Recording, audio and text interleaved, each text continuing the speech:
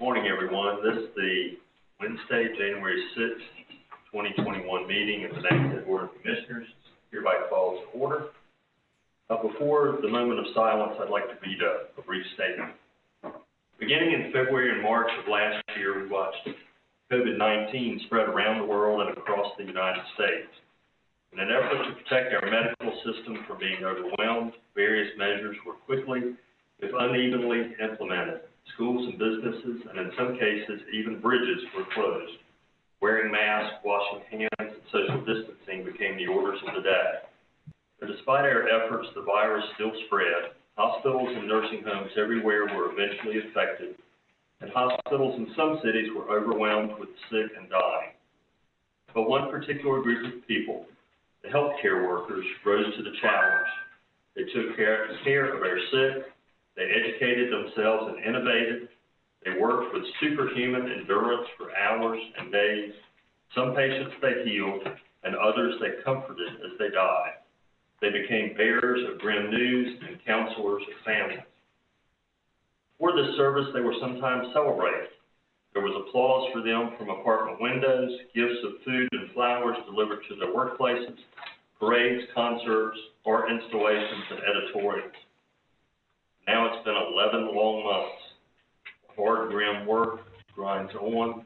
The virus rages even as the vaccines roll out, and the grand tributes have mostly faded. But you know who's still working, who's still caring for the sick, who still holds the hands of the dying? Our healthcare workers.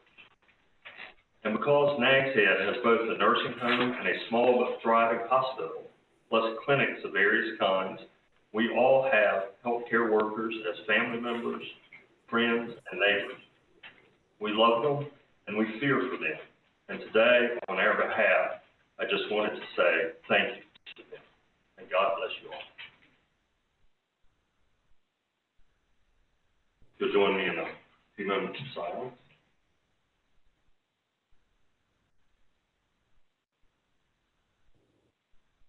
And now, as you're able, if you would please stand and join me in the Pledge of Allegiance. Pledge allegiance to the flag of the United States of America and to the republic for which one nation, under God, indivisible, with liberty and justice for all. Thank you. Next item on our agenda is the adoption of the agenda, and a motion would be in order. May I add an item to the agenda? Yes, ma'am. I'd like to add a closed session for two reasons. One, to prefer the attorney-client privilege, and one, to discuss the personnel issue. Excuse me, yes, personnel. Thank you. So, a motion to approve the agenda with that addition would be in order. So moved. Second. Motion and a second. All those in favor signify by saying aye. Aye. Opposed? Thank you. The next item on our agenda are our recognitions. Greg, who am I calling on first? Oh, Randy?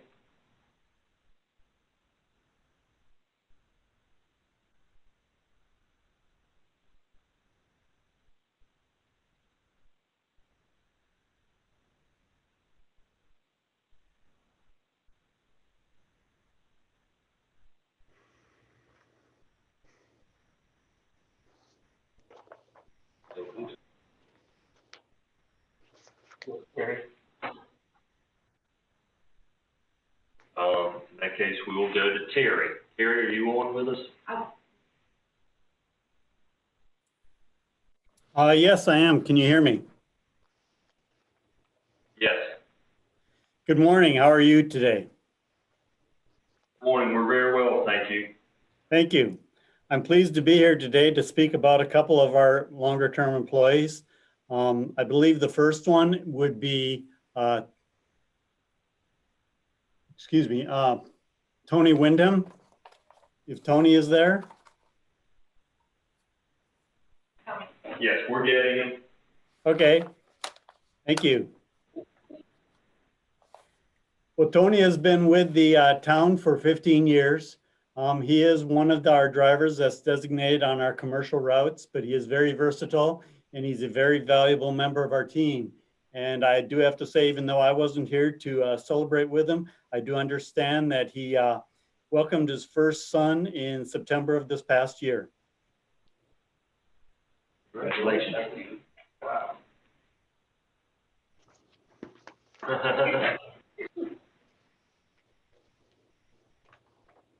Is that all for Tony this morning? That's what I have. I wish I could go on much longer, but since I've only been here less than 2 months, I don't have a whole lot to work with. But I do appreciate Tony's Story. I understand that.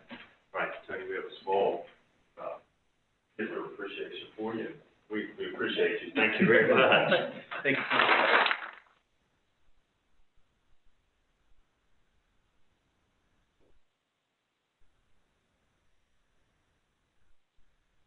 While we have you, Terry, why don't we proceed to Durante White?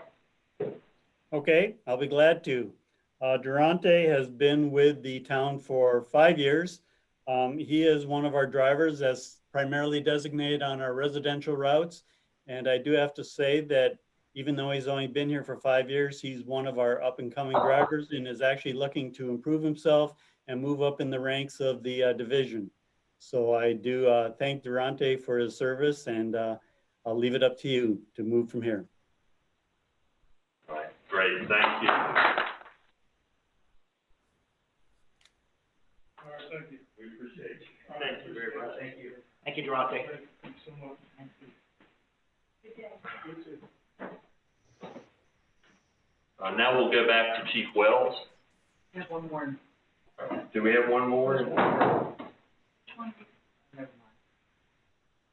Never mind. Yeah, that was it for Terry. Yeah. Yes, so let's have Chief Wells. Good morning, Mayor and Commissioners. Can you hear me? Can, thank you. Thank you. Today, I'm here to introduce Richard Gibbons to you. He's been a longtime employee of the town. Richard has been a valued asset to the fire department. He has just recently been promoted to engineer and has a very large heart for animals, and has been instrumental in implementing our animal CPR program. So we're very happy to have Richard, and would love to introduce him to you. Great.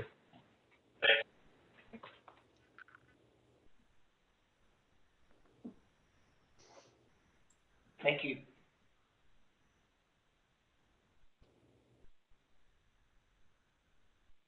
And Brittany, you're here. Good morning. Good morning, Brittany. It was easy to say a lot of good things about Brittany when I sat down last night to write this. So Brittany Phillips is our water billing customer service representative. And Brittany, thank you for personifying what it means to provide excellent customer service over the past 5 years. Brittany started out as the face of the town as our customer service rep when you walk into town hall. It didn't take long to recognize her work ethic, problem-solving ability, and positive attitude when serving our community. And she was shortly thereafter nominated as the 2017 Employee of the Year for Admin Services. She was promoted to her current position in 2019 and continues to develop a rapport with our customers. Through her interactions with them, her dedication to serve our community truly shines through each day. Through her willingness to tackle projects and initiatives outside of her day-to-day responsibilities, we tend to lean on her as a go-to person for help. And Brittany wants to learn as much as she can. She also takes initiative to look out for our customers. She knows them so well that she can detect leaks in faulty meters just when she's printing bills. As a matter of fact, she just caught a faulty meter just by doing so the last bill run. She also proactively phones our customers when she feels like they have a leak, and she's developed her own custom spreadsheet that she can quickly look at, and it flags those customers. Finally, Brittany is so sweet and friendly that she often has customers thanking her when she calls them with bad news, such as a high bill. She even received flowers from a customer, and her positive interactions with a new resident prompted a very complimentary email from him to the mayor. Also, I might add, I'd like to point out that we barely have any water write-offs at the end of the year. Clearly, Brittany is clutch in our department, and even those in other departments know how much we rely on her. And so please join me in thanking Brittany for her service and dedication to the town, and I look forward to working with her for many more years.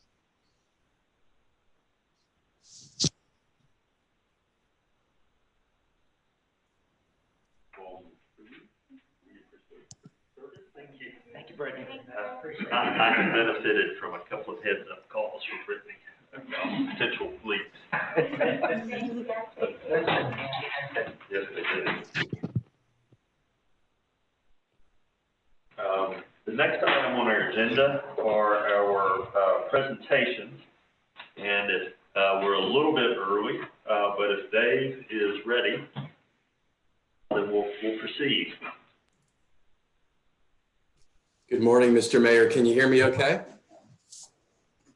Ken, thank you for joining us this morning. Great, thank you. It's a pleasure to be with you all. I'm going to try to share my screen here, and we'll see how well this works out.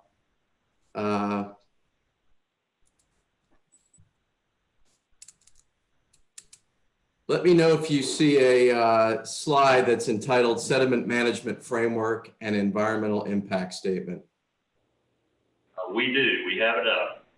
Excellent. Very good. So I believe this presentation, Mr. Mayor, is a result of some of the discussions I've had with you about erosion and beach nourishment. And this is a great opportunity for me to brief you and the Board of Commissioners on an important management plan that we have been working on that we plan to complete this spring.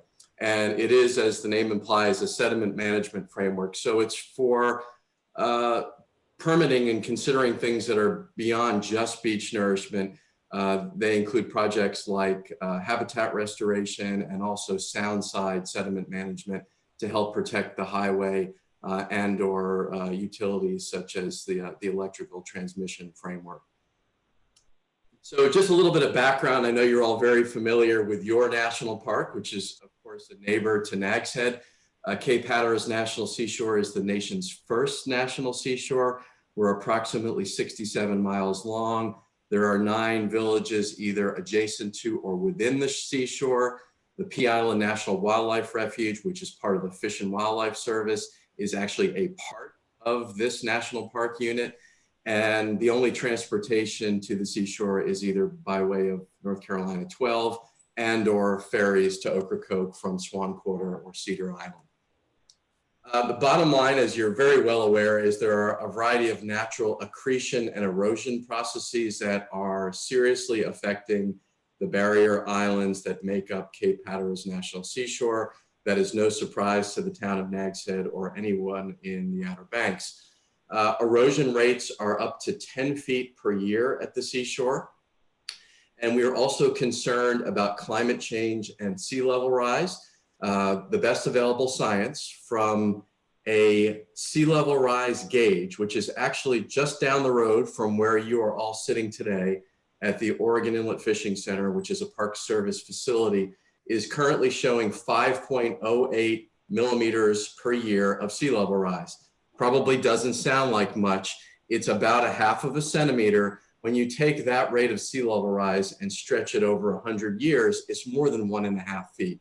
So it's not insignificant. A lot of the best available science that we have suggests that that rate of sea level rise will be increasing in the future. The state of North Carolina has also put out several sea level rise studies in which they attempted to project what might happen in the future. And they're looking at 5 to 10 inches of sea level rise in our area over the next 30 years. In addition to the plan I'm going to talk about today, I did want you to know, and I've spoken a little bit with the mayor about this, we have been conducting a very detailed erosion analysis for all 67 miles of Cape Hatteras National Seashore. And the purpose of this is to help us identify parking areas, buildings, areas of roadways that are most vulnerable to erosion by looking at historic erosion rates. So what I'm sharing with you, this graphic right now, it's preliminary data. So, don't run out and call a realtor or anything like that. But these data basically show shoreline movement, and it's all negative, by the way, which indicates erosion versus accretion from ramp 1, which is the boundary of the town of Nags Head with the seashore, all the way down to the Oregon Inlet. And we've done this every 100 meters at the seashore, actually all the way to the tip of Ocracoke Island. And in short, what this allows us to do is to see areas of the seashore from a relative perspective that have more erosion versus less erosion. So as you can see in this image, in general, the scale on the left is actually meters. We're seeing somewhere between 30 and 40 meters of erosion. And that has occurred just between 2009 and 2017. So this does not even include the most up-to-date data. This is not atypical. We see this almost everywhere at the seashore, with the exception of Cape Point to Frisco, which generally is an accreting beach. It's the one exception in our area. We do have some areas south of Nags Head, as you can see, between ramps 2 and 4, in which over the last decade, we've had more than 80 meters of erosion. So that's about 250 feet.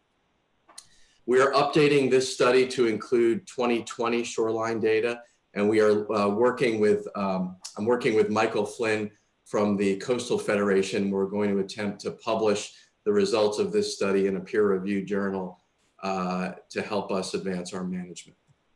So getting back to our plan, you may be aware at the seashore that dune building and vegetation of all of the Outer Banks occurred through the 1930s and 1960s.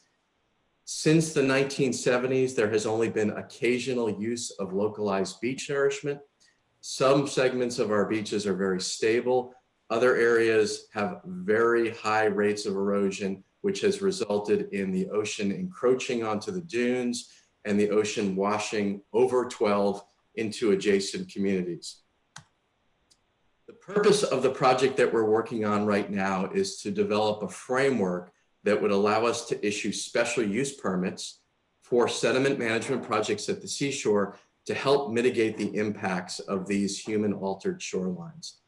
The framework that we're working on will include the method, locations, and frequency of sediment management actions that we may permit over the next 20 years. To clarify, this is not a plan for Cape Hatteras National Seashore to nourish our beaches over the next 20 years.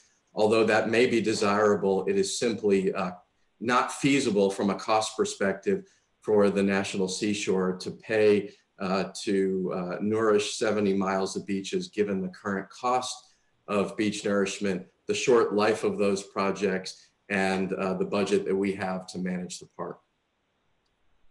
The project need is to provide timely responses to localized beach nourishment requests as a result of increased storm events and sea level rise, and to consider opportunities to restore coastal habitat.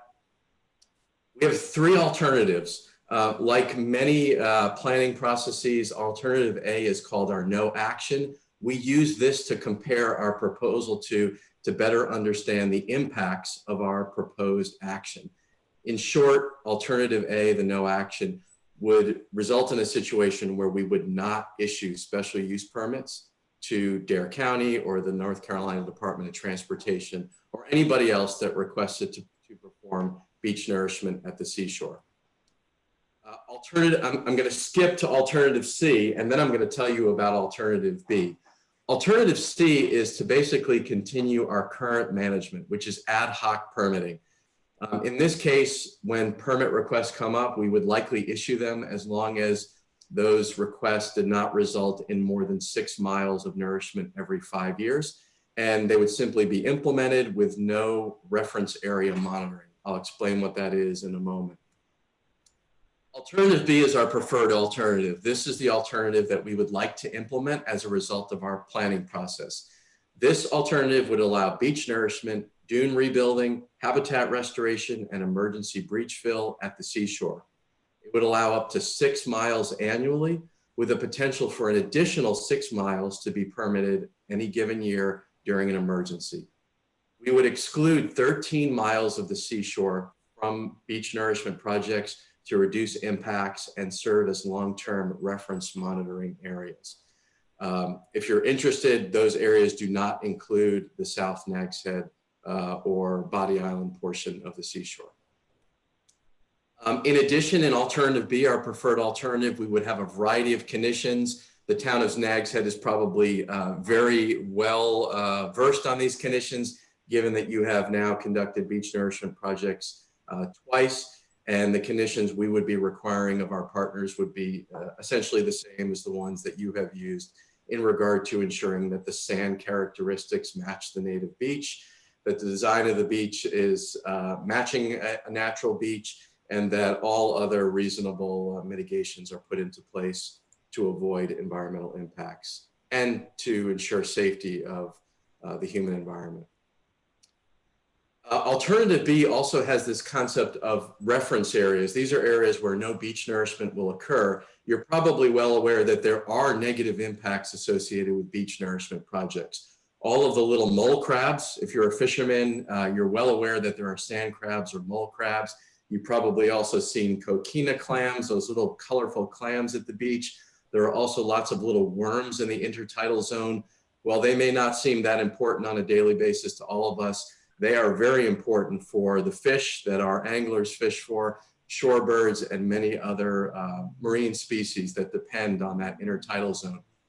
So we're interested to ensure that our permitting of these projects do not result in long-term impacts to those intertidal ecosystems. Our reference areas will help us understand whether or not monitoring within project areas has allowed those project areas to recover over time, or if they need more time between projects. We have lots of maps on this project. I specifically included this map as a result of some great conversations with Webb. It turns out that we, based on our prior conversations with your previous town manager, Ogden, and with Webb and others, we specifically called out the area south of Nags Head as an area of likely future sediment management. We wanted to do that so that we could highlight to the public that the town of Nags Head may wish to either taper projects into the seashore or perform other sediment management projects that come into the seashore for the benefit of Nags Head. So we wanted that to be clear, and that was clearly included within this draft document. We also identify reference areas within our maps. And again, this just highlights that the area of South Nags Head was clearly called out as an area of potential future sediment management.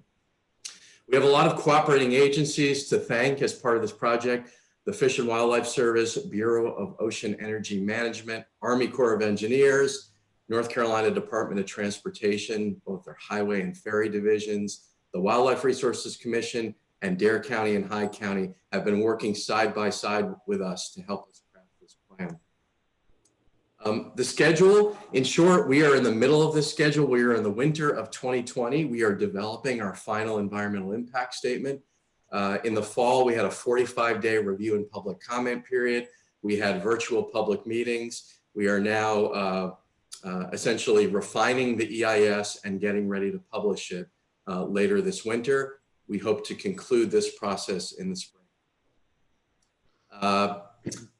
You still can provide some comments or input on this project, but technically the public comment period is over. But if you wish to provide any input on this, we'll of course listen to any input anybody has anytime. You're also welcome to email me or call me anytime on the project. So that is my overview of our sediment management planning process, and I'm happy to take any questions you have about that or any other coastal management challenges that we have. Thank you, Dave. That was a really nice presentation, quick and to the point. I'll ask the board if anyone has any questions. No, I appreciate the fact that he included South Nags Head. Absolutely. Michael? No questions, Dave. Very good presentation.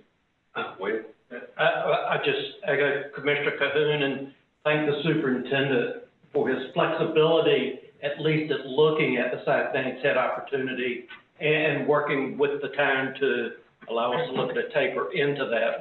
We've met resistance in the past, and it's good to see a partnership working. Thank you, sir. Dave, thank you very much for your time this morning. We look forward to working with you on a project sometime, hopefully in the fairly near future. Thank you, Mr. Mayor. It's been a pleasure. Feel free to call me anytime if there's anything I can do for you or if you'd like to discuss the project further. And Happy New Year to everybody. Happy New Year. Thank you. Take a great breath of fresh air. What a change. The next item on our agenda is a presentation from Dare County Manager Bobby Alton. We are running a little ahead, but Bobby, I assume that doesn't bother you? No, I'm good. Thank you. Good morning, everybody. Happy New Year. Good morning. I'm coming to talk to you about beach nourishment and our beach nourishment plan and our beach nourishment fund. Several weeks ago, our chairman and all the mayors had a conference call and sort of went through this, went through our thinking, went through the future of the plan, and talked about some of the issues that we have and some of the ideas that we had to resolve those issues. And each of the towns had asked, rather than the mayors coming back and try to explain it and not have all the answers, asked us to come to the towns and sort of brief them with the same briefing that we gave the mayors. And so we've been doing that this week. I've been to Kitty Hawk and Southern Shores. I'll be at Duck tonight and then Kill Devil Hills on Monday. So we're going to go to all the towns and talk to them.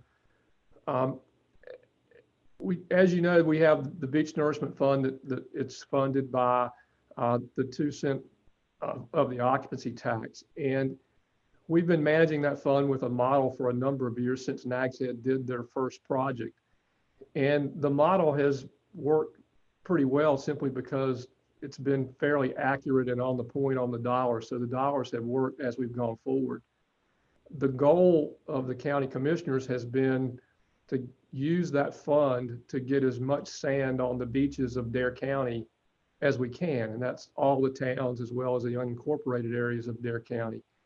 And so we've been working on projects. What we have not done is we have not tried to save the money, if you will, in hopes that somebody down the way may get a project who didn't need one, while a town that did need one wouldn't have enough money to do it, and they suffer too. So we've spent the money as we've gone forward, as the demand for beach nourishment has occurred.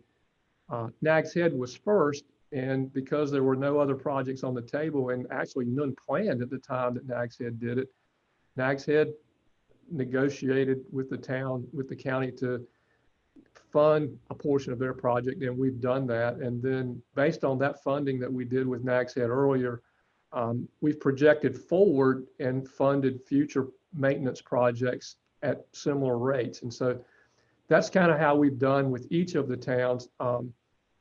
We spent a lot of time after Nags Head's project with the other towns and the managers and the mayors trying to come up with a way to fund their projects fairly, understanding that we couldn't do it with a fund that said everybody gets X percent or everybody gets X amount per cubic yard, because the town's tax bases all vary and the ability to pay for projects differs widely from, say, Duck or Nags Head to Kitty Hawk or Buxton or Avon. And so, you know, the funding has been done, again, with the goal to leverage the fund as far as we can leverage it to get as much sand on the various beaches of the county as possible. So with that backdrop, we've been doing these projects for a number of years now, and we now have 2 projects that have come up, one in Avon and one in Southern Shores. And the fund has about an $8.5 million balance in it that's available to do another project right now. And so we have 2 competing projects that each have reasons why theirs are important to their town. And the question is, how do we fund those? How do we leverage the fund further to try to help solve the problems in those areas? Southern Shores is looking to do most of their town. In Avon, we need to do an area of about, I think it's about 3,000 miles north of the 3,000 feet north of the pier to an area to the south end of Avon, because every time we have a nor'easter or a wind, Highway 12 closes because of the ocean overwash. And so much like we did in Buxton, we're looking for a way to proactively do something there before it becomes so serious that we have trouble in Avon like we did in Rodanthe, say, because of overwash years ago. And so we're working to do that, and at the same time try to accommodate the needs of Southern Shores. As we started on those projects and looking at that stuff last summer, it was apparent that there isn't enough money in the fund to do both projects. And so we worked with the state. We went to the state. Some of the folks in Avon went to the state. Some of the folks in Southern Shores talked to the representatives as well, trying to see if there was a way, or pushing for a way, for some state funding, to try to get a beach nourishment fund going. We have not yet been successful at that, and there hasn't been any recurring money coming from the state. And so as we get closer to having to make decisions, we got lucky, I suppose, at least from our perspective. Each of the towns and the county got a grant from the state for about $1.4 million. And that grant is a beach nourishment grant, and it's a grant that can only be used for beach nourishment. And it's not assigned to any particular project or any particular program. You just have to use it for beach nourishment. And as we were trying to figure out how to do these other projects, our goal was not to do anything in a new project that harms an old project. So we want to be sure in our models and as we go forward that we maintain funding balances that would allow us to do the future maintenance on the projects that we already have going, and that we meet our commitments that we've made to the towns as we go forward to ensure they get what everybody anticipated they got when we did the projects and when we did the models for the maintenance. And so as we looked at that, we said, okay, well then if we took the funding that we give each of the towns and we reduced it by that $1.4 million that each of the towns just got in a grant, one, that would give us sufficient funds to do what needs to be done in both Avon and Southern Shores, but it would also ensure that each of the towns got exactly what the plan anticipated in their maintenance projects. It didn't short any town anything, because they could fill that gap that the county would reduce the funding with the state grant that they just received. That would allow us to leverage our funds throughout the county and would allow us to add multiple miles of more nourished beaches. As you know, when we go through and done these projects, we have had a big concern among the mayors and the managers and the boards as well, that if we do a great job in Nags Head and keep their beaches looking fantastic, and we don't do anything in Avon or in Kitty Hawk or wherever, every time there's a storm, the message out in the world is going to be, look at how bad everything is in Dare County, and they're going to stand in Avon or stand in Kitty Hawk if we didn't do Kitty Hawk, and show that house that's about to fall in or whatever. And so we've really had a goal to try to keep all of our beaches up to speed, and this plan is a way to do that. The 1.4 million was kind of a windfall to everybody, and from our perspective at least, it doesn't, by reducing the funding by that, it still ensures that all of the towns get exactly what the model anticipated, exactly what we planned for every town to have. 3 months ago, before anybody had this grant, you're getting exactly the same thing that you would have gotten then with respect to the amount of sand that you put on your beaches. And so that's what our board is thinking. That's what the direction that we're heading. And so we've been talking with the towns and coming back to the towns to try to get some input from the towns to see if there are issues, concerns, things that we weren't aware of that we may have missed, so that if there are problems, then we can address those problems. Once this is done, when we spend this $8.5 million on whatever we spend it on, that's it for a while. The fund doesn't grow as fast now as it did, and it means that under the current projections, it's like 2028 before there's any significant excess funds, and then it's only in the $5 million range, which isn't really enough to do a project unless it's a small project. So that's kind of where we are. That's an update on the fund. That's sort of the thought process that we're going through. Our board needs to make a decision pretty soon, because we've got to give a go, no go in Avon, and Southern Shores needs a go, no go in order to get their permitting done. And so we're trying to, again, make the rounds with the towns, work out any problems that we have, and then give everybody the go ahead so that we can get these projects all done in 2022 as now anticipated.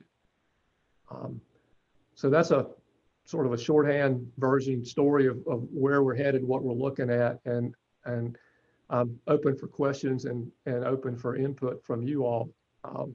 If you've got a better idea, a better plan, a better way to accomplish these goals, please help us achieve that.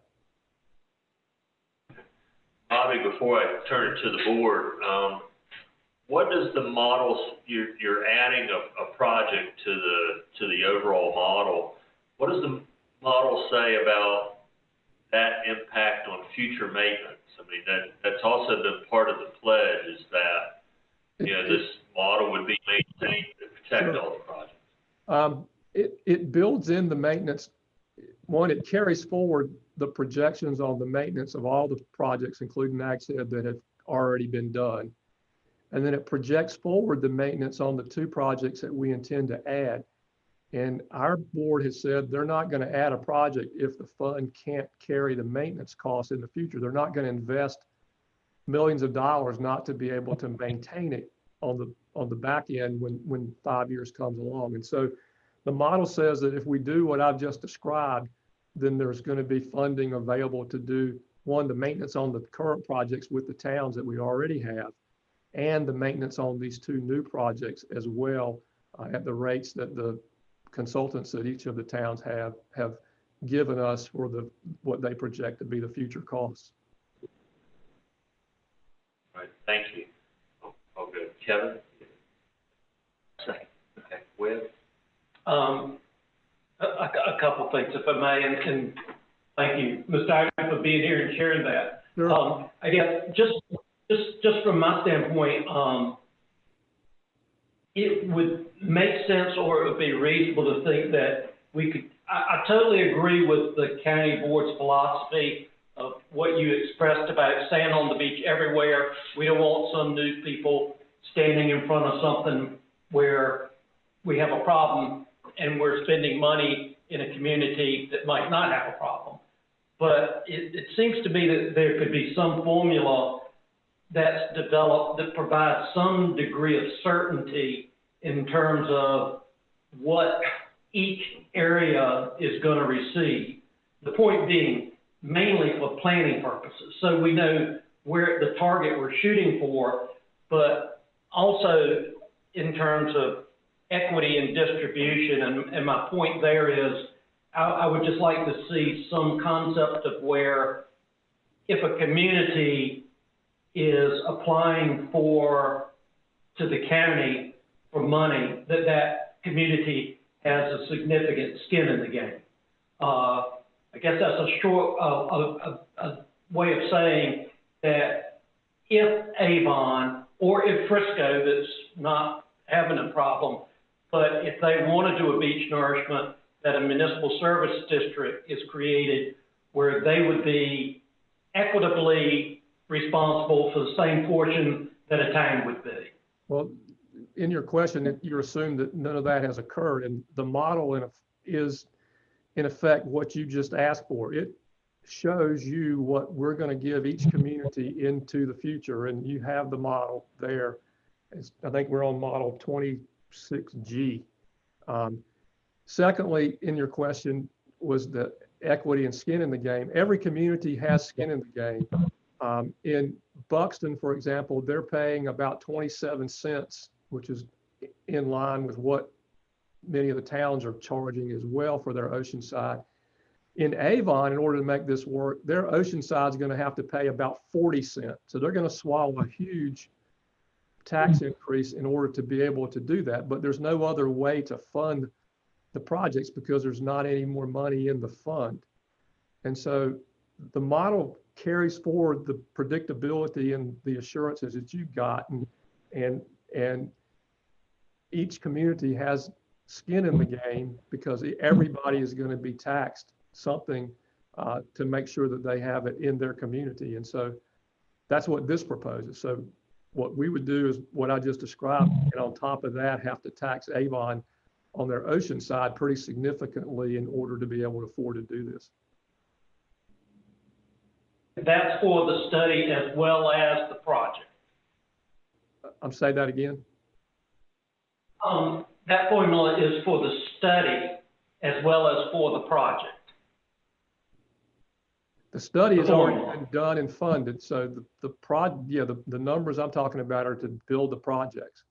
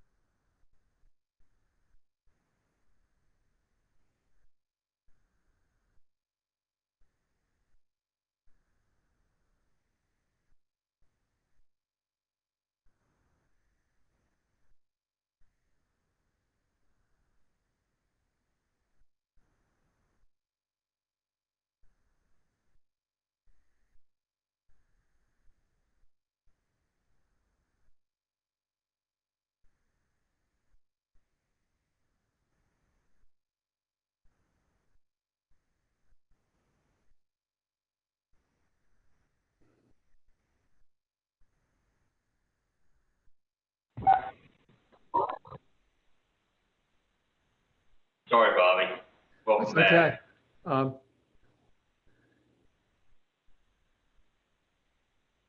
I don't know if you heard my answers or where we are. So if you have questions, let me know. Repeat that answer because we didn't hear that answer. Yeah, the last part of the last answer we didn't hear, and I think it was about the study. So the study for Avon and the studies for Southern Shores have already been done. All that stuff has been done. And the fund now is funding the projects, and the models project out those projects.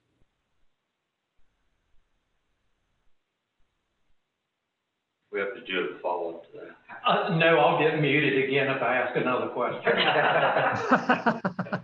I'm not in control of that, Webb. Mike? Mr. Cotton, thanks for presenting that. One question is the Beach Nourishment Fund, did the study come out of the Beach Nourishment Fund? Is that where that was paid for? Yes. And if I recall correctly, about a year ago, you sat in this room before COVID and we talked about coming together as a joint county and developing a beach nourishment plan that would basically hit the high spots as needed in a more cost-effective way. At that particular point, the county wasn't interested in it. And at this particular point, the county's not coming back to try to retrieve grant money that we received due to damages from Doreen. So why now the sudden interest? That's not correct. We're not taking any money that you got from damages for Doreen. We're not taking any of your money. you got a grant that had nothing to do with Doreen or with anything else. It was just a grant. We got one as well. And so you're getting, 2 months ago, you were expecting to get a dollar amount, and we're expecting to get a quantity of sand on your beach. That's what the model has been projecting for a number of years, and that's what everybody understood. If we do what I just described, you're going to be in exactly the same place with exactly the same amount of sand, exactly the same amount of everything. You just won't have as much of it funded with DARES money. You'll have to fund part of it with that grant that you just recently got.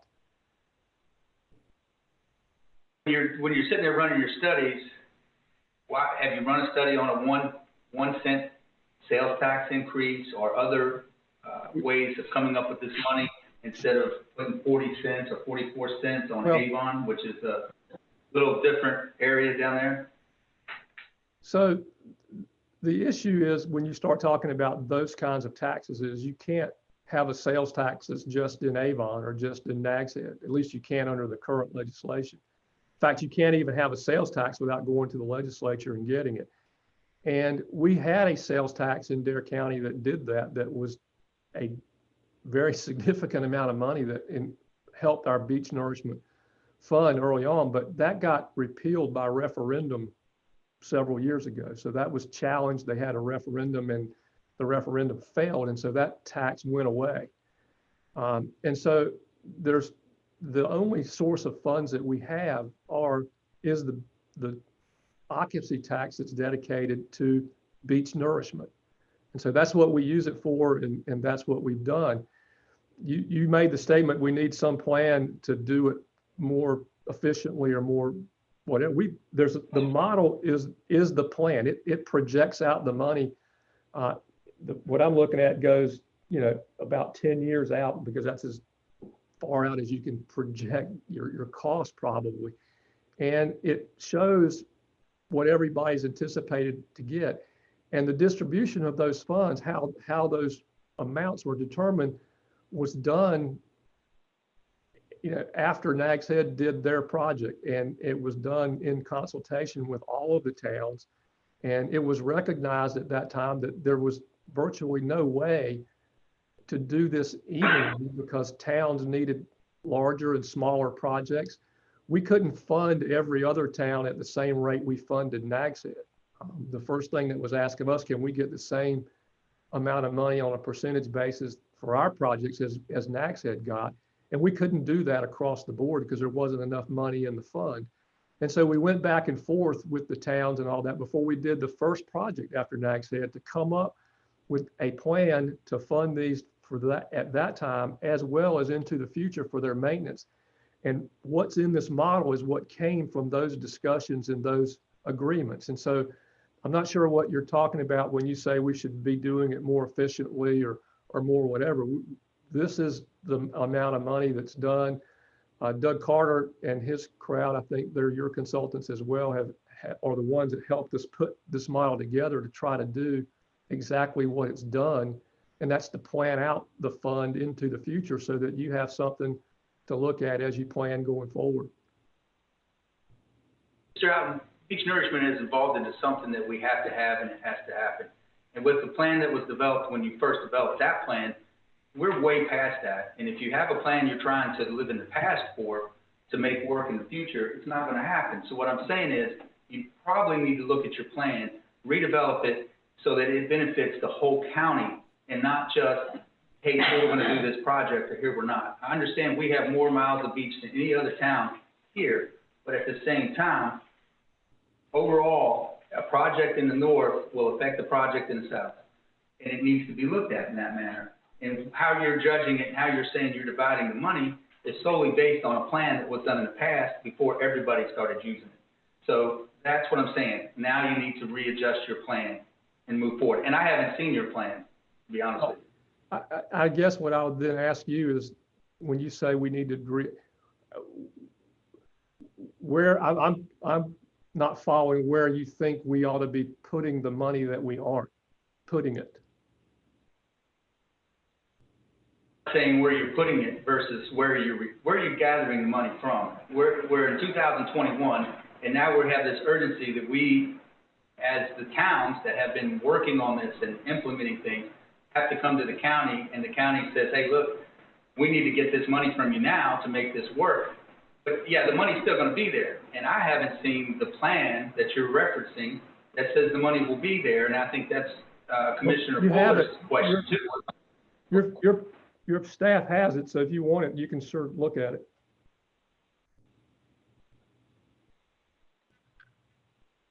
And I'll be honest, I mean, if there's a better way to do this, I'd love to, we'd love to hear it. I mean, our goal was to take care of the beaches of Dare County as a whole, and if there's a better way to do it, we want to do it. I think we need to look at taking care of the beaches, absolutely, but at the expense of your residents on a 40% tax increase, or a 40-cent tax increase, could be detrimental to the residents. Well, you're right, that's a huge number, but if you take it out on their oceanfront properties, you're talking about a $4,000 or $5,000 tax increase, and they're spending way more than that pushing sand and rebuilding beach accesses. So from the perspective of the oceanfront side of that, they're going to come out probably ahead. And Nags said even with the nourishment, oceanfront owners are still pushing sand and cleaning their beach accesses because of drifting sand. Right. So there's still going to be an expense. I agree. I understand. But they also have a house and a beach, and in Avon, if something's not done, they're not going to have a house to push sand on.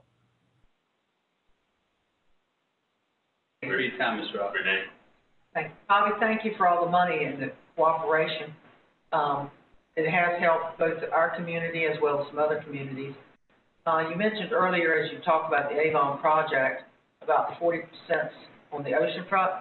And Nags Head, as you well know, we've implemented a town-wide beach nourishment tax as well. Is that something the Avon is going to have a west side MSD as well? The way it would work is Avon would have 40 cents on the ocean side, and that would be the areas to the ocean side of Highway 12. And then the rest of Avon would have about a 10-cent tax. Thank you. Thank you. Any follow-ups? Thank you, Bobby. We appreciate you joining us this morning. Sure. And again, I don't want to sound like the county is intransigent or whatever, and we're always looking for a better way. But we have a source of funds that is our only source of funds at the moment. And we know how much that is generally. We predict how much it's going to grow.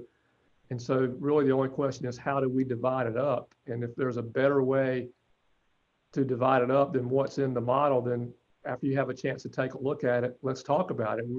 We are always interested in doing it better if we can. Thank you, Bobby. Yep. Thank you. I think we should start to bring a little bit of tourism. Well, You can't get into it. Changes everything. the issue is that another source of money into the model somewhere. Well, it's a shame we were so short-sighted as a community in refilling the sales tax, because occupancy tax is insignificant compared to a one penny sales tax, which that money would have grown at the rate of over $10 to $12 million a year versus $1.8 million per year. But what the county is doing is they already spent money out of that fund for the studies. But yet he's coming to us now to ask for our blessing, our okay, to spend the rest of the money for the projects. That, I mean, he didn't ask for it. Well, okay. I mean, they maintain that we all work on based on this model, but fund is the count. They made that clear that ultimately They're going to do what they want to make this decision. Yes. It's complicated by the fact that the fund is designed to benefit each of the municipalities as well as the county and its unincorporated areas, and they've been embarking on projects, so you have more competition for it when leaving funds. As I recall from the prior discussion, when he prior presentation, there was a question about trying to increase the occupancy tax, which you said would require legislation, and there, at the time, was that there was no likelihood of success on that. I don't know if anybody's had any further discussion or explored that any further. In lieu of implementing a new sales tax, that might be something to explore, although I don't know the likelihood. Maybe, Mayor, maybe the next mayor's luncheon, you have that discussion about, is there a thought process to move forward and ask the legislature for more funding? I think that is what we need to be doing. There needs to be another way. A question may be, and I don't know if this still exists, but there was money at the state level that was appropriated every year by the General Assembly that goes to water resources for beach nourishment. To be eligible for that money, you had to have a federally authorized project. Which we do. Which we do. But we have a federally authorized project, it just has not been funded. Correct. But the state chose to say that we weren't eligible for that pot of money because there hadn't been a project. Their criteria, was an authorized project that had been funded. Why, I guess this is a rhetorical question, but why is that decision made? I mean, if it's state money going to state beaches, why does it only have to go to federally authorized and funded projects? Why can't it go to a project in North Carolina? So that could be a readily available source of money that we could go after.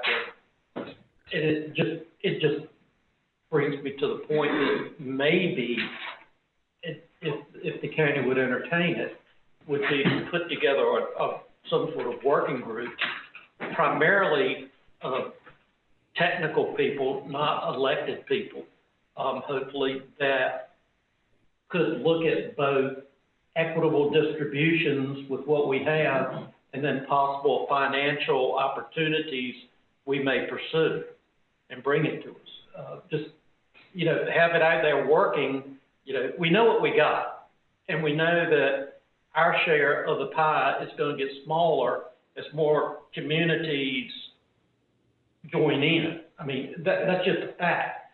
So what we're going to have to do is figure out more money, and it'd be good to have a working group that was working on that instead of, I don't think we're looking at Commissioner Sears' concept of, basically what worked in the past doesn't necessarily mean it's going to be working in the future. We might need to be looking at something different in the future. Well, fundamentally, the model is a pie. The more slices you cut out of the pie, the smaller the slices have to get. I mean, you got to make a bigger pie. You're going to get the same thing. So, Perhaps this would be an opportunity to talk to our legislators about including federally authorized, but even though they haven't been funded, projects into the state fund. I still don't think that anybody's taking into consideration the occupancy tax numbers decreasing in the future. Well, our share decreased this year. Of course, I know that's tied to the tax rate, but you're right. As more and more houses come out of the rental programs, that means that the occupancy tax money will decrease, and I'm not sure anybody's really looking at that. I know you're looking at it, Mike, but I'm not sure that everybody's looking at it. Well, the regular mayor's meetings have been somewhat suspended through the COVID period. Those were luncheons essentially. But what I will do after today is I will make a point of scheduling a gathering of the mayors with lunch or without. Yeah. So that we can get together to have this discussion. You have a meeting like we're doing right now, socially distanced. Absolutely. Okay, very good. Thank you. Next item on our agenda is the presentation of the town audit. Saw Lisa there earlier, still there.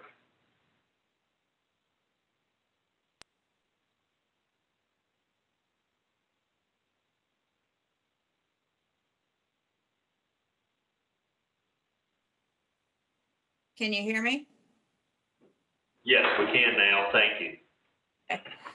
All right, so my name is Lisa Murphy, and I'm a partner with Johnson, Mazzell, Straub, and Murphy, and we conducted the annual independent audit for the fiscal year, June 30, 2020, for the town of Nags Head. And as a part of our audit, we have issued our report, which gave an unmodified opinion, which is the highest form of assurance that we as auditors provide. And the opinion confirms that the town's financial statements are presented fairly in accordance with generally accepted accounting principles.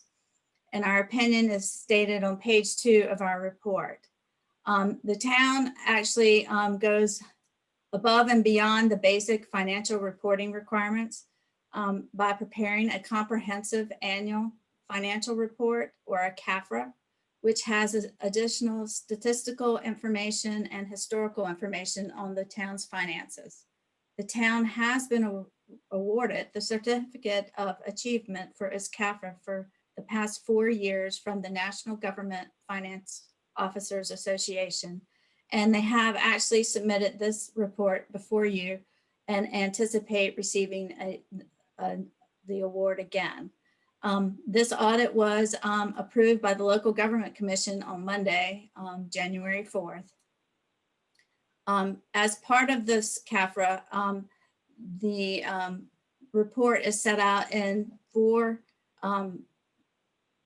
laid out in 4 sections. There's the introductory section, the financial section, the statistical section, and the compliance section. I would encourage the reader to read the transmittal letter and the management discussion and analysis, which is prepared by the manager and the finance director for a more user-friendly synopsis of the financial statements. I wanted to take a few minutes this morning to kind of go through the first part of the CAFR and point out some financial highlights. As I mentioned before, it's broken down into 4 different sections. The report has actually been prepared by Amy Miller, who is the town's finance director. The introductory section just introduces the reader to the town. The financial section includes the auditor's report, which I mentioned before, the management discussion and analysis, the basic financial statements. The financial section begins with exhibits for the financial information, which is summarized. And it begins with the exhibits. It is followed by the notes to the basic financial statements. It includes required supplementary information, and then it ends with schedules that show a more detailed financial information that is summarized in the exhibits. So the basic financial statements begin on page 17, and it starts with the government-wide financial statements, which are shown in exhibits 1 and 2. These exhibits are the government-wide statement of net position and statement of activities. The government-wide statement of net position provides you with the net value of the town as a whole, which ties into the statement of activities. These statements are more similar to the private sector balance sheet and profit and loss, and uses full accrual, which shows both short-term and long-term information about this town's financial status as a whole. And looking at these exhibits, you'll see that they're broken down into governmental activities and business type activities. The town's governmental activities comprise of the general fund, the capital reserve fund, which is consolidated into the general fund, and the beach renourishment capital project fund. The business type activities comprise of the water fund, the water capital reserve fund, which is also consolidated into the water fund, and the Nags Head leasing fund. As shown on exhibit 1, the total net position at the bottom of the page as of June 30, 2020, is $63,958,000. Of this amount, $6,168,000 is considered unrestricted. The net statement of net activities, which is part of exhibit 2, shows that the town increased its net position over the prior year by $2,573,000. And this ties into the net position on Exhibit 1. So the bottom line on Exhibit 2 ties into the net position, which is shown on the bottom of Exhibit 1. Following the government-wide financial statements, we begin with our fund financial statements. And the first fund financial statement, which is Exhibit 3 on page 20, is the governmental fund statements. These statements are done on a modified accrual basis, which shows both mainly a short-term spending focus. And the exhibit first shown is the government funds balance sheet, which is broken down into two categories of major funds, which are the general fund and the beach nourishment fund. The general fund is the largest fund, comprising of most of the governmental functions of the town, except for those reported in the water fund and the beach renourishment capital project fund. The town ended the year with an unassigned fund balance of $8,634,000, which was an increase over the prior year of $1,652,000. This amount represents 23% of current year general fund expenditures, and the town has a minimum fund balance policy which instructs management to strive to maintain an unassigned fund balance of 50% of expenditures excluding bonded debt, but no less than $5 million. The ending fund balance is at 48% of general fund expenditures excluding bonded debt, which is less than the 50%, but is more than the $5 million required. Exhibit 3 continues on to page 21, and what this is doing a reconciliation from the modified accrual back to the full accrual, which a net position, which is shown on exhibits 1 and 2. The reconciliation shows the difference that are between the full accrual and the modified accrual, which are mainly your capital assets, pension, and debt liabilities. Exhibit 4 is the government fund statement of revenues, expenditures, and changes in fund balances. The net change in fund balance this year was a decrease of $23,950,000. The majority of this decrease was in the beach renourishment fund, where we were finalizing the beach nourishment project that had begun in prior years using funds accumulated in those years. The general fund also paid down debt service of outstanding debt in the amount of $20,849,000, of which $20,022,000 was principal, and of this amount, $18,509,000 was to the beach renourishment special obligation bonds for the debt service. The town had previously borrowed $16 million upfront to finance FEMA's portion of the beach renourishment project, and prior year reimbursements resulted in an unusually large total fund balance as of June 30 of the prior year. And that was used along with current FEMA reimbursements to help pay off that debt in the current year. Exhibit 4 also has a reconciliation back to the full accrual on page 23, which once again shows the changes for the current year between the modified accrual and the full accrual, which once again is made up mainly of capital outlay, pension deferrals and payments, long-term debt issuance, and repayments. Exhibit 5 is the general fund statement of expenditures and changes in fund balance, budget to actual. This exhibit shows the budget as it was originally budgeted, as well as how the finalized revised budget. This is done so that the reader can look at the beginning budget and the ending budget to be able to determine any major changes that happened during the budget year. This exhibit is also the exhibit that shows the capital reserve fund that has been consolidated into the general fund at the bottom of the exhibit. The capital reserve fund is used to accumulate funds for restricted capital projects. The ending fund balance for the general fund was $12,367,000, and for the capital reserve fund, it was $7,600,000, for a total of $19,968,000, which ties into the general fund balance on Exhibit 4. The capital reserve fund balance in the general fund of $7,600,000, as I mentioned before, is previously mostly reserved for the beach renourishment. There other reserves for stormwater, parks and paths, and facility fees. And these are detailed out in the notes on page 66 and 67. However, I'll briefly tell you those amounts. For the beach renourishment, it's $7,274,000, stormwater, $194,000, parks, $75,000, and facility fees, $55,000, which makes up the $7,600,000. So overall, the general fund ended with a strong fund balance, with an unassigned fund balance that had increased over the prior year by $1,652,000 to $8,634,000.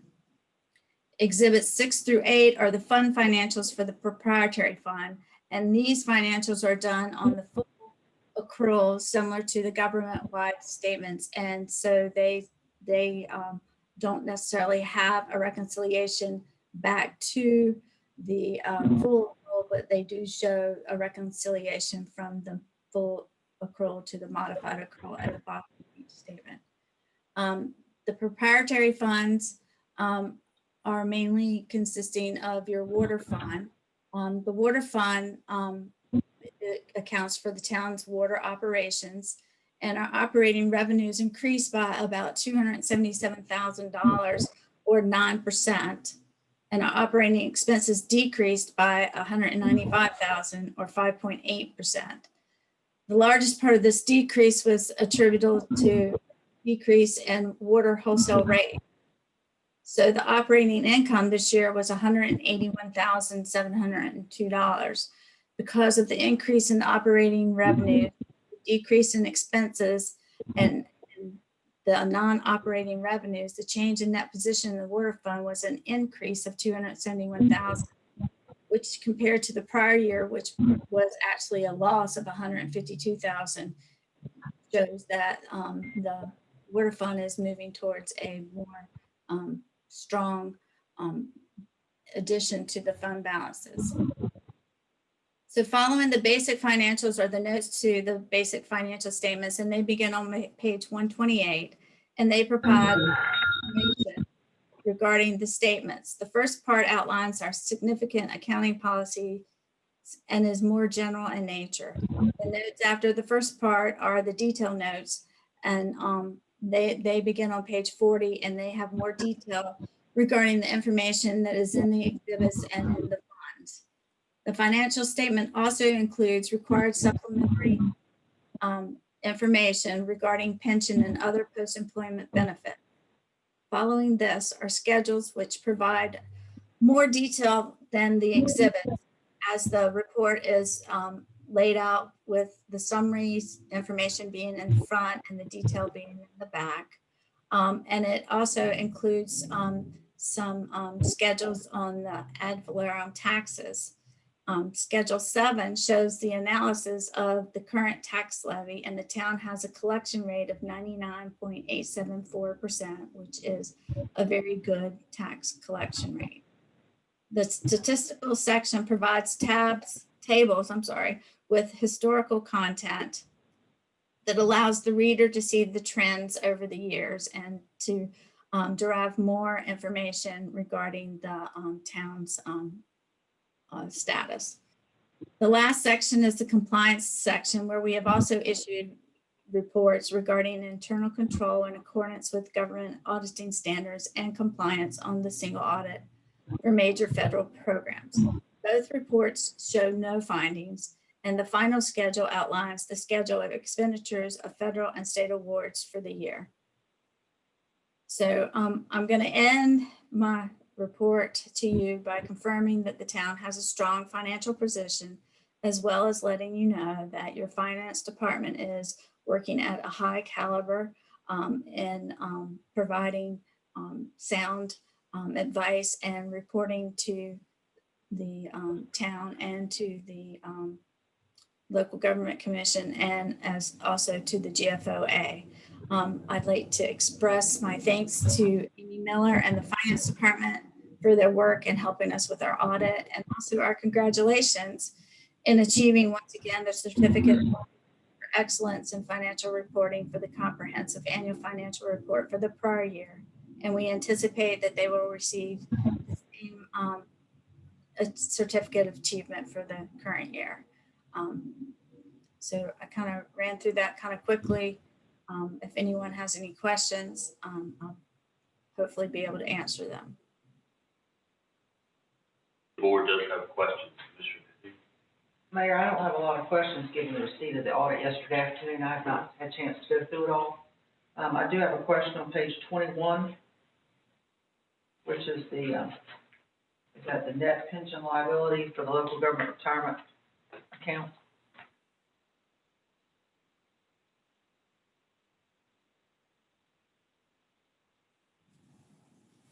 Okay, so you have, I'm sorry.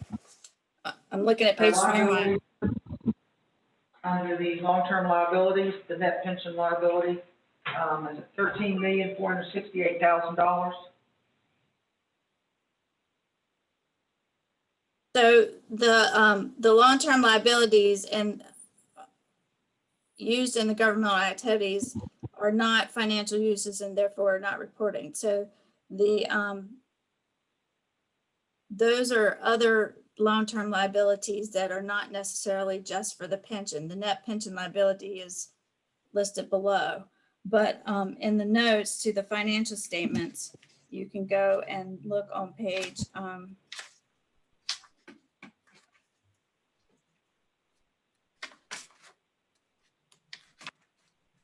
62, and you can see what makes up, you know, the ending balances for for each one of the direct for the long-term debt. So the long-term debt for the pension with the ledgers is $2,279,144. I believe, Lisa, that also includes just our regular debt as well. Right. So if you go to page 62, it shows all the other debt that is included in that amount. So a big part of what we did this year is we paid off those special obligation bonds that we got in advance to pay for the part of the FEMA reimbursements, which would lag behind for the beach renourishment. So that number is pretty high this year due to that.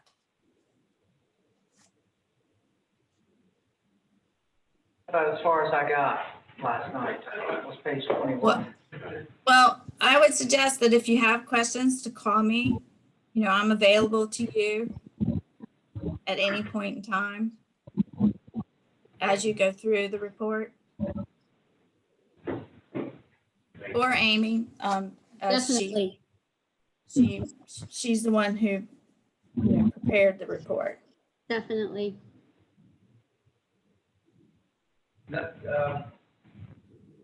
Like Commissioner Kuhn said, we didn't have a lot of time to review it, but I thank you ladies, Ms. Murphy and Amy, for doing the work and getting this out to us.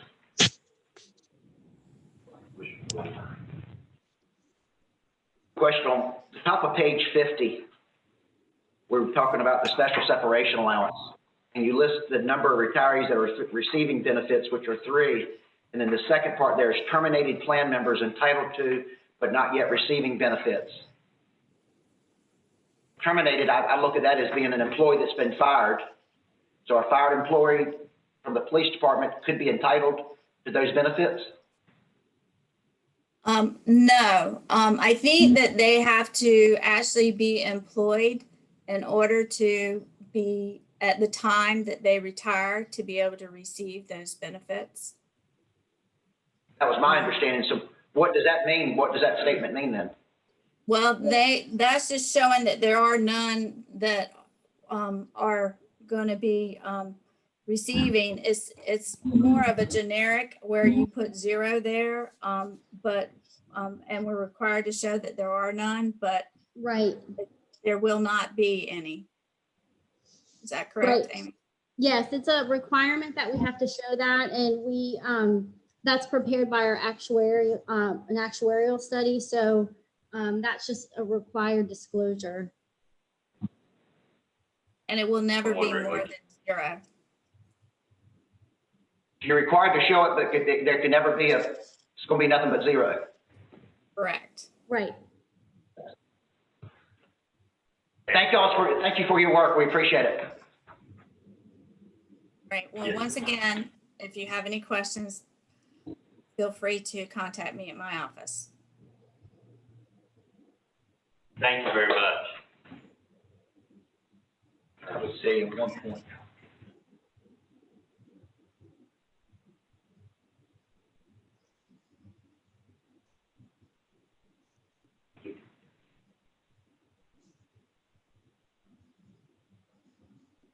Let's do the consent agenda and take a break before we start with, public hearings.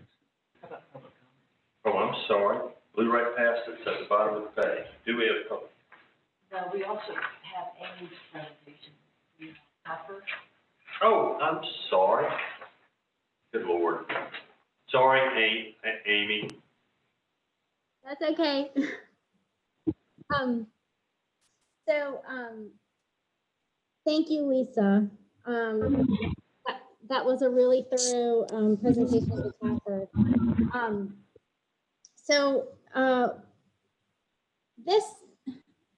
This was kind of something that I really was proud to kind of help put together this year, the PAFR. What is essentially is an easy reading type of financial statement.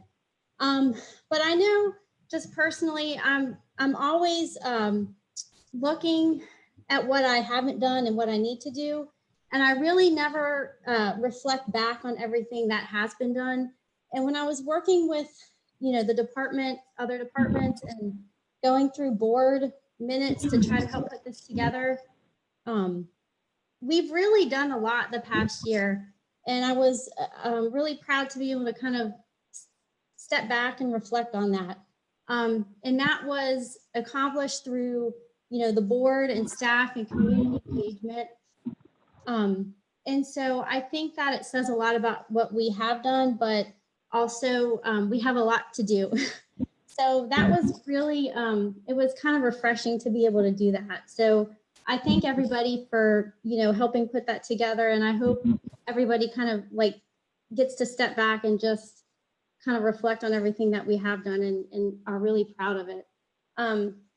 But like Lisa said, we had received the award for the CAFR the past 4 years, and we've received the award for our PAFR the past 3 years. You can't receive an award for your PAFR without receiving an award for the CAFR. So we are submitting the PAFR to the GFOA as well. And I hope that this lends our readers to kind of highlight some of the unique things that Nags has to offer. And there are some links in there that will, directly take you to some information on how to be involved with the town and just community and stakeholder engagement. So I'm happy to answer any questions, and I thank you for the opportunity, and thank you for everybody that helped put this together. And hopefully we can be proud of everything we've done, and we have a lot of work left to do. Thank you, Amy. I obviously haven't had time to read it, but it is a great looking document. We appreciate you and your team's work on this and making ultimately our financial information more accessible to the public, which is great. So, board members, any questions? Yes. Actually did have a chance to read this document. Okay. Amy, on page 9 of the report, the interest net investment earnings dropped about $150,000. Was that due to spending beach nourishment money, so it was therefore not there to invest, or what was that decrease? Well, part of it is it kind of in that way. We earned money when it was in the escrow last year when we borrowed the 26 million. We actually earned quite a bit of interest on that. So as we drew that down, then obviously we weren't earning that. But also interest rates have dropped. And the Government Accounting Standards Board, GASB, requires us to record our investments at fair market value, not purchase price. So last year we had quite a high, in 2019, we had a pretty significant fair market value increase, and that reverses into the next year. And so the other part of that is that the fair market value increase was much higher last year than it was this year. I think our fair market value increase was about 50 million or so this year, as opposed to several 100,000 last year. Thank you. Thank you. Thank you. Anyone else? I'd just like to mention on page 4, that's a great picture of our interim town manager. and my thoughts go out to the artist as well as the subject matter. I guess we know who took that picture. Right. Thank you all, did a great job. Thank you. Thank you. Thank you for such consistently high level of performance. Well, thank you for everybody. It definitely was a group effort. And again, I hope that, I appreciate the board opportunity that they give us and the community involvement. And this is really a collaboration of our entire community. So thank you. Thank you, Amy. The next item on our agenda is public comment, and it's still the same. And I think we don't have anybody in the room for public comment. For that, Mr. Lighty will let you off the hook today. That's all right, thank you. So the next item on our agenda is the consent agenda, which you have before you, and a motion would be in order. Motion to present or to approve the consent agenda as presented. Have a second? All those in favor signify by saying aye. Aye. Opposed? Great. All right. Thank you. Let's take about a 10-minute recess before we go into public hearings.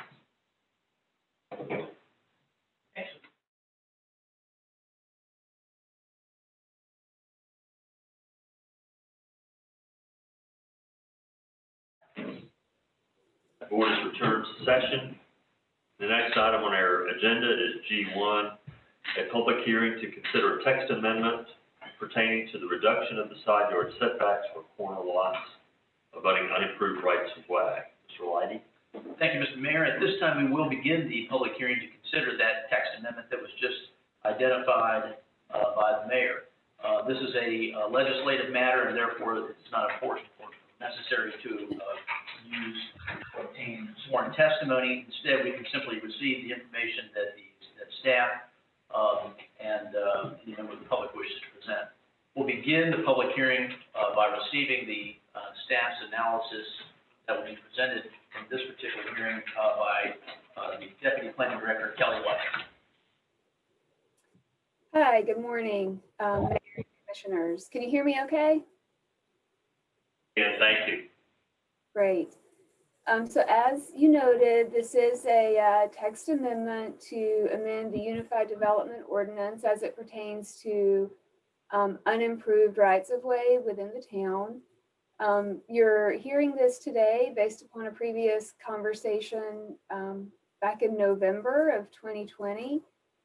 Derek and Christy Stallings at that time had asked the Board of Commissioners to consider abandoning an unimproved street, which is north of a parcel that they own. They were requesting that it be abandoned to address their desire to have the corner lot setback for the side yard to be reduced from 15 feet, which is what the ordinance currently requires, down to what the district would be, which is 8 feet. And at that time, this board determined that they were not interested in abandoning the right of way, that it could potentially have some beneficial uses down the road and or be developed down the road. But they did ask staff to look into it and consider some possibilities that might help them out. So that is what we have before you today. Just as information, there is already one section of the UDO which does allow for a reduction in the side yard for corner lots. But that only pertains to the smaller lots where the road frontage is 60 feet and the lot area is 10,000 square feet or less. So in those circumstances, a lot can reduce their side yard from 15 to 12 feet. But that would not benefit the Stallings for their property, which is at 6316 South Virginia Dare Trail. Just so we would all have an idea of what those unimproved rights of ways were within the town. We did list those in the staff report and their width. So Morning Dove Street has a 60-foot right of way. There's a unnamed path that runs behind the Christian Science Church there off of Danube. That's 25 feet. 4th Street, which is just north of the post office, that's 40 feet. Curlew, it is improved for the pedestrian access, but we included that just as information. That's 50. Diamond Street and Dixie Street and Dowager Street are all in the same vicinity. They're all 50 feet rights of way. The Warren Street or Forest Street right of way, which is the right of way north of Forbes Candy and the one that is impacting the Stallings property, that's a 20-foot right of way. We also have a portion of Egret Street down around Whalebone, that's 50 feet. And then there's various sections that are various widths of South Old Nags Head Road, which is in the SED 80. So when this first went to the planning board, staff had drafted 2 options for their consideration, option A and option B. And option A would be to revise the section that we currently have for corner lots and eliminate the need for that lot to be 60 feet or less with frontage and allow it to apply for a lot of any size, not imposing that 10,000 square foot rule. Option B would allow lots that abut an unimproved right of way to be reduced from 15 feet to 12 feet when there's some certain criteria met. And that criteria would be that all other lots abutting the unimproved right of way, which are developed, do not currently derive access through the paper street or unimproved right of way, that the subject lot would be prohibited from deriving access through the right of way, and that the principal use of the property upon which the parcel is being requested the reduction would be residential. So it wouldn't be available for commercial development. Next in your staff report, I outlined sort of 2 other options that were discussed with the planning board. And it's in your packet. It would be option C. And that option was just to add an additional criteria to option B that would put the allowance for the reduction only when the right of way was of a certain width. And at first glance, we were looking at section 36-4, streets, sidewalks, and other public places, and noticed that the smallest width that a town street approved by the ordinance would have a 40-foot right-of-way. After some discussion there and discussion with the planning board, as well as the town engineer, it was decided that the board could grant a variance from that 40 feet, should they want to, and how much could ever be reduced? At what point would a right-of-way become undevelopable? And speaking with town engineer David Ryan, he had noted the narrowest paved width possible would be 16 feet. And that's the minimum width eligible for street aid for a public road. Once we learned that, we decided that probably didn't need to be part of the consideration anymore. So planning board and staff all agreed that was likely not going to be a good way to approach that. So option D, which is provided in your packet as well in ordinance form, we did find where there was a text amendment back in 1982 that pertained to the corner lot side yard setbacks, and it did allow a reduction from the 15-foot side yard setback, so long as there was adequate site clearance, and that was determined to be 40 feet from the right-of-way. So essentially, from the point of intersection, 40 feet back, that side yard would need to maintain the 15 feet. And then beyond that 40 feet, it could be reduced to the district standard. I'll be very honest. We know that it appears to have been changed by 1993. I've been trying to read minutes from 1982 to 1993 to determine when it was changed and why it was changed. But unfortunately, I haven't come across those minutes yet. But that did seem to be a viable option. So I would go ahead and say that all four of the options, option A, B, C, and D, would benefit the Stallings. Obviously, not all of these options would apply to all of the unimproved right-of-ways within the town, but all four would help the Stallings.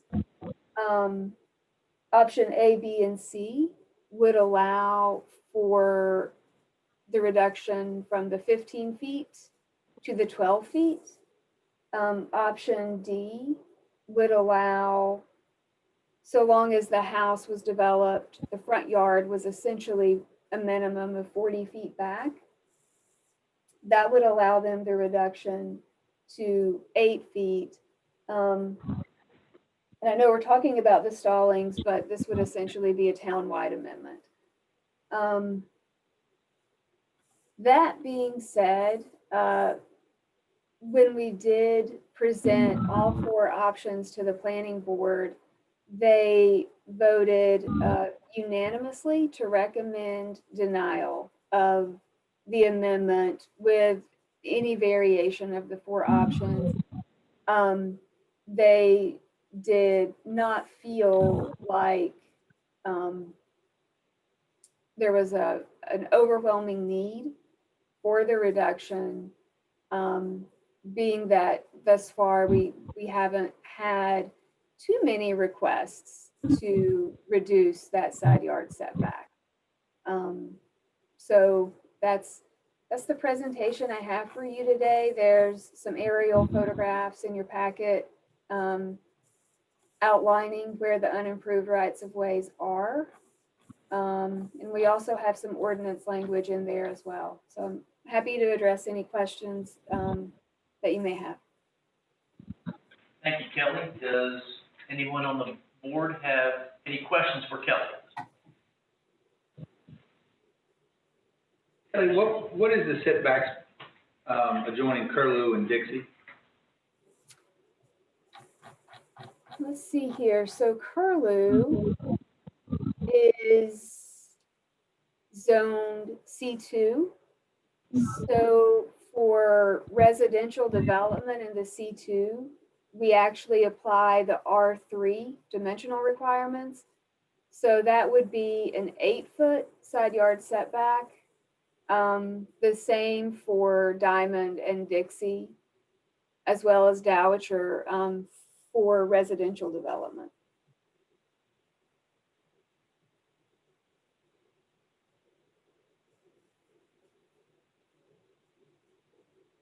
Yeah, questions? Does anyone else have any questions for Ms. Wyatt? Anything further from staff? Kelly? No, sir. Thank you, ma'am. Is there any member of the public who's participating that wishes to comment? Have we received any comments, Madam Clerk? No, just again. Okay. We have one person present. Do you wish to comment on this? Yes, no, sir. I think the planning board had Actually, I'm sorry, if you come to the podium, please, so we can make sure we get the comments. There. I think the planning board, was assuming that we were trying to put a larger house on this lot than we originally intended. And it's the same house we've always intended to put on there. We just would like to centralize for aesthetically, but to look more appealing, center of the lot, and not shift it so far over. We're not trying to put a bigger house there. It's the same house we've always wanted to put there. And just ask for your considerations, that's all. Did the planning board receive any comments from the public when this was considered? Sir, I don't know. All right, any questions from the board? Just one, and I guess it's for staff. Could the Stallings use Forest Street as their front yard and use the beach road as their side yard? Forest Street is located next. Do what? They're not located on Forest Street. What street runs between the beach road and the bypass that affects the Stallings house? It's not Forest Street. Well, it's got two names, remember? Oh, yeah. It's got Warren and Forest. Sorry. My point being, if they identify their front yard as Forest Street and their side yard as the beach road, would that have any effect? Doesn't make any difference, the orientation. If you're on a corner lot, you get to state your front yard and side yard. But your front yard setback would be 30 feet. Okay. Side yard, so it wouldn't help them at all. Correct. You don't need to answer the question. Are there any other questions? All right, does the board wish to receive any other information about this proposed text amendment and the options for consideration before you begin your deliberations? If not, we will conclude the public hearing at this time, and the board may deliberate on the proposals. I'll ask the board, I'll shortcut this and see if there is anybody who already has a motion in their mind as to which option or no option they want to consider. I'd like to discuss options. Okay, all right, let's do that. Because they said there hasn't been that many of these that come forward, but every adjoining neighbor to any paper street that looked to do any improvement has came forward since I've been on the board in two different sections. I think we mentioned last time the board has no intention of doing a street down this road, and we decided we weren't going to abandon it in case we ever did want to do something. Not referencing the Stallings in this case, but we already have other paper streets that allow an 8-foot setback. Me personally, I would like to use option B and let it be the choice of the person enforcing the EDO. But either that or D would be my recommendation, but I would rather be at the mercy of the board to discuss that and their options.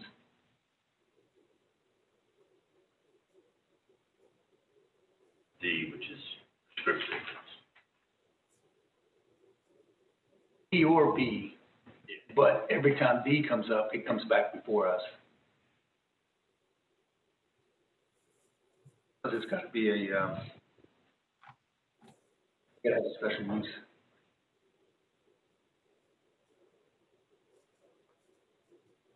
You guys, any thoughts about that from the board?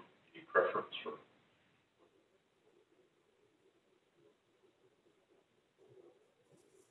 We know what formula would be applied or what the UDO administrators, what he would base a decision on whether granting under option B. It says that he may approve a reduced corner lot setback. What goes into making that decision? Can we ask that question of staff? Kelly's still available. You can, yes. Michael's the UDO administrator. That Yes. might be. Curious as the factors that he considers. Right. Kelly, the question of whether you can answer this, but in option B, it says that the UDO administrator may approve. Can you speak to what criteria the administrator might look at in determining whether they may or may not do that? Would there be some consistency rather than whim applied?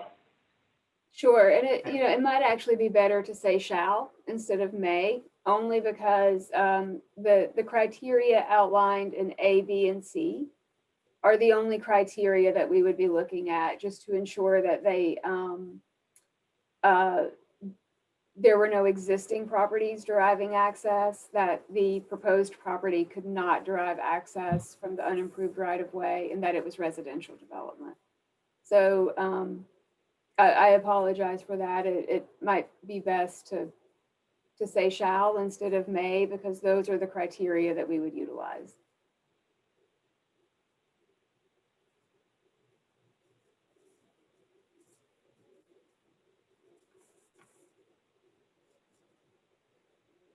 I guess my only candidate now that she brought that up is that it's being applied uniformly, that it's consistent, that it's not for one or the other. And my only concern with D, and if it's shall approve with those factors, and we know that that's going to be done each and every time. Shall significantly changes that It does, for me. and that's, Take away the discretion. Yeah. Right.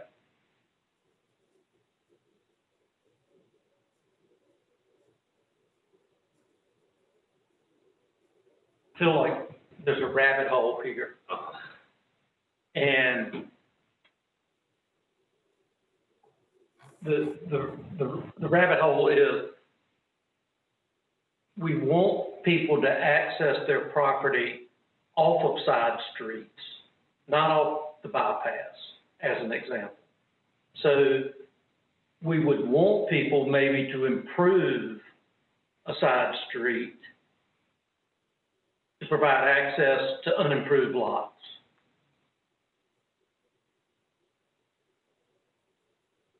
So does this in any way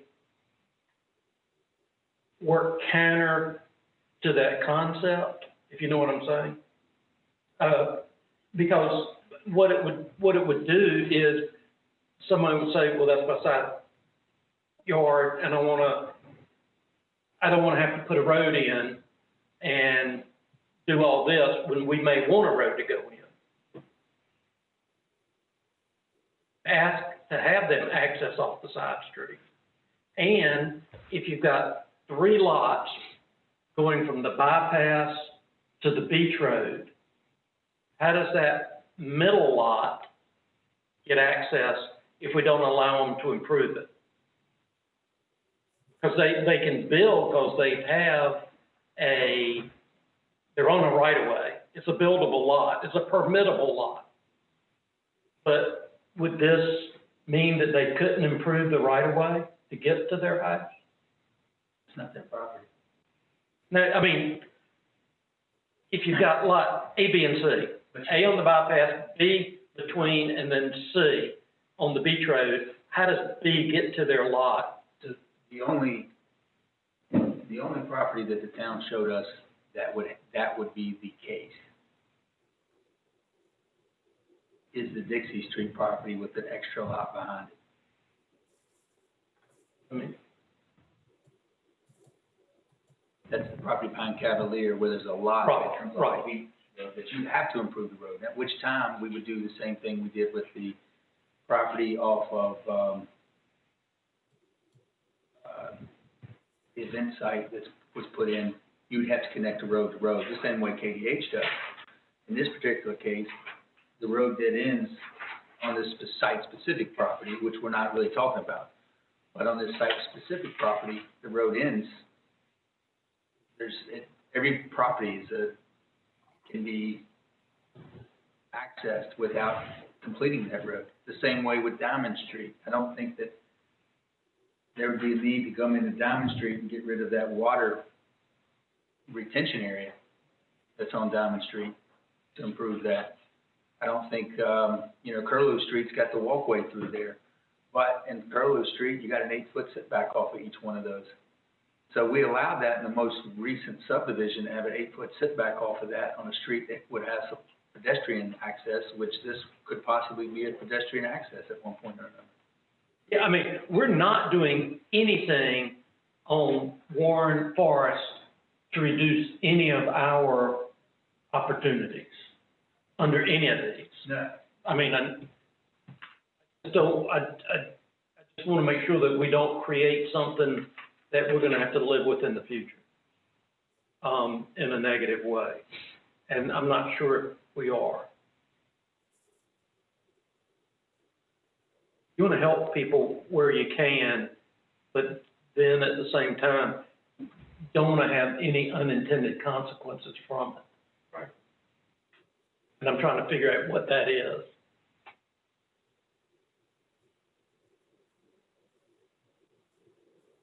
We look at our planning staff recommendation. Option D is the most efficient and concise means to offer relief from side yard setback while still preserving site clearance for all unimproved right-of-ways that may be improved in the future. Does that help any? Because I too don't want to change something that we're going to regret down the road, but. Well, D maintains the site clearance. Regardless of what happens, whether anybody uses this road for access or not.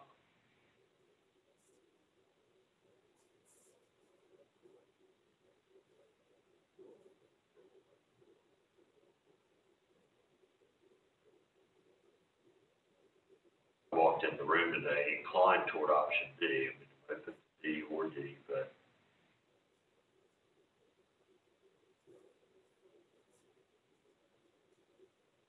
for that reason, it's understood to also to maintain the.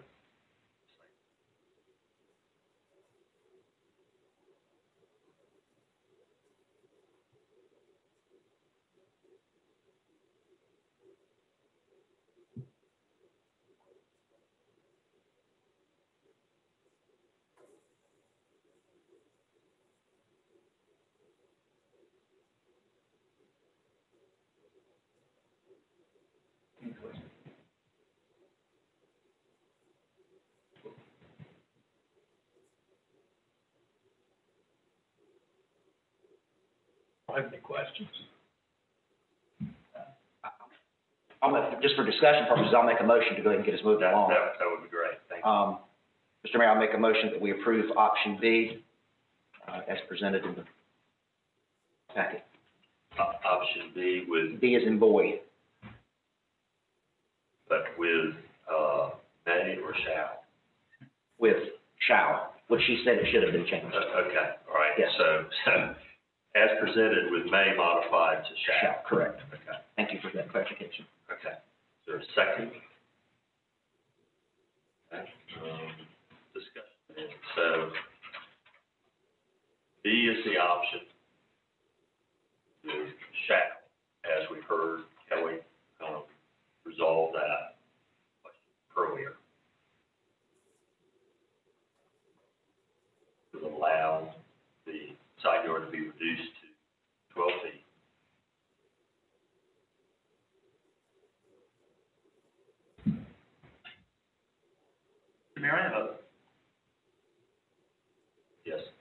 observation I'd throw out there, because I'm sort of like Commissioner Fuller. I'm just looking to see how this could have an unintended consequence or an unforeseen consequence.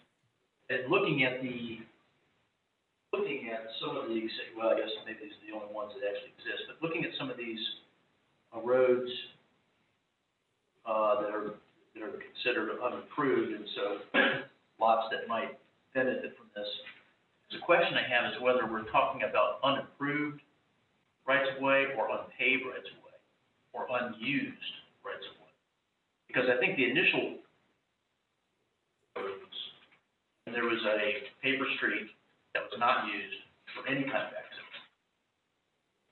And now we're looking at this and we're seeing a few that are used as accesses. I'm just wondering if the intent is to allow this to benefit those kinds of lots as well. You understand my?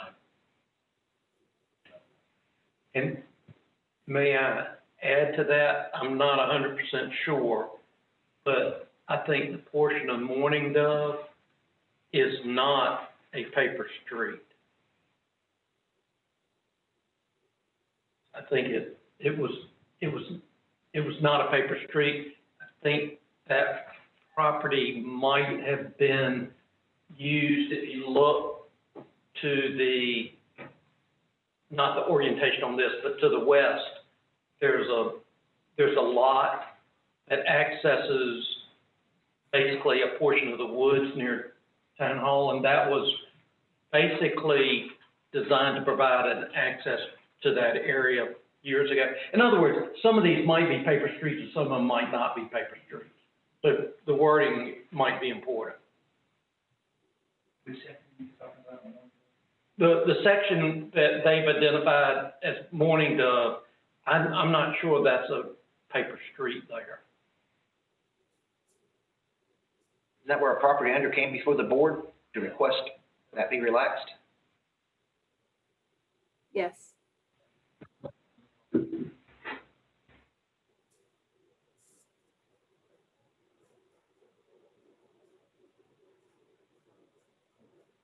Kelly, can we ask a question, Kelly? Can you explain in better definition the difference between B as in boy and D as in dog? So, I mean, yes, first I would say we've used the terminology unimproved for all the options. Granted, I know paper street was in the staff report, so I do apologize for that. Option B, when those 3 criteria are met, there's going to be the reduction from 15 feet to 12 feet. And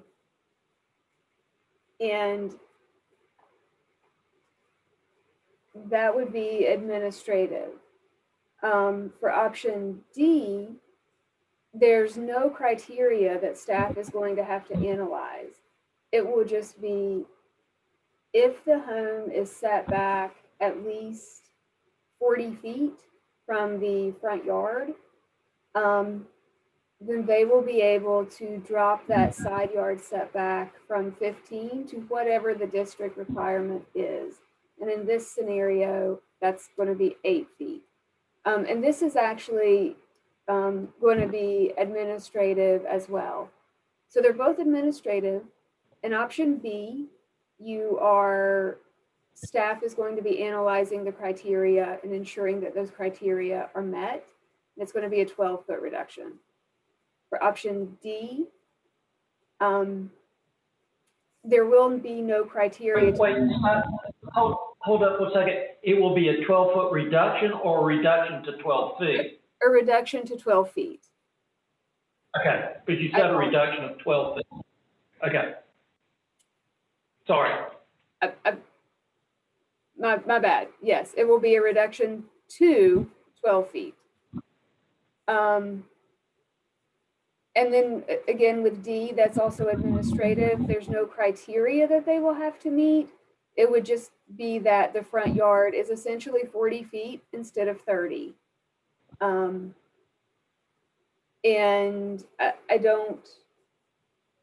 I think if you were to go through and look at the opportunities for that to apply, it would be very few. I believe the stallings can meet the 40 feet. In fact, on their site plan, they've already shown it at 40 feet. So that would help the stallings. I'm not sure that it would really help anyone else along the way. Does that help explain? I didn't know which D is in David would be administrative as well. I thought initially that may have to come back to us. And Kelly, this would only apply to residential building, not any commercial structures. Correct. Only residential. That is stated in A, B, C, and D.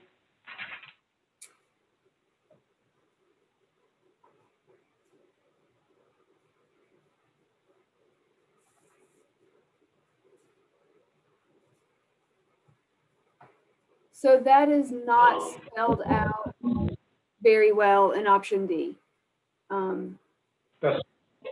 D is in David. But it is spelled out that it would be residential in option B as in boy.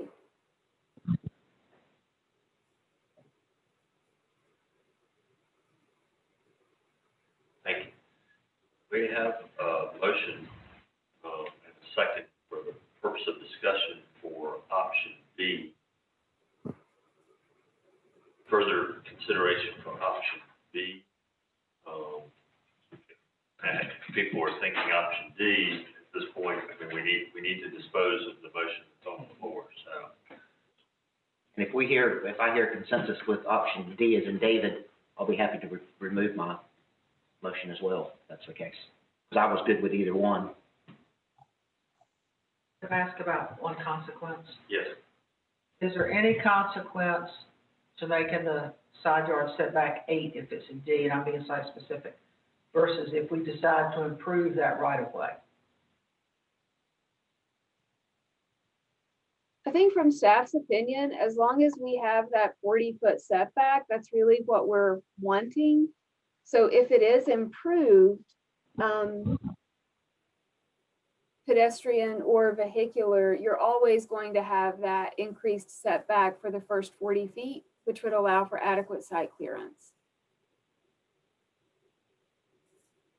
Other rights, unapproved rights of way where it's only 8, where, you know, all of that improvement has to take place within the right of way. So.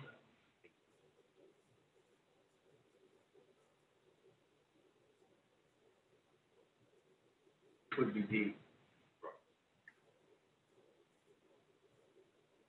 That would match some of the other right-of-ways you said that were 8 feet. Yes. What's that? Would match all of them that she stated. Mayor, with your permission, I'd like to withdraw my motion for option B. You gotta get the Second. Withdraw. Okay, thank you. Right, and that opens us up to an alternative motion. Mayor, I'd like to make a motion that we adopt option B. Thank you. Is there a second? Second. Second for option D. Now, discussion. Okay. Does this also allow for commercial development to utilize this provision?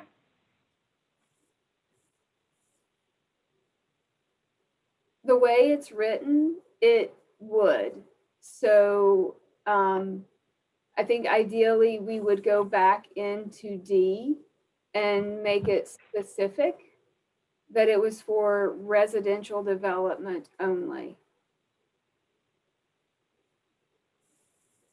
And we can make that change and let you look at it again.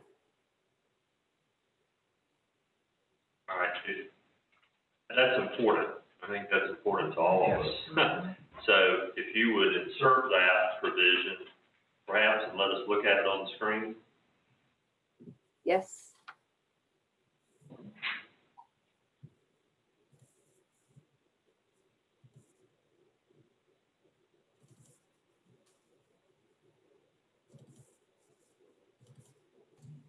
Kelly, would you like me to pull that up? You can, I believe it's in PDF, so I'm not sure I'll be able to make any changes. I think I can pull it up Okay. in Word. Bear with me one second.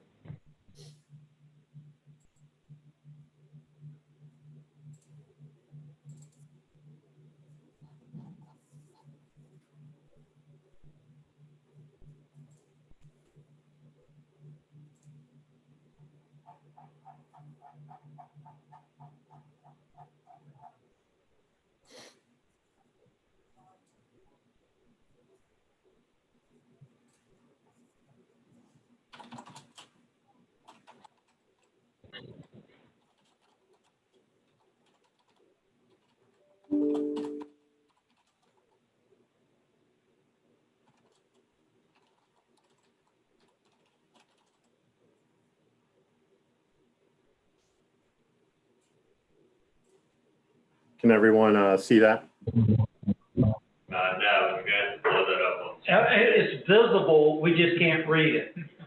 Yeah. Good.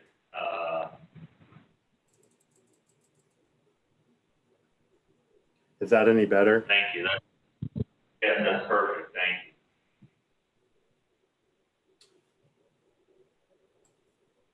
So the highlighted language would be added to option D.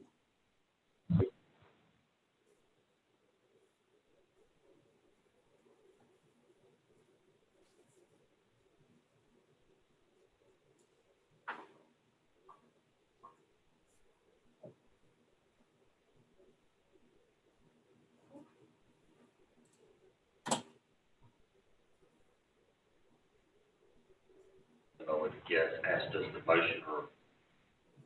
To reflect what is, Yes. what has been amended on the motion, or what has been amended on the motion. Well, I just question, do you want to limit it to lots that are being developed? Or lots that?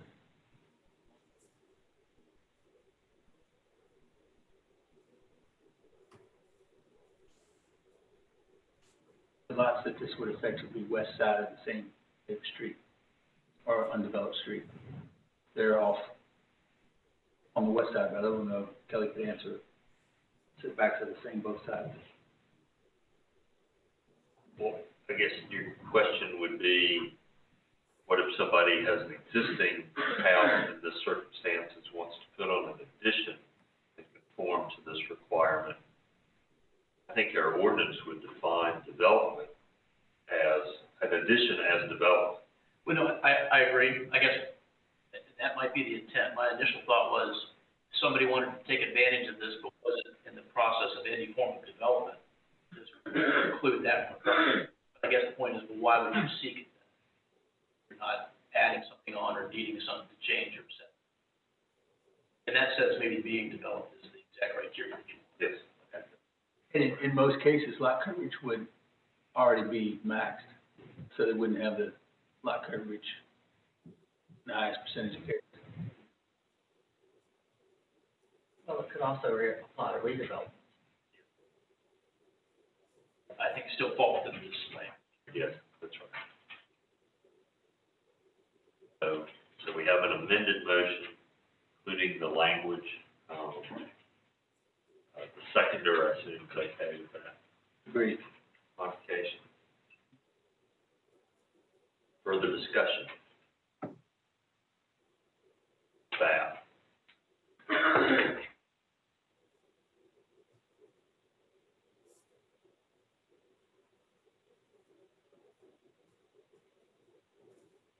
Of your earlier concern about other lots, say a lot sort of in the middle of the block, getting access for this would preserve the site consideration. Do you have other concerns about the sort of intervening house being able to be this close to the right of way? I've got a couple of concerns. One, you want to help people where you can. Two, you don't want to do something that creates a lot of unintended consequences. And three, you want to do what's in the general best interest of the community at large. It's very hard to change ordinances, I think, for one particular situation. I tended to like the language that the planning board came up with. I think they were unbiased, and, you know, that resonated as well with me. I appreciate staff's time. They did exactly what we asked them to do. Yes. You know, and did a real good job of it, and puts us in a quandary. I still, you said you came in here thinking certain things. I came in here not knowing where I was. And I still don't know where I am. I just don't want to create anything that might have an unintended consequence. And that's what I'm trying to think through. Okay. So I don't know if that answers your direct question, but that's my obtuse answer. Thank you.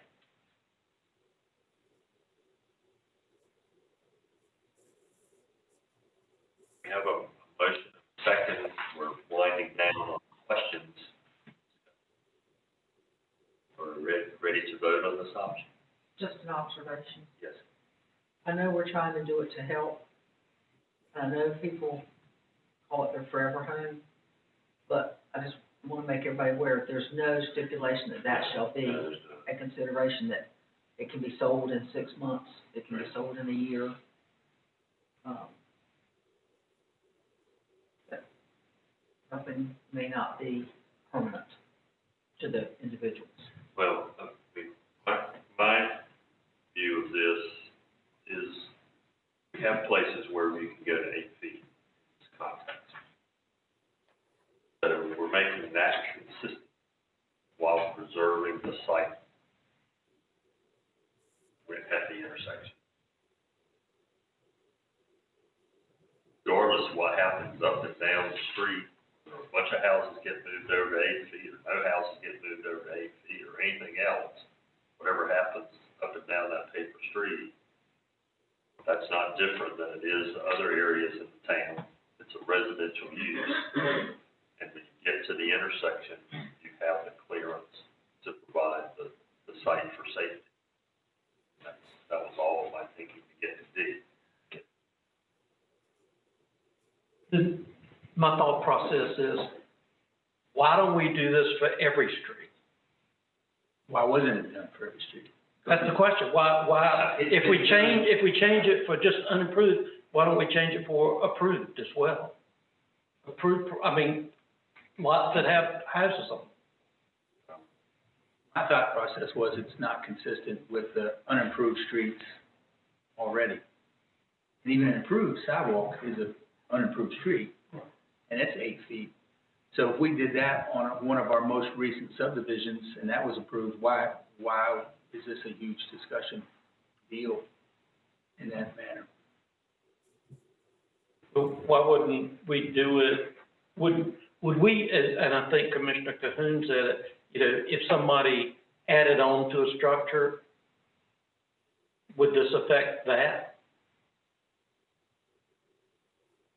Or tore it down and rebuilt.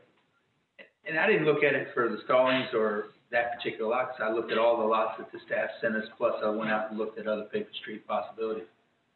So consistency was mine. I think there's a lot of inconsistency throughout our ordinances and throughout our different areas that create more problems than what we're discussing today. I'll agree with that. I think in terms of the rabbit hole you described earlier, we're being presented with this option in a limited number of circumstances that staff has given us and that we can look at. Sat here today and changed it to every street about unintended consequences. Why should that be different than this? But I think about all the streets in the town. We haven't evaluated if we made that change. I think what the potential would be.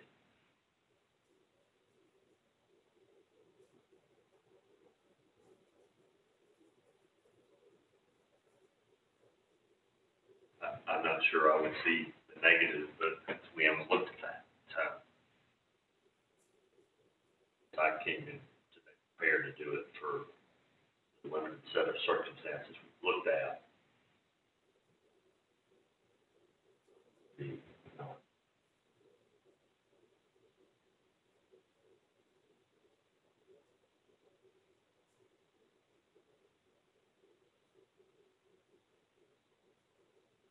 Further discussion?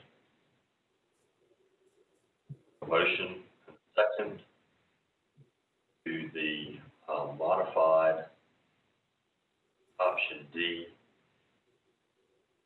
limited to residential development.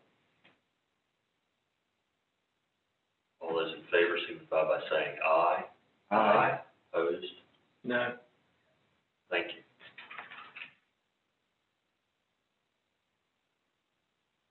Whitey, the next item on our agenda is public hearing Q2. Town specific. Yes, sir. Oh, yes, I'm sorry. That's why my alarm went off a minute ago. I forgot. Yes, I'm sorry. We need to stop with these. And we have a presentation on the scope for, I believe it's the Public Works Project. Yes, sir. Item L2.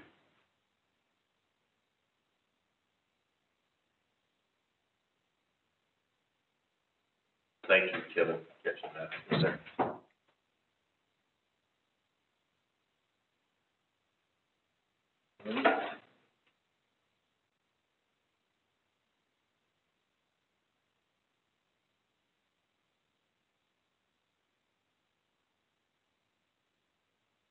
All right.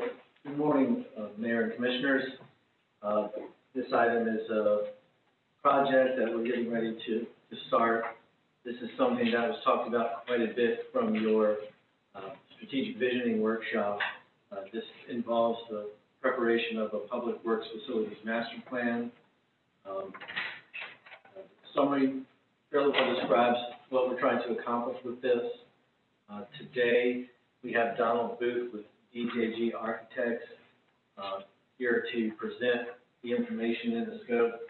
Our goal is to essentially inform the board of what we're trying to accomplish, have a discussion about any concerns or comments the board wants to make, and then essentially move forward with this project. So with that, I'll go ahead and turn it over to Donald, and I think he wants to briefly go through the scope, and then we can open it up for discussion. Good morning. Good morning. Thank you for having me here today. I'm Donald Booth, president of DJG Architects and Engineers, and working with Andy and the Public Works team. We have presented the scope of work that I believe you have before you. At the end of the day, there's really 4 goals that we hope to come out of this process with. The first is really a thorough understanding of your current operations, the facilities that you have, and how those are currently operating within the various groups and subsets of the Public Works group as a whole. The second is understanding the future growth, both in terms of projected staffing, as well as any service expansions that may be envisioned moving forward within your Public Works group. And then third, trying to establish a plan that kind of can optimize the operations through the design, layout, and really a cohesive design to meet the department needs for today, as well as create future flexibility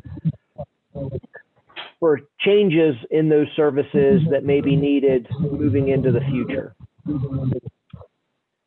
And finally, try to work with the town, the administration of the town, yourselves, in creating a plan that can help you achieve these goals through a phased implementation, understanding full bore that their ongoing operations have to be maintained through any planned improvement or renovation projects that would be undertaken as part of this master plan.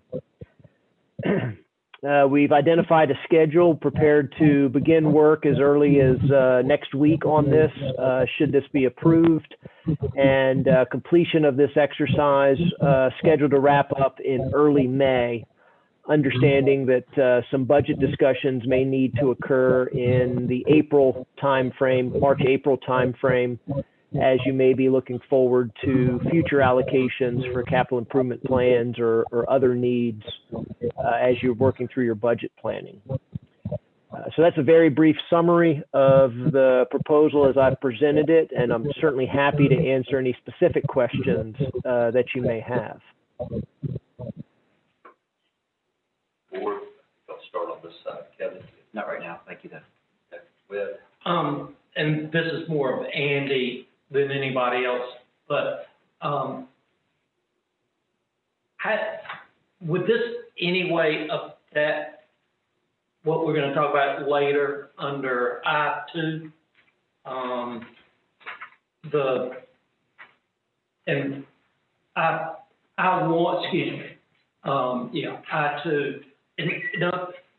I-2, there's streets and drainage, and we have a schedule. And when we get to I-2, I want to talk about combining streets and drainage, but we also have a plan under I-2 for actual work. And what I don't want to see is that all of a sudden we do another study and we start putting off actually doing some things. So is this study going to come? I'm not opposed to the study, don't get me wrong, but I don't want to all of a sudden hear in a half an hour, oh, well, we're not going to start doing these things till we get the study back. Okay. Well, am I making sense? Sure, certainly. Okay. And no, that's not the intent. You know, what we'll talk about later is the streets plan that the board has discussed previously, that we feel like we're still on target with in terms of where we are now and where we want to be in next fiscal year. And so, as Donald mentioned, we know we have to continue operating as we go through the process of developing this facilities master plan. And, you know, we have to accommodate for existing operations. And so we don't feel like this project is going to affect that at all. Of course, it will be a phased project. And if we decide we're going to go ahead and move forward with improvements to any type of public works facilities, that our next budget year cycle, we may be looking at some sort of more extensive design work to move this plan forward, but it really won't affect the budgeting of street work or drainage. Thank you.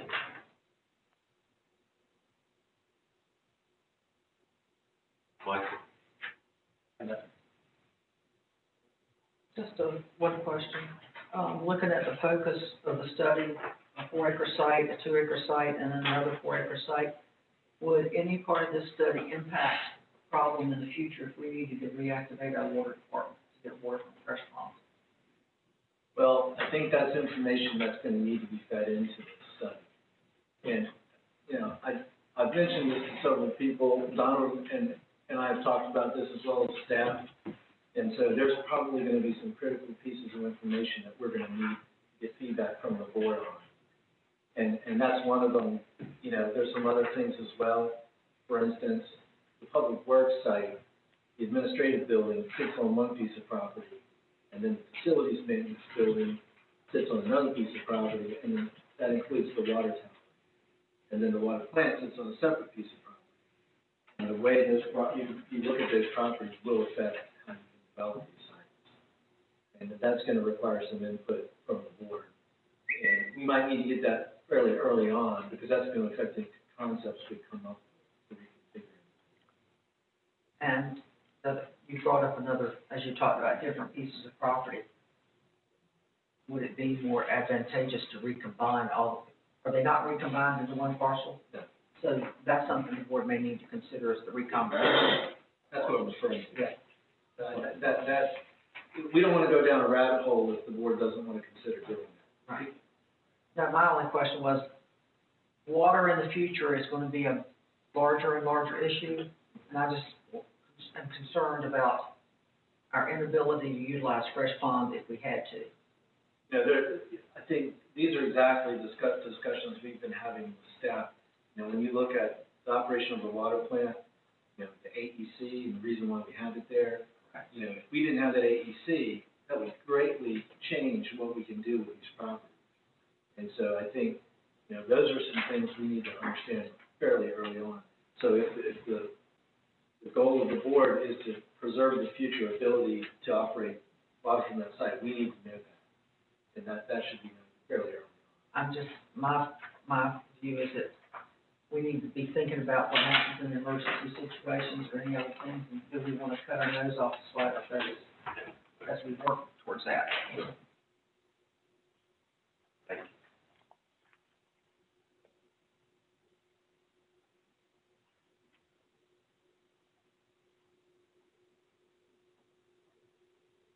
Thank you.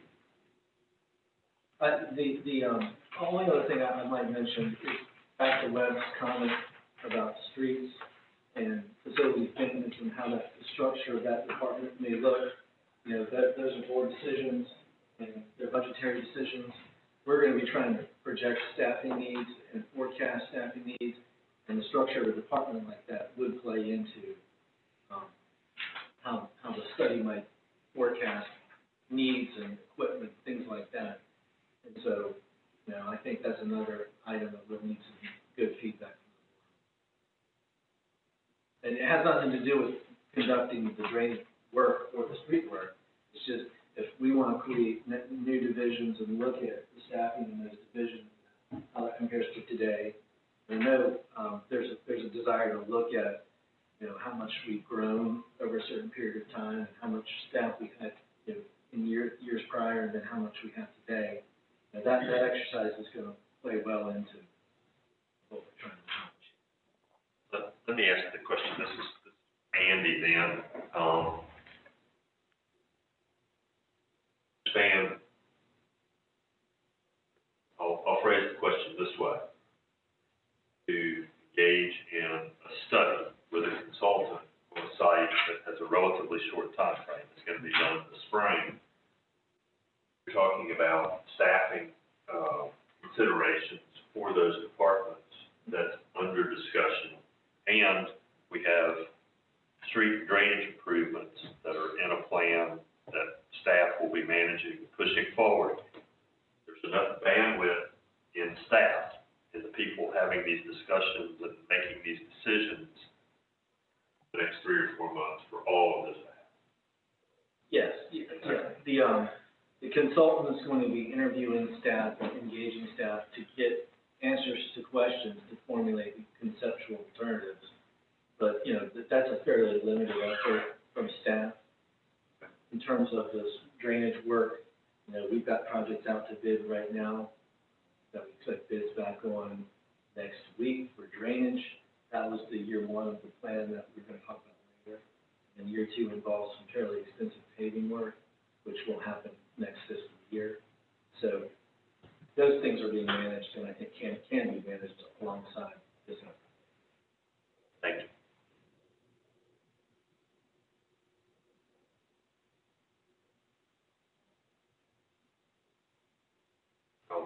Well, thank you, Andy.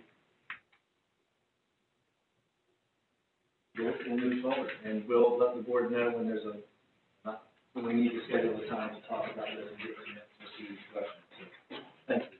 Thank you. We look forward to working with you guys at DJG on this project. Thank you for your time this morning. We need to make a motion to approve it, or is it just in the budget? The budget was amended to include the funds for this back in when you did it in November. Right. So essentially, we wanted to gain consensus on the scope. It's within budget. Yeah.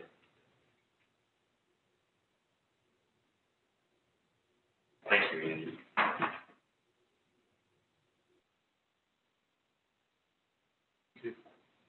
Sorry. All right, so that brings us back to public hearings. Mr. Lighty. Yes, sir. At this time, we will begin the public hearing to consider text amendments to the Unified Development Ordinance pertaining to uses that are allowed within the C3 commercial services and C2 general commercial zoning districts.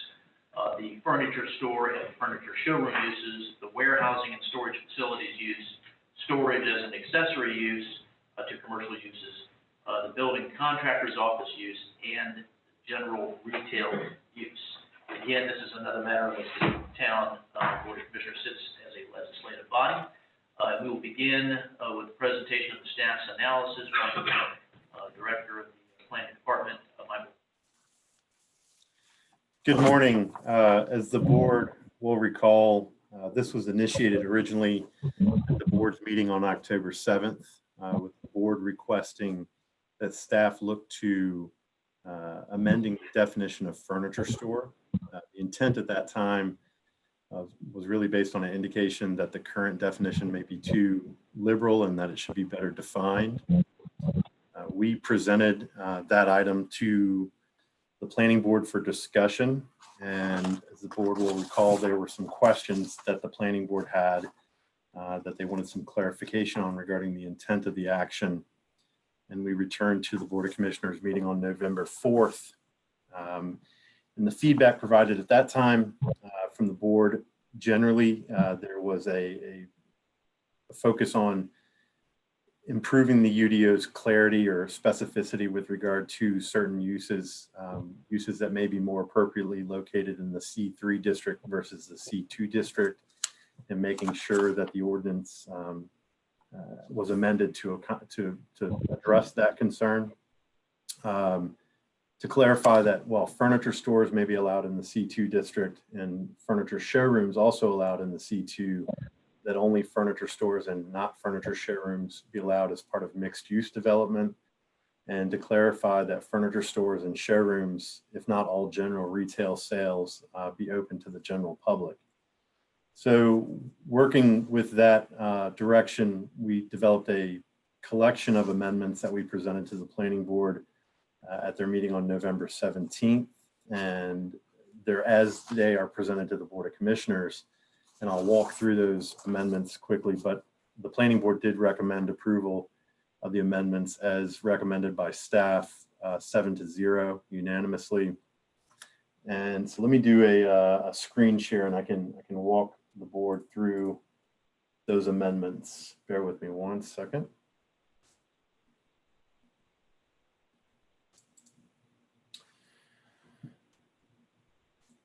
So you should be able to see the adoption ordinance now, and I'll zoom in just to make sure that everyone can see it clearly. So part one would do a few things.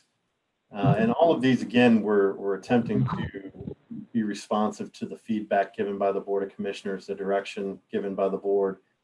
So part one would amend certain definitions. First, it would delete existing terms and definitions for furniture showroom and furniture store. It would change the term general contractor's office to building contractor's office. And then it would adopt the following definitions. So a combined definition for furniture store and showroom. We understood what the Board of Commissioners direction was, but we did not find any community out there that defined these separately, or even ones that define showroom as a use separate from furniture store.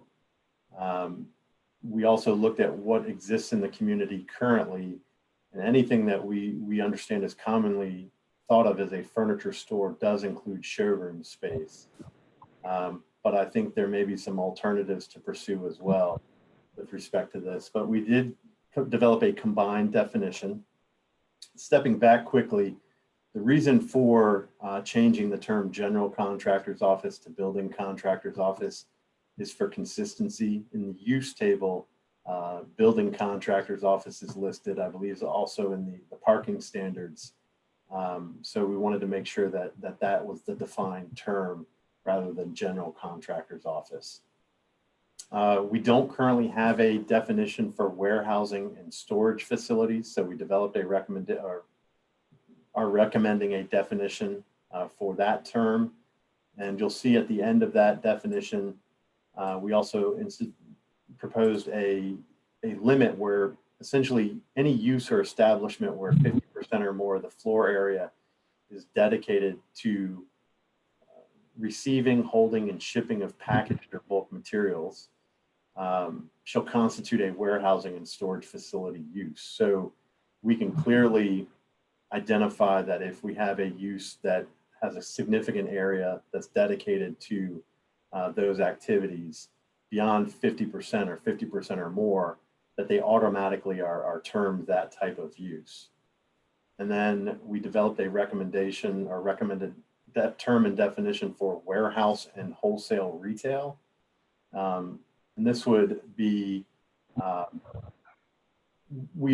through the discussion with the board, but also with the planning board, we heard some concerns about, large retail establishments that may actually commingle a storage component with retail. And so we define this term, and later on in the adoption ordinance, we actually specifically prohibit this use type. Responding to the direction from the board about general retail being open to the public, part 2 is responsive to that. It amends the current definition for general retail to add open to the general public as part of that use, or the definition for that use. And then part 3 would take furniture store and as used in these current sections and update that to furniture store / showroom. So section 6.6 is the table of uses. Section 7.32.2 is the list of uses that are allowed in a mixed use scenario. And then section 10.37.1.3 are commercial design standards with respect to lighting. There's a specific reference to lighting for furniture store sites. And we just wanted to make sure that the terminology was consistent. So that's really the reason for this change. Part 4, this would be parking standards, again, updating furniture store and showroom throughout the UDO. And what we've done here is taken the furniture showroom and furniture store existing parking standards and combine them into a singular standard. So right now, a furniture showroom, that floor area is allowed to be parked at 1 parking space for each 500 square feet of gross floor area. Whereas for general retail, furniture stores included under that, and it's allowed to be parked at 1 parking space per 250. So what we're doing is striking furniture store from the general retail list and creating a separate standard for the furniture store / showroom, so that if you have a furniture store, you're parked at 250 per gross floor area, per square feet of gross floor area, with the parking requirements for employees. If that furniture store also includes showroom space, then you're allowed to park that showroom space at 1 parking space for each 500 square feet of gross floor area. Under part 5, we know that the board had an interest in also tightening up what's allowed as part of a building contractor's office. So we actually implemented supplemental regulations for that. And basically, a building contractor's office is allowed in C2 and C3. But what we've said here is that if you have a building contractor's office where 30% or more of the floor area is dedicated to tools, equipment, machinery, et cetera, storage of these things, or the holding of these things, then that use has to be located in the C3 district. It can't be located in C2. And then part 6, just in the table of uses, inserts that reference to section 7.31A, the supplemental regulations for building contractors' offices. Again, part 7, amending section 6.6, the table of uses. And this would add a new use, an accessory use, which is accessory commercial storage. We've permitted it only in the commercial districts CR, C1, C2, C3, and C4, and added a reference to section 7.72A, which are the supplemental regulations that we're proposing in Part 8. And these essentially state that all non-residential uses are allowed accessory storage of goods, inventory, materials, supplies, or the like, with such area dedicated to such storage to be less than 30% of the floor area of the use.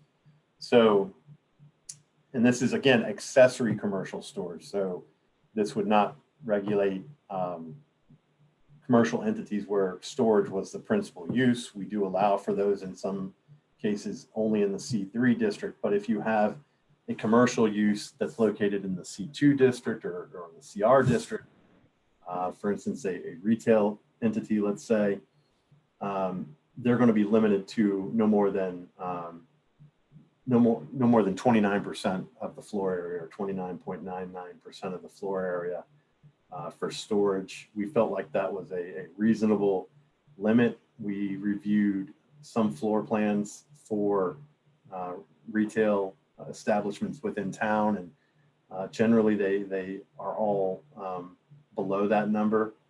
There was only one that was above that number, and that would be the ABC store, but that is probably a different entity altogether, given their distribution component. But all of the retail businesses that we looked at a couple of grocery stores, we looked at PetSmart, and a couple of other smaller retail establishments. Most of them were below 20% of their floor area. Even it's probably debatable, even with the grocery stores, the way their operations are, whether or not a lot of their back of a house is actually considered storage. It's more space that's kind of actively used in terms of the kind of their management of their operations. Again, going back to the original definition and term and use that we came up for wholesale or warehouse or wholesale retail, this sublist here under Part 9 are specifically prohibited uses, and we've listed warehouse or wholesale retail as a specifically prohibited use. So those are all of the amendments. I know there are quite a few. We thought that all of these needed to be proposed to be responsive to the board's requests and direction, and I'm happy to take any questions or comments that the board has. All right, does the board have any questions for Mr. Zier?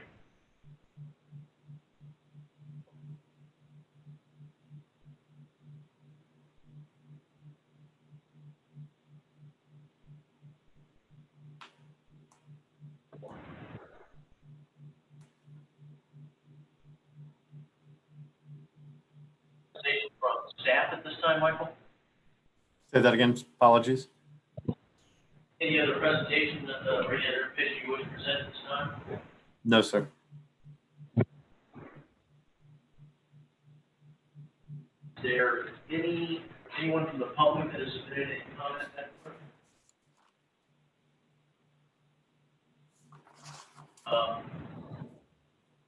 Does the board wish to receive any other information before you begin your deliberations on these proposed amendments?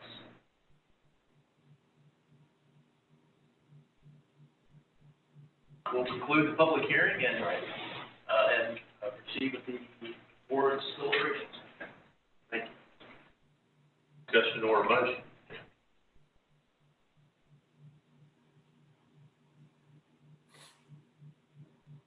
Discussion? Sure. Just briefly, the warehouse and storage facility, I'm absolutely fine with. Building contractor office, I'm absolutely fine with. The wholesale retail and it not being permitted, I'm fine with. So it brings me back. I mean, this is a lot to chew on. The furniture store, have just a couple of comments. And the first comment was, back when I made the motion to allow furniture stores as part of a mixed use. And that was based on the definition that was provided to us at that time. I'm not sure I would have made the motion based on this definition. Now, if we adopt this definition, then that changes what a furniture store is and what can go into a mixed use. So that's just a statement. I mean, I don't know where the other board members are or anything. I just know that that's where I am. I'm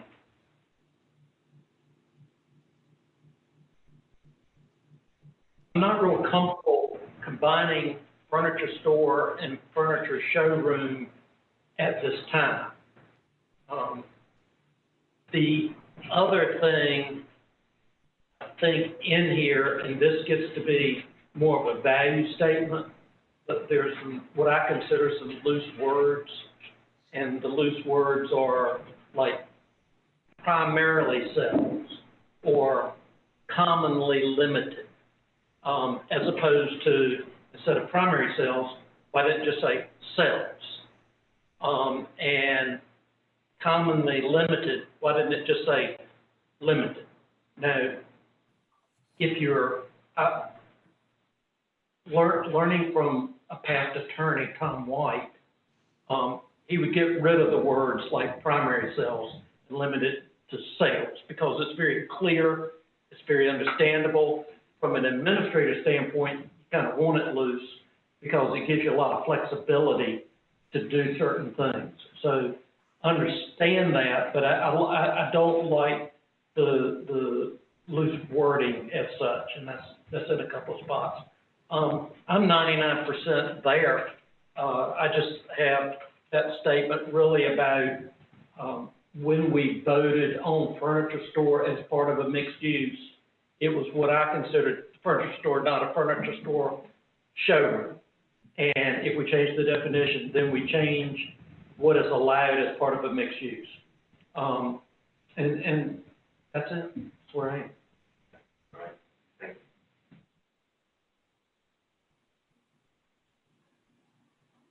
Renee? This is one of those classic rabbit holes that keeps developing more tunnels off of it, with a lot of unintended consequences. Right. And I have a lot of concerns about this particular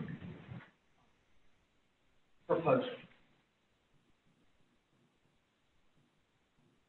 We have, in one respect, we adopted an ordinance, changed the ordinance based on one thing, and now the criteria is evolving and changing, which is leading us to probably unintended consequences. And I have concerns about doing that.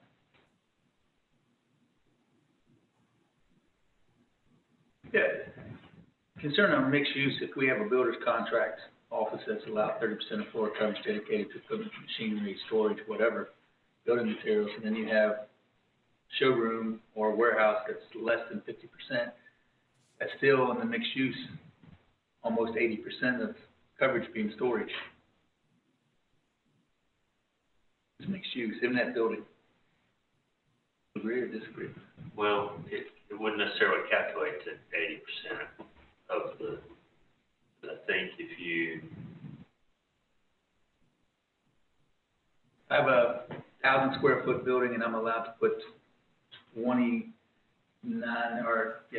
square feet for equipment storage of my construction job. And then I'm allowed to put 50% for furniture storage.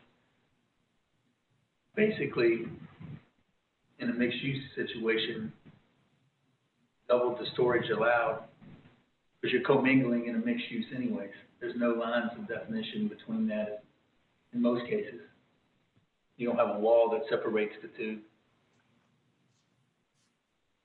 Well, I'm just thinking about the math.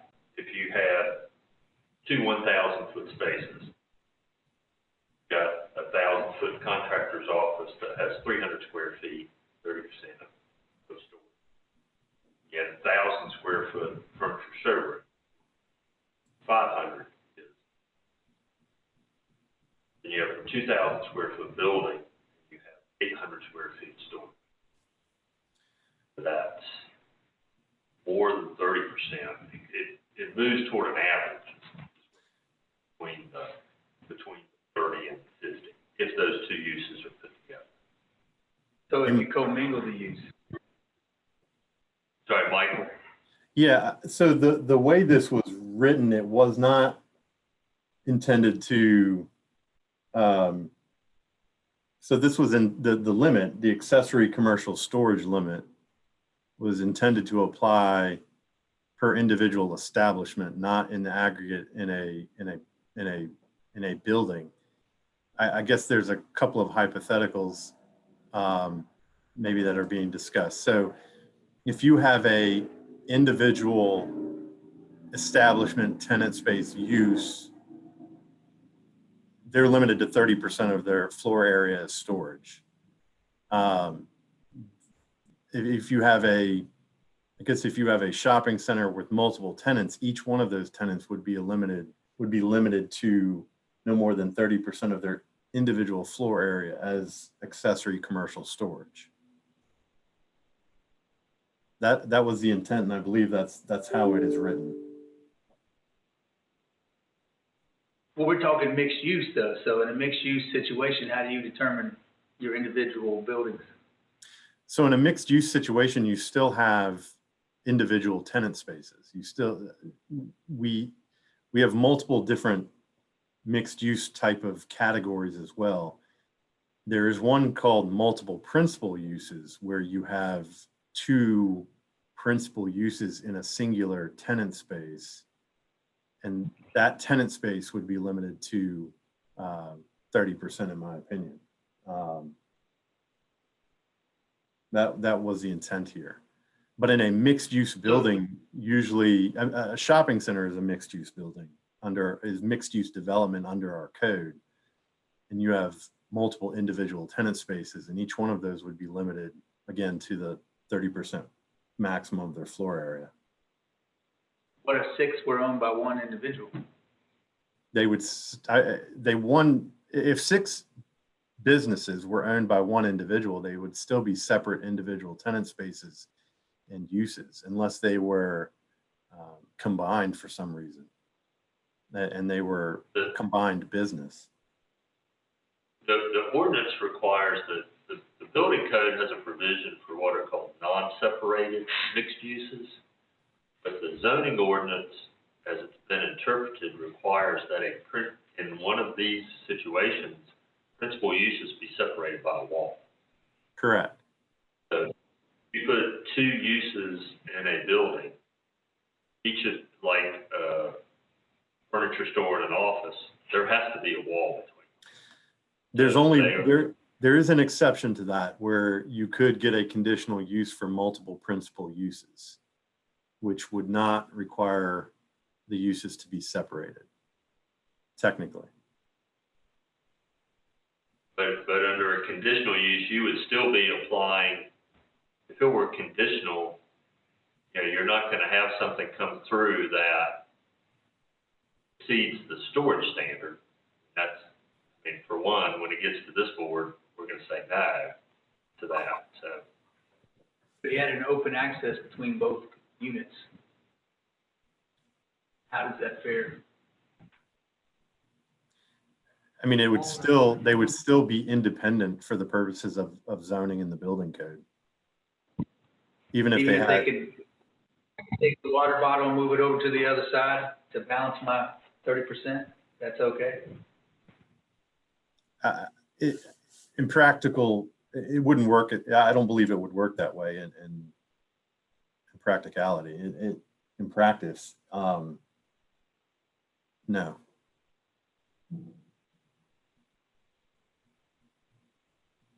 I mean, in practice, someone would apply for a change of use or a building permit, and they would present us with a floor plan. They'd show us, here's my customer service area, for instance, here's my back of house. I have an office over here. I'm going to use this closet for storage. And we would look at it and say, okay, that doesn't exceed the 30% or doesn't exceed the 29.99%. So it's acceptable, it's approved. we wouldn't look beyond the floor area of the tenant space that's subject to the request unless they, for instance, owned multiple bays within a shopping center or a building. You know, we would look at the square footage that they occupied, that business, that use, that tenant occupied. Let me ask something this way. Multi-use, and under the proposed definition of furniture store, and somebody had a 6,000 square foot furniture store, and they had 5,000 square foot of showroom, and half that merchandise is in boxes, but it's still part of the showroom. And then they had a separate part where they had 30% for storage. Would that be okay? Yeah, because then we're only talking about 30% of the 1,000 square feet, of the remaining 1,000 square feet. So yeah, I believe technically we would say that that's okay, but let me go back and look at the definition of furniture store. I mean, I don't know that if someone was storing, let's say there's a furniture store with a showroom space, they've identified their showroom space. Based on this definition, if they've got shipping packaged material in that showroom space, it would not be displayed. They would not be displaying furniture in large open areas. It wouldn't be on display.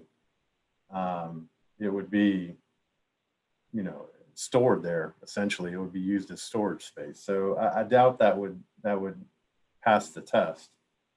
But again, it would come down to whether or not the floor area of the storage exceeded that 30% or 30% and greater. So if somebody had a 6,000 square foot,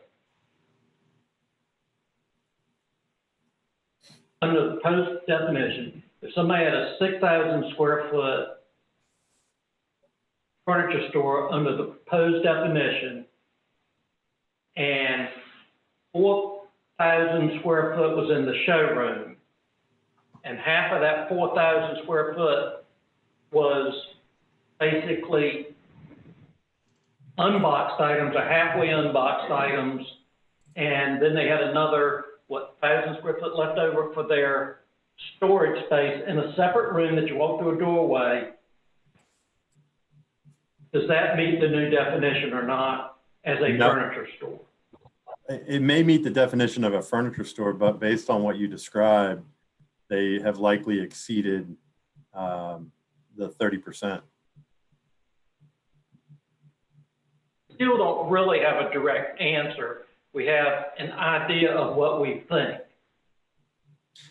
Well, I mean, I have a direct answer to that hypothetical that it would exceed the limit. You know, a lot of this, unfortunately, is in application, and it's you know, I can give you my best answer on examples, but sometimes it comes down to a physical, you know, manifestation of what people are doing. And based on what you described, if they had a 6,000 square foot furniture store and 5,000 square feet of showroom, but in actuality, they were using 4,000 square feet of that showroom for the keeping of boxed materials, we would likely determine that that was storage and not an actual showroom based on the definition. And I believe that would be at, you know, alone, that would be 33% of the 6,000 square feet. And so they would not comply with the accessory storage limit. Look, just ask the attorney his opinion.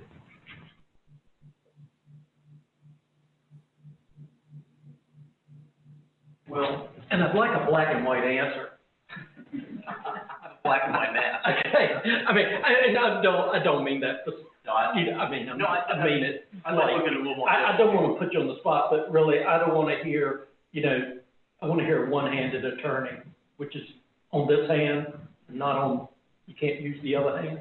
I agree with, again, with the limited time I've had to just look at that hypothetical, I agree with Michael's interpretation that it might meet the definition, but probably is a warehouse, not a store. Probably. What if you? Yeah, more. No, that was my answer. Trying to be as specific as I could. Well, and being specific, I mean, understanding, Webb's scenario, I can see meeting this definition, a furniture store showroom, where you walked in, all of the furniture is available for purchase and display. One unit that you can see, 5 units in boxes, immediately behind. They're all displayed. They're all for sale. So I've worked in the furniture industry. You're speaking of a furniture warehouse, and they sell out of a furniture warehouse, not a furniture showroom where it's nice, neat, and tidy. And the only time that furniture ever moves off of the floor is when that is the last one out of the warehouse. So I'm going to ask, what if this definition was modified to say that furniture available for purchase shall be, is commonly displayed unboxed and with a price tag on it? I mean, if it's displayed unboxed with a price tag on it, sounds like it's for sale. So, I think okay, and you gotta go with me on this, and you said you worked in the furniture industry. Generally speaking, I think things have changed over time in the sense that what I consider a furniture store, as I've said, like a restoration hardware, pottery barn, something like that. What I consider a show place is something like IKEA or Haynes. But the concept is things have changed over time. If you go in Outer Banks Furniture, you don't buy anything off the floor. You go in there, you look at displays, and you buy this brand with this material, with this piping, et cetera, et cetera, et cetera. It's made somewhere else and then delivered. So you're really not buying anything off the floor unless it's the end of season and they're getting all new stuff, and then they're trying to get rid of everything off the floor. And I've always looked at like places like IKEA, you can walk out of there with products. Do it. It's a box store concept. Yeah, it's a box store concept, but it's the furniture show place. So that's where I've been trying to get my head wrapped around, trying to combine a furniture store and a furniture show place. I think furniture show places tend to be more standalone, and that gets back to the motion that was made in my mind. I think a furniture store is an appropriate mixed use. That's what you find in strip centers, you find in malls.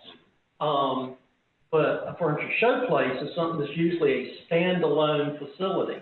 So if we change the definition, then all of a sudden we've migrated that furniture show place into what would be kind of a strip mall or a mall thing as part of what I consider a large structure. And I'm only speaking for myself because I don't know what we may or may not want, but I thought that a furniture store made appropriate and good sense to be part of a mixed use, as I understand a furniture store. But with the change of definition, I don't agree with that. Maybe if I could, to that point, I think you could address that one of two ways.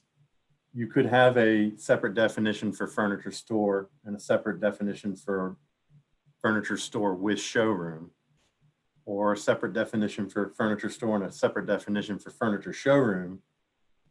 Or you could also, under under the mixed-use development list, where we amended it to add furniture store, you could specify that only furniture stores without showrooms was an allowed use.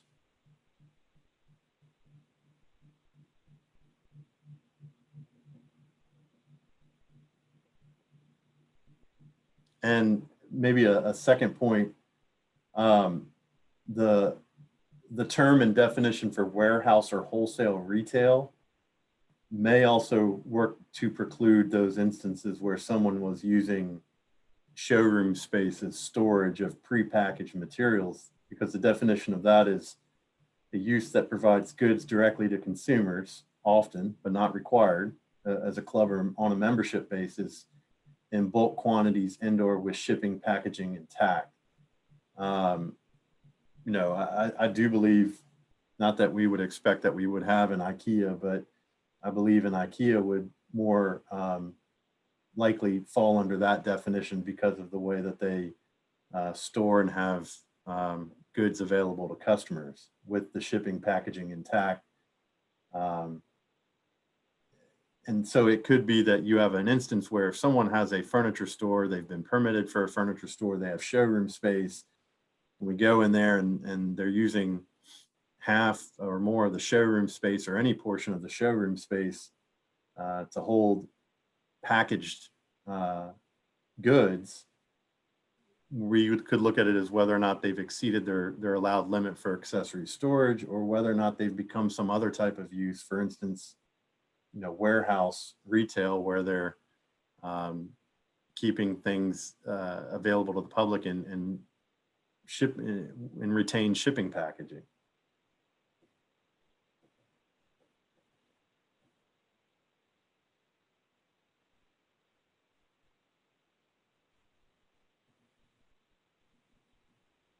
Let me suggest,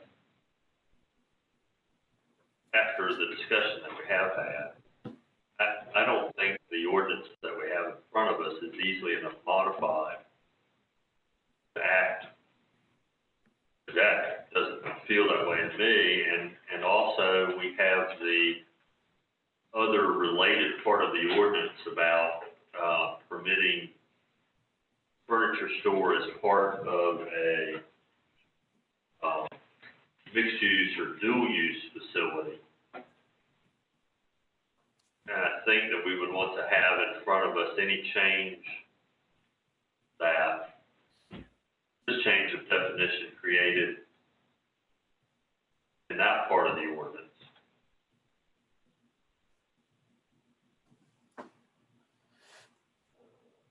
I guess I'm asking, is the board interested in tabling this until we can get a different version? I mean, but we need to give them some guidance if we, how we want that to look.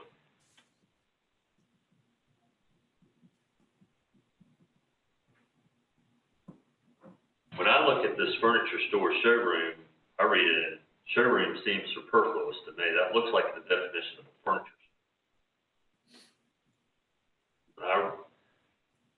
I think Michael's on track with what he's talking about, the separation. Right, that you have furniture stores and showrooms and furniture stores with showrooms, and they all get defined, and then your combined use gets limited to the smallest or least complex of those. Or you change the districts.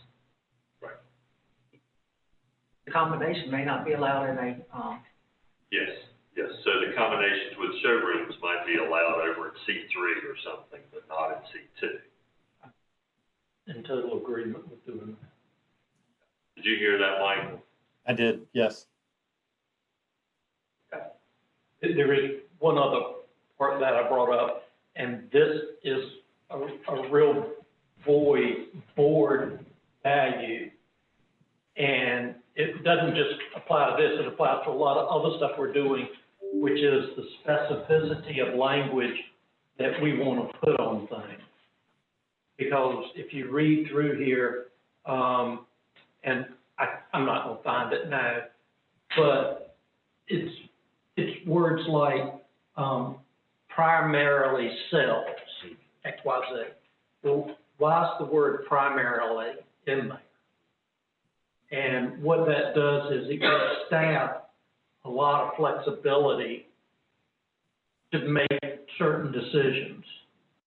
If it just says sells these items, then it doesn't give them that flexibility. And what we need to figure out is if we want to allow staff to have all that flexibility, or we want staff to have a very clear understanding of what it means. Can I can go back and find it. Michael and I've had this discussion, so he probably could read it before I find it. Do you mind if I screen share and I'll show you the references? Fine. So in the definitions, there are the word commonly in terms of the definition of furniture store showroom, and then primarily in terms of the definition of warehousing and storage facilities. And it's probably a good example to talk about warehousing and storage facilities because the other definition may go away. But the way it's worded, a warehousing and storage facility means a use primarily oriented to the receiving, holding, and shipping of packaged or bulk materials or products. And this definition, in some part, I pulled from another community or multiple definitions and kind of combined them into this definition. You could definitely strike primarily, and the definition would then read, warehousing and storage facilities means a use oriented to the receiving, holding, and shipping of packaged or bulk materials or products. I think doing that then presents the question of whether or not, if they don't do all three of those things, are they a warehousing and storage facility? Whereas if you have primarily in that sentence, perhaps they receive and hold, but they don't ship. Or perhaps they receive to ship and they don't necessarily hold. And it creates a little bit of flexibility to use our judgment, and I believe, versus striking that use of primarily in this case, and maybe creates some questions as to whether or not the operations actually qualify as a warehousing and storage facility use. And then when I use commonly in the definition for furniture store and showroom, because we were combining those two terms into a singular use, furniture available for purchase may be and is commonly displayed in large open areas. Well, you may end up with a furniture store that does not do that, that they may display it in a different way. They may display, furniture, everything they have on hand is available for purchase. They may not display it in large open areas. They may display it in small areas that are not open.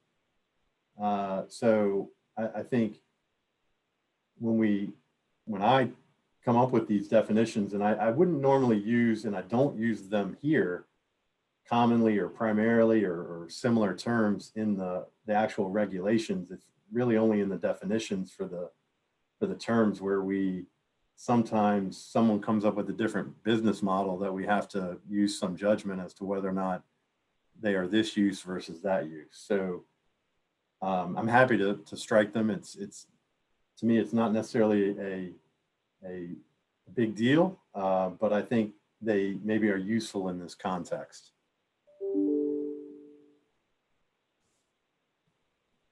It's a board issue. It's not a staff issue. And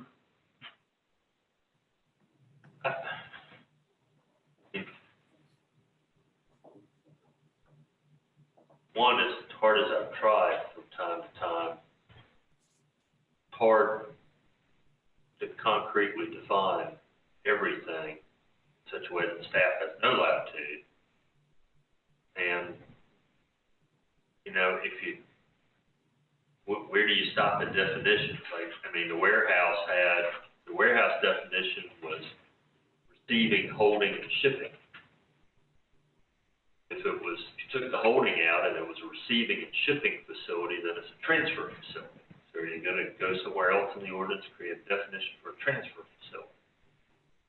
Or are you gonna give staff the latitude to somehow place that in the warehouse category? So. If I may, Mr. Mayor, I agree that this is it's a value type of issue. My view is that when we're dealing with the definitions, typically you want to have as broad a definition as you can. Know whether something falls within it or not. Because if you haven't defined it, it's not included within that definition. Regulations, the actual where the standards are set and the regulations on use are set forth, those places, you're dealing with terms that have already been defined. That's the way the ordinances should be. I think the UDO has gone a long way towards creating that. If you have a term that's not well defined, and then you try to figure out where it falls in the ordinance scheme, and you can't find that term because it hasn't been that well defined, then you haven't regulated. You haven't imposed any restrictions on that particular use, given the current state of the law. So I think I agree that you want to have definitions that have some breadth to them, because the more narrow the definition, the more difficult it is to make sure you've covered a particular use when you actually start imposing restrictions on it. Say. Now in this particular, I guess one question I have is whether primarily on warehousing, whether primarily broadens it or narrows it. And frankly, it may narrow it, because if you took primarily out, then any use that's oriented to those activities, definition. Doesn't matter whether it's primarily or substantially or principally or, if it does those things, falls within that description.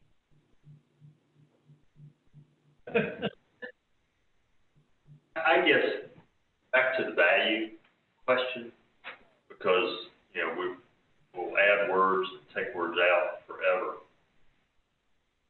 is my value would be having a staff who understands the values that the board is expressing, and then, when necessary, includes the appropriate language in an ordinance, because they can explain that they need the latitude in order to meet the town's values, or they put this absolute restriction in place in order to meet the town's values. And as long as when we ask the question why a word is in there, and there's a specific answer to that relates to our values, then that's a good thing. There's a word in there, and staff can't say why that's in there related to our values about regulation, then maybe the word doesn't need to be in it. That's it.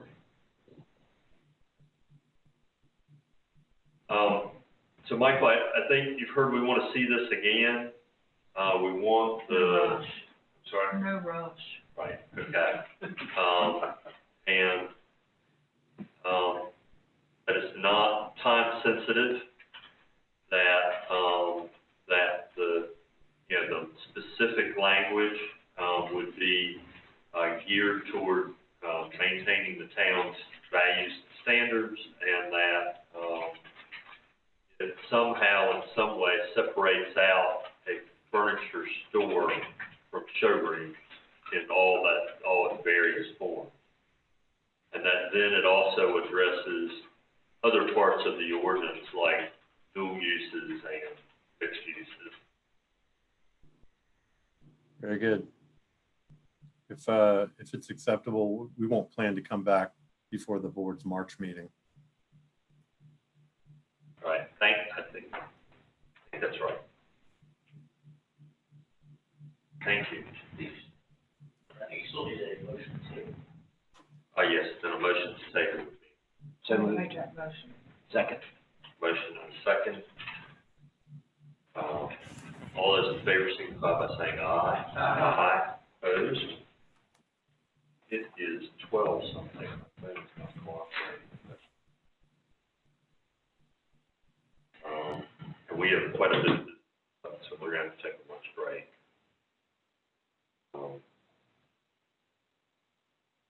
So, back in 1 hour, 1:30. Sorry. 12:30 now, so.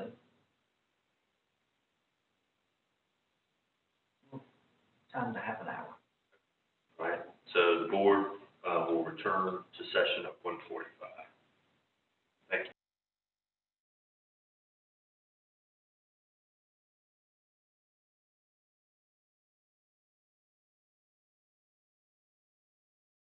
You unmuted? Just all right, the board is returned from its break, and the next item on our agenda is item H. Reports and recommendations from the planning board and the planning and development director, and then Michael. Hello again. Let me find my paperwork. Bear with me 1 second.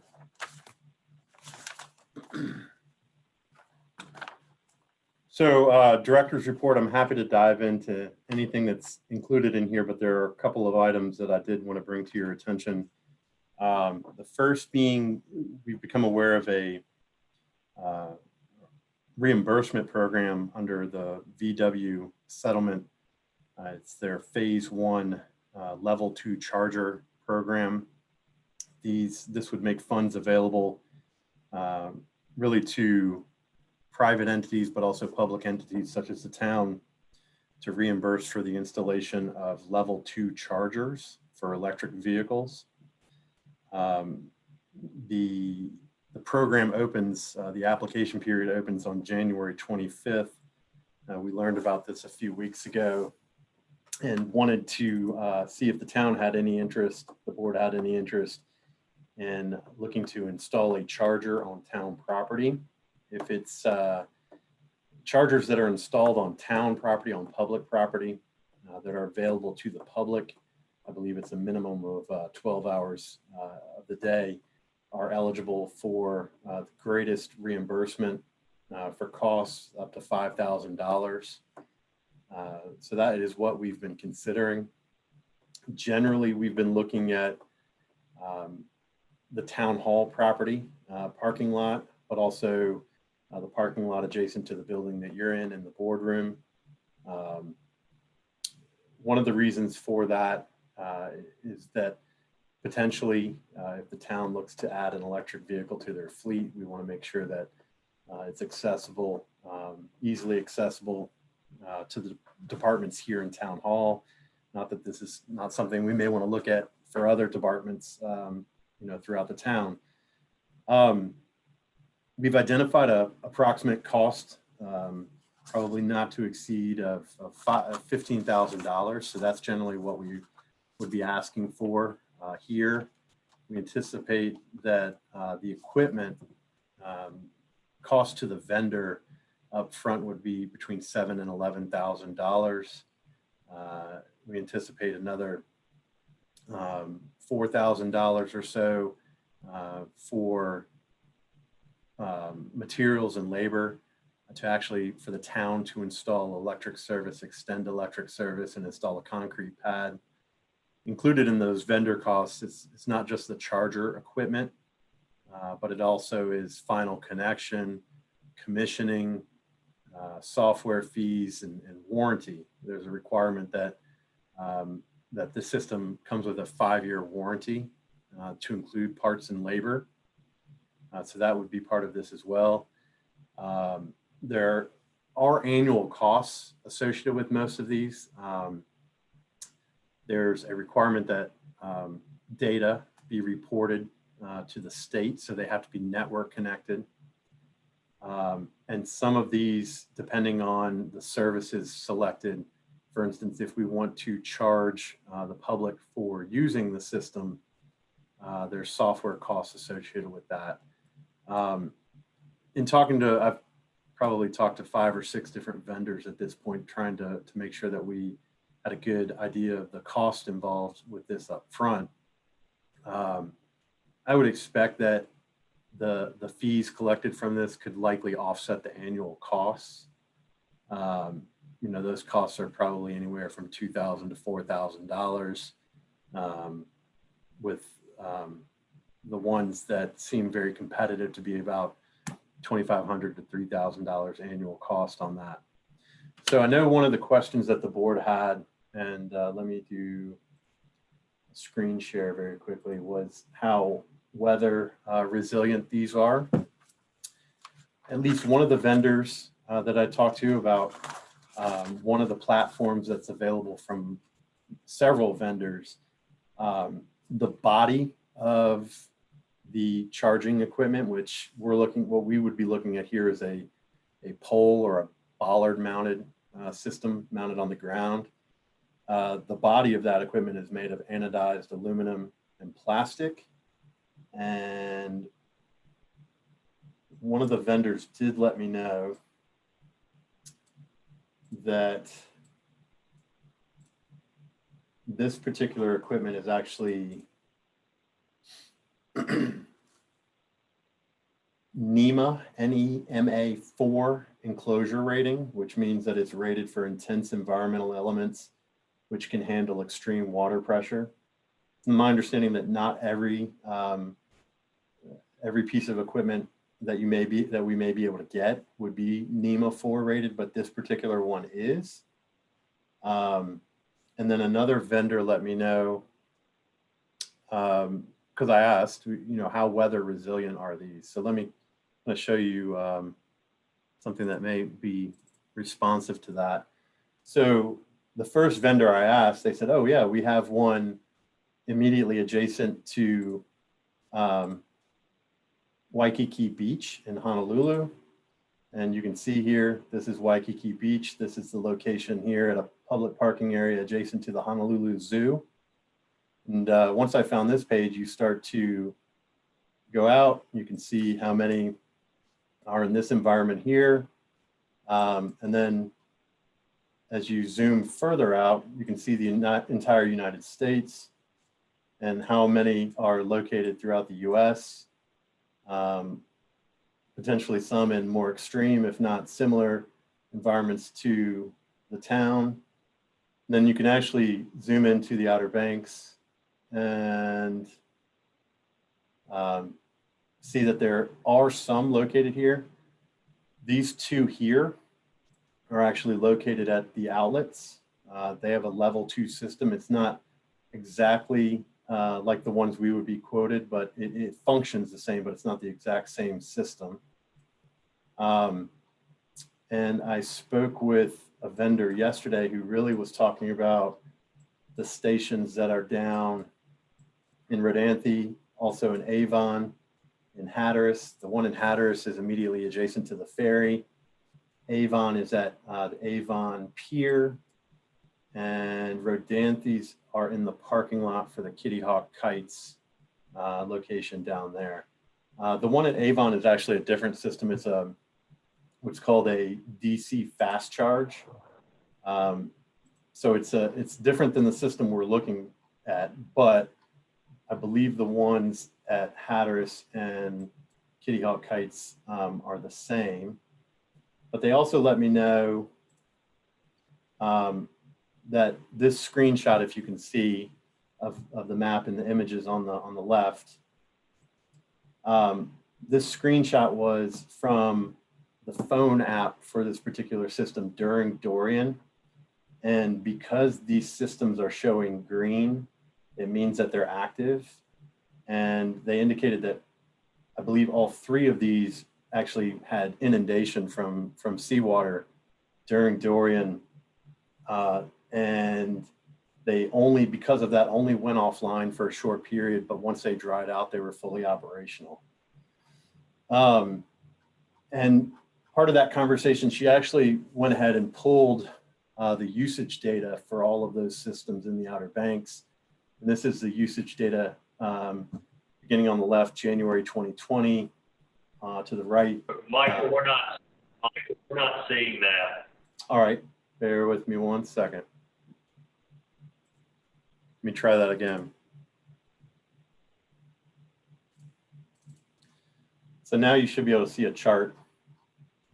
And again, this is the screenshot with the images where she was indicating that during Dorian, these systems were still online and functioning despite being inundated. And then she also provided this chart showing the usage over the last 12 months, so back to January of 2020. And you can obviously see the lowest month was April 2020, certainly with travel limited by the pandemic. Busiest month or busiest usage was July of 2020. I think we all would assume that would be the case. And then she was able to provide these points, which are zip codes for everyone during that period that used the chargers.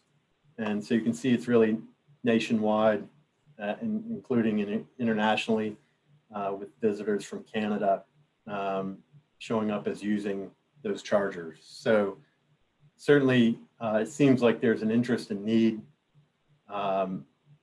perhaps both locally, because we also show that there are some local points that have used them over the last year, but also by visitors to the community. So hopefully I've addressed your questions on that.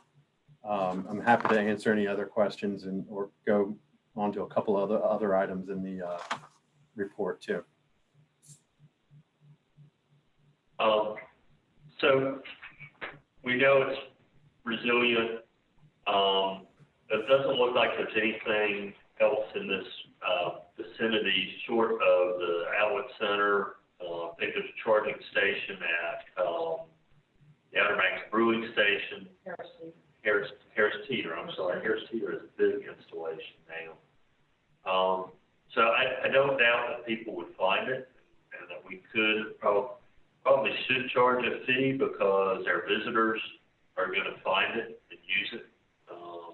And it'll be occupied a fair bit of the time. So I guess I would ask the board what your sense is of whether you're willing to invest $50,000. Could I ask a couple more questions? Sure. Is this a reimbursable grant where you spend the money first, or is it a grant that you know before you spend the money? So it's reimbursable, but basically the way it works is we apply and we're accepted. And so that we know that then if we spend the money, we'll be reimbursed. Second question is, it talks about charging fees. How are those fees charged? Is it a charge card insertion, or and is there a cost associated? It's multiple different ways, apparently, and it depends on the platform as well. Some of them will take charge cards, credit cards. Others will take that, as well as customers that have accounts can charge through their account as well. And I did ask as well that even if you set it up to charge, you can create customer profiles so that, for instance, if the town had a electric vehicle that could use the system, it could be programmed to make sure that we weren't charged for using it. And I think, go ahead, sorry. And in your $2,500 to $4,000 annual cost, does that include the fees that we would have to pay for the people to use their charge cards? I don't know that, but I don't believe that we would be responsible for collecting those fees. I think that would be dependent, that the vendor would be the one that would be collecting those, I believe. We would get 100% of the revenue, and the fees to the customer would be separate and above, collected by whoever the vendor is. I believe so. Yeah, the fees probably go through that, so we get a check on some basis. Well, I just wondered, since I want us to have a double standard of we charge our customers fees to use a charge card at town hall, why would we absorb any fees for use of a charge card at a charging station? Can we get those questions answered and talk about it at our mid-month meeting, because they got the 25th before they have to apply? Yes. Can you do that, Michael? Can you clarify that? I can, yes. Sorry, I didn't know the answer questions because I didn't have all the information. Here, out of curiosity, what would a charge, how much would it be? I mean, obviously it depends on the amount of charge, but is there varying amounts, obviously? And The airport charges $16 to charge your phone. Yeah, so just to respond to that, at least one of the vendors indicated that it's usually, the charge is usually 30% increase over the regular billable rate to ratepayers. We can set it at whatever we wish to set it, according to one vendor, but usually most communities are setting it no greater than 30% of the regular rate. Just looking at the one that's set up right now down at Cape Hatteras, the estimated fee for that is $1.85 for a 2-hour charge. And I believe that means a charge that would charge the vehicles for 2 hours of operation.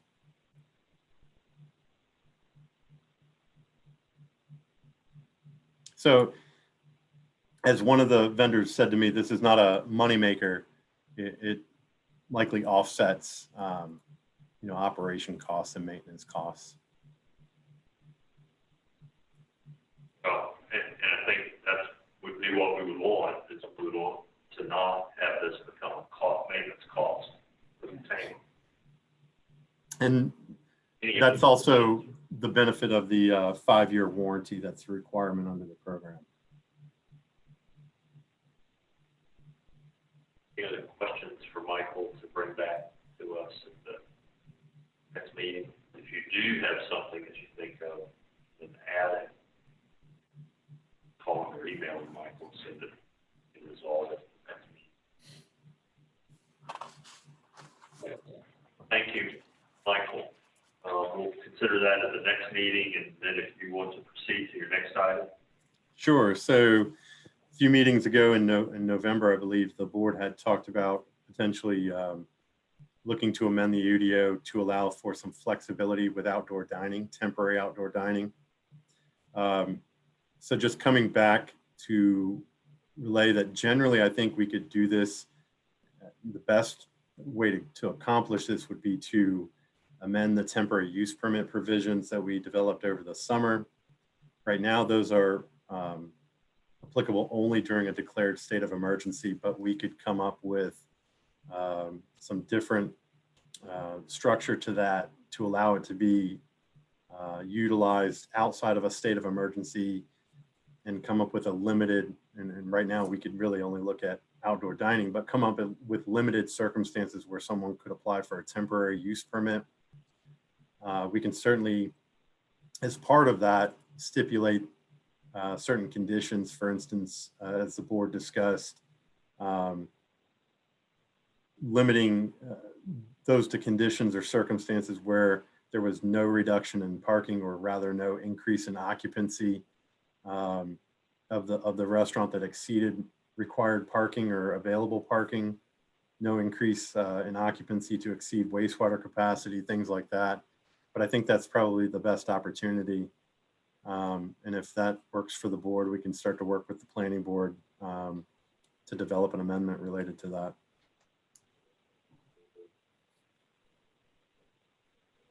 For me, having thought further about this and where we are, we have provisions in some cases for outdoor dining for restaurants. That can be part, they can make that kind of application. We don't know when this state of emergency is likely to end. And remind me, is the timing such that when the state of emergency ends, they have to basically suspend this immediately, or was there a sort of wind down period? There is the ability to create some flexibility, to create some wind down period after the state of emergency is lifted.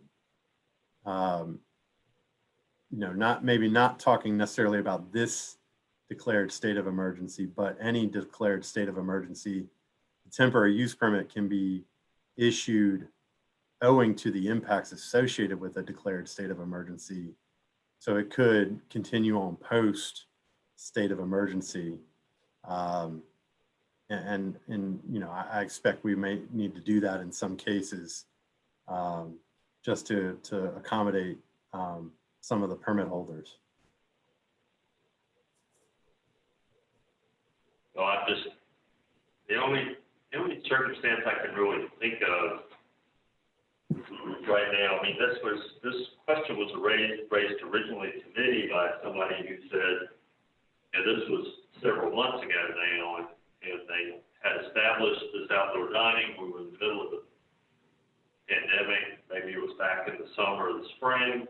They liked what they were seeing with the outdoor dining. It was working. They wondered about keeping it. We raised this question.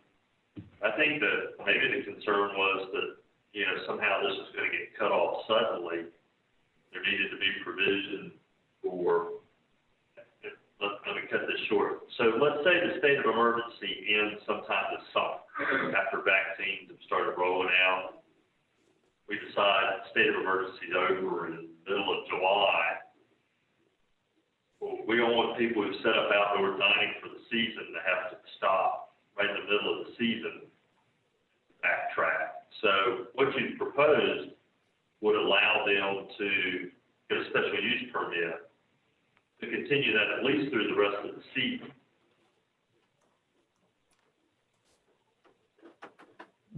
Yeah, what I was suggesting is that regardless of a state of emergency or declared state of emergency,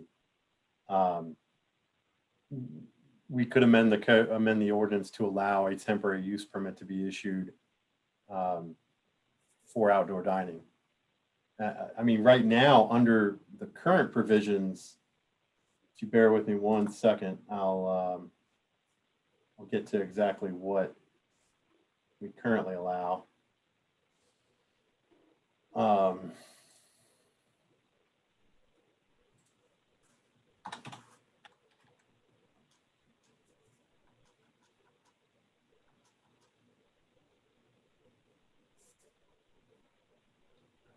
So the way it's worded now, in the event of an emergency declared by the mayor, or owing to the impacts associated with the declared emergency, the mayor may authorize the town manager and UDO administrator jointly or their designees to allow for reasonable temporary accommodations and zoning regulations consistent with and furthering the purposes of the emergency declaration and in the interest of public health, safety, and welfare. You know, not really knowing how this is going to play out, you're correct. There could become a time where the declared state of emergency is over, but in your opinion as the mayor, you may want to still authorize us because related to the impacts associated with the declared state of emergency, the continued interest or need for public health, safety, and welfare to allow for some flexible accommodations that we could still honor and issue temporary use permits, you know, that were responsive to that.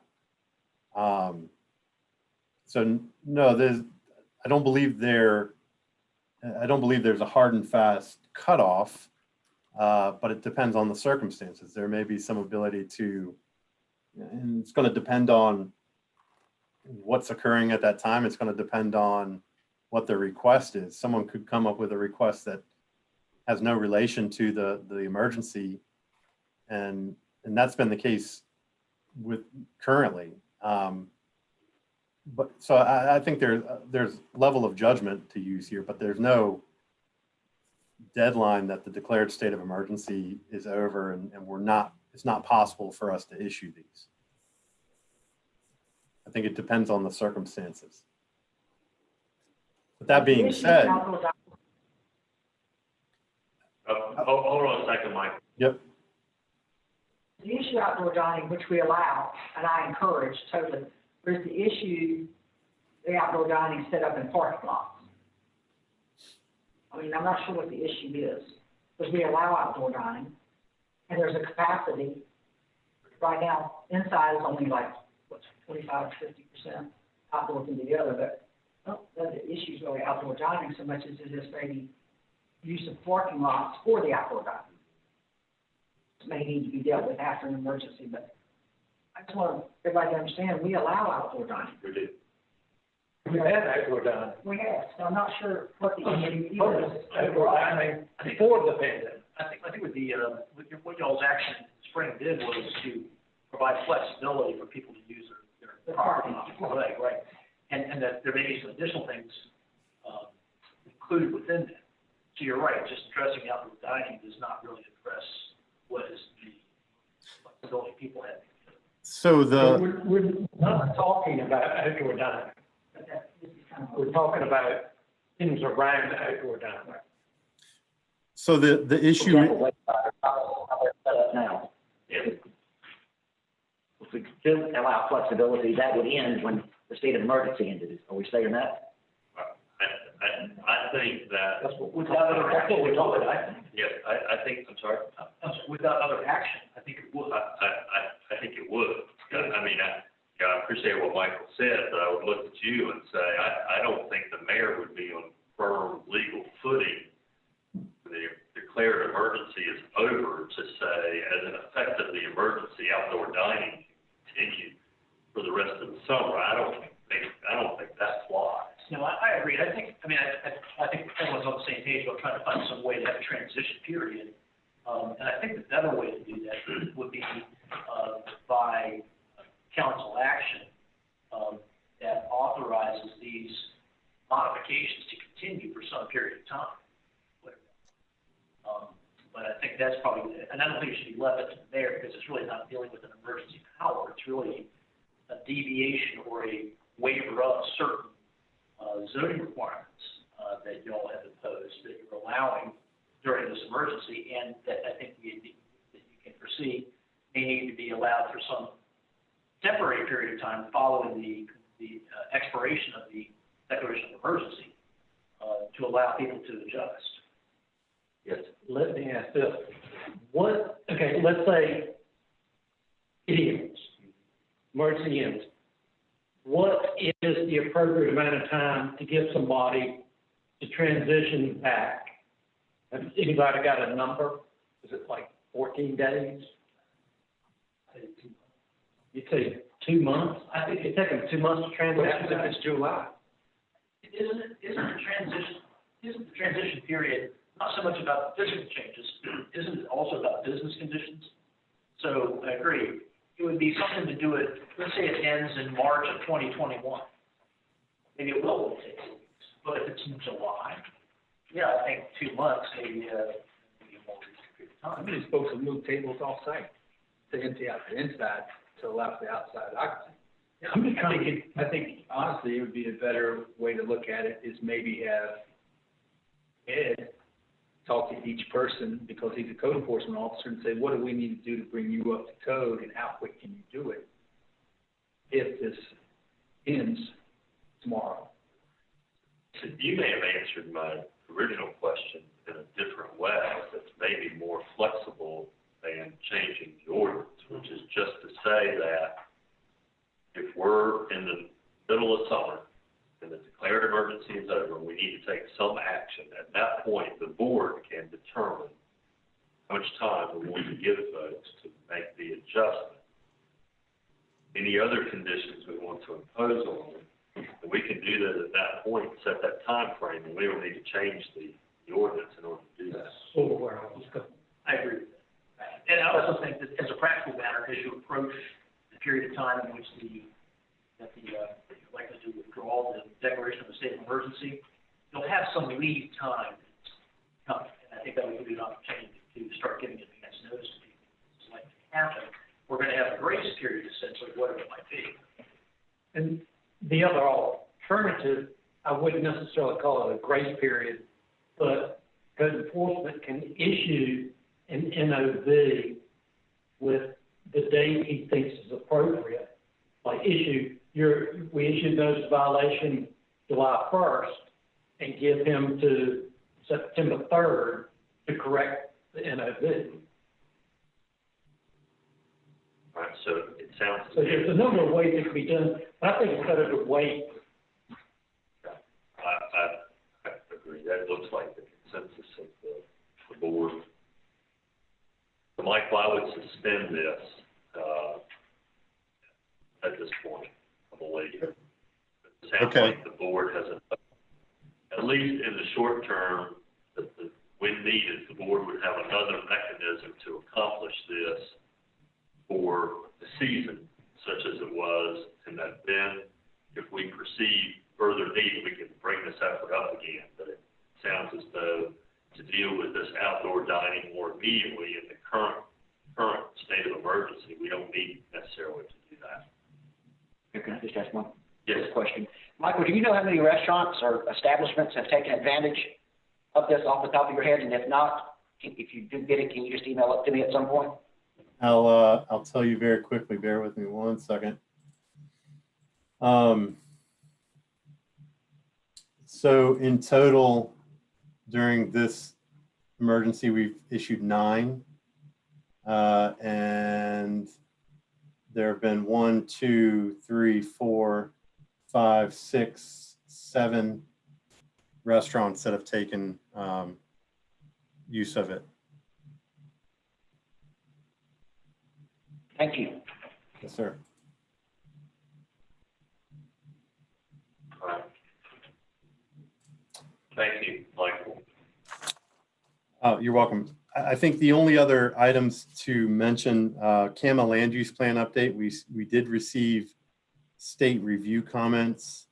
As I indicated, we feel like there's a need for a follow-up meeting, and I believe that meeting is going to be next week, that call with DCM staff.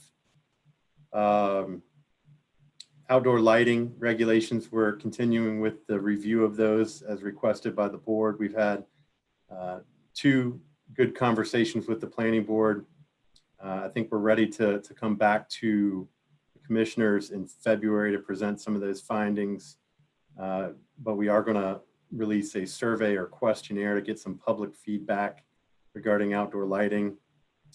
And I believe that's the only things of note, unless the board has other questions regarding anything in the agenda or the report, rather. Do you have any questions? All right, thank you, Michael. Let's go to your next item then. So this would be the consideration of a request for public hearing to consider the text amendments to the UDO pertaining to non-conforming hotels and accessory uses in association with pre-existing fishing piers. And this resulted from some considerations or discussions that we had with the board at the beginning of last year, and then continued discussion and consideration with the planning board. There was a particular hotel at that time where we were meeting with potential purchasers that were interested in renovations, potential additions to square footage or floor area, enclosing certain areas, adding some accessory type uses to that hotel. And we determined that it was considered a non-conforming use. It was made non-conforming with the adoption of the UDO, and whether or not there was policy support for coming up with a solution to allow for those types of uses in those circumstances to actually modernize, make amendments or make modifications to the building or uses that were currently precluded by the non-conforming use status. So working with the planning board, we came up with a provision not dissimilar to what currently can be done for non-conforming pre-existing cottage courts, where it would allow non-conforming hotels to seek a conditional use permit to modify the use and/or structure, including enlarging or altering the use and/or structure in a manner that would otherwise be precluded by the provisions of sections 5.5 or 5.6. And as I indicated in my memo, really only provisions of section 5.6 are applicable here, and I'll go over that shortly. And again, this is not dissimilar to how non-conforming cottage courts can seek to make improvements where they may decide to apply for a conditional use permit to make modifications to those existing courts that wouldn't necessarily comply with existing regulations for new cottage courts. As part of that, we also identified a couple of situations at existing fishing piers where there are existing dwelling units on those sites. And there's no allowance for those dwelling units under the existing provisions. And so what we did is amended the supplemental regulations, or proposed to amend the supplemental regulations to indicate that fishing piers can include accessory dwelling units as long as they existed as of July 1st, 2020. That date could probably be July 1st of 2019, 2018. It could be some date in the recent past because these have existed for some time, but there's currently no allowance for accessory dwelling units to be located on the site of a fishing pier, and we didn't want that to be a problem either for those at least two instances that we know exist in town. I know there's been some consideration as to whether or not this provision or this proposed recommendation is consistent with the policies in the comprehensive plan.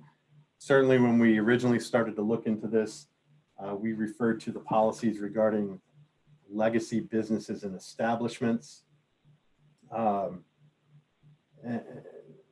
businesses, establishments, and structures.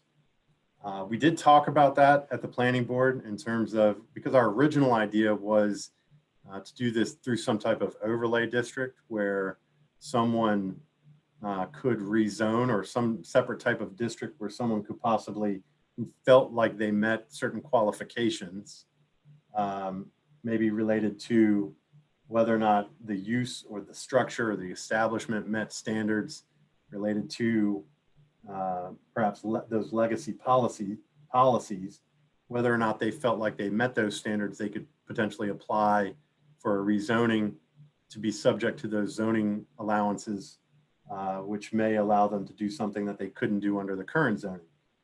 Planning board was not necessarily supportive of having an additional zoning district or an additional overlay district or something along those lines. Instead, they wanted it to be a little bit more streamlined. So that's when we looked at coming up with this conditional use permit process whereby, and we've identified the 9 properties, those are listed in the memo that was to the planning board. We've identified these 9 properties that this would apply to. They're all oceanfront hotels in the CR zoning district. All of them are technically today considered non-conforming uses. And they would be able to apply under this provision, apply for a conditional use permit to seek approval to do for modifications that they could not currently do under section 5.6.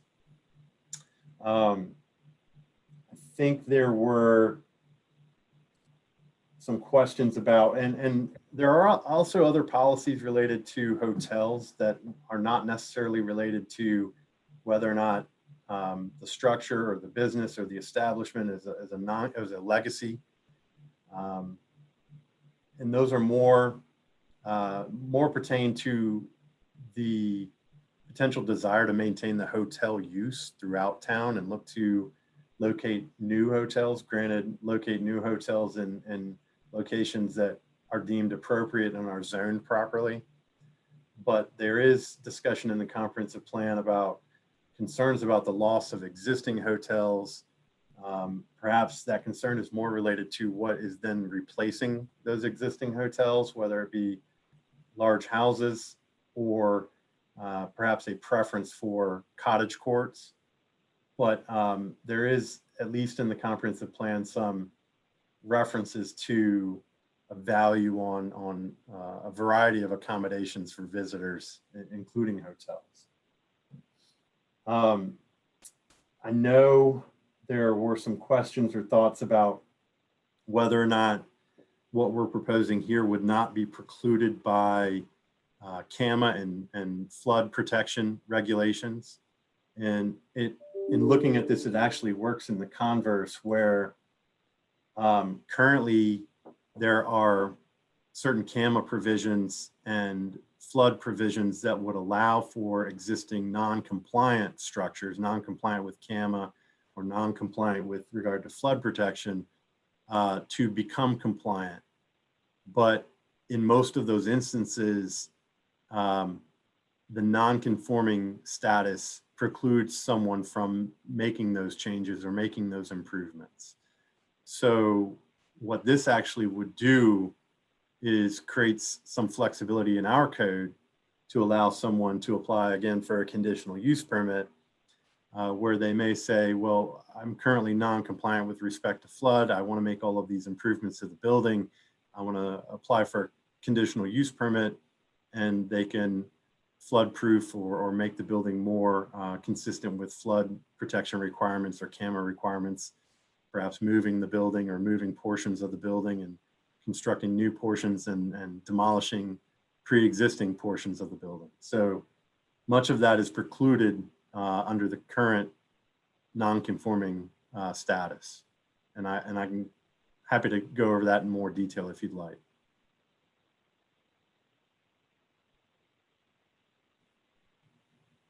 I think that's all. Okay, thank you, Michael. Thank you. I'm kind of getting lost. And, you know, I'm sitting here thinking like, so is it okay to replace a hotel with cottage courts, but not okay to replace a hotel with a house? Because cottage courts is something we value and a house is something we don't. I know that's a rhetorical question.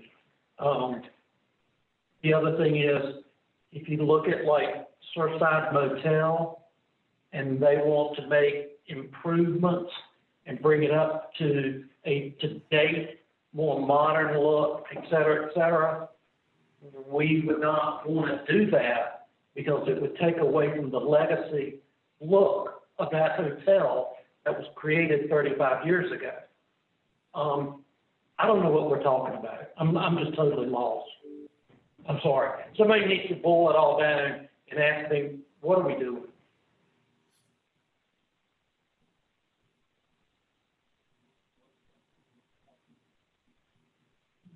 Looking at this list here, that's about all of our hotels within the town. I know the Tar Heel was not on there. And we've had some cottage courts come in. We've lost a lot of hotels over the years. And much like the email that we got, the email that we got yesterday from the one Surfside Hotel, they want to make improvements. They want to do things.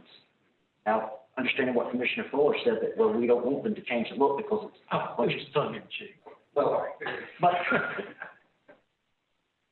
I'd like to think we could be flexible with these establishments to try to bring them up, especially if they're interested in continuing them, operating them as is. I'm not against cottage courts, I'm not against houses, but we've lost a lot, and I think we should try to be flexible, and if staff is asking for it to go to a public hearing, I would support sending it to public hearing. And just, if I'm not mistaken, Tar Heel's not in there because it's on the west side of the country. Yeah. Well, I look at this fairly narrowly, a little bit like you do. And without regard to what a hotel would get replaced by or anything else, we have a small number of oceanfront hotels. Not going to get any new oceanfront hotels. Do we want them to stay there or not? Do we want some oceanfront hotel rooms or not? If we do want some oceanfront hotel rooms in the town, that means giving those owners some flexibility to maintain their viability in the market, whatever that takes. To me, that's not a preference for whatever we get replaced by or whatever else may come, or all the arguments about big houses or anything else. It's just that there's a form of accommodation on the oceanfront in these hotels. Not going to get any new ones. Do we want these to stay or not? With some degree of flexibility. How much flexibility, I don't know. But, you know, I would like to see us give some. What I don't want to do is give false hope. And I'm sorry, Michael, my question is, what impediments are they going to have to flood or CAMA to doing things? They need to know that up front, not just because we're looking at passing something.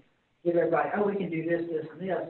Then when it comes time after you spent money and done all these things, I'm sorry, you can't meet the CAMA ordinance, you can't meet the national flood ordinances that we have adopted as a town. Yep. What does that, where are the conflicts? Let me add one other to that, if I may. Or do we have the will, if they don't meet the side setback, to say, oh, that's okay? Because if we say that's okay, then we better be ready to say it to everybody else.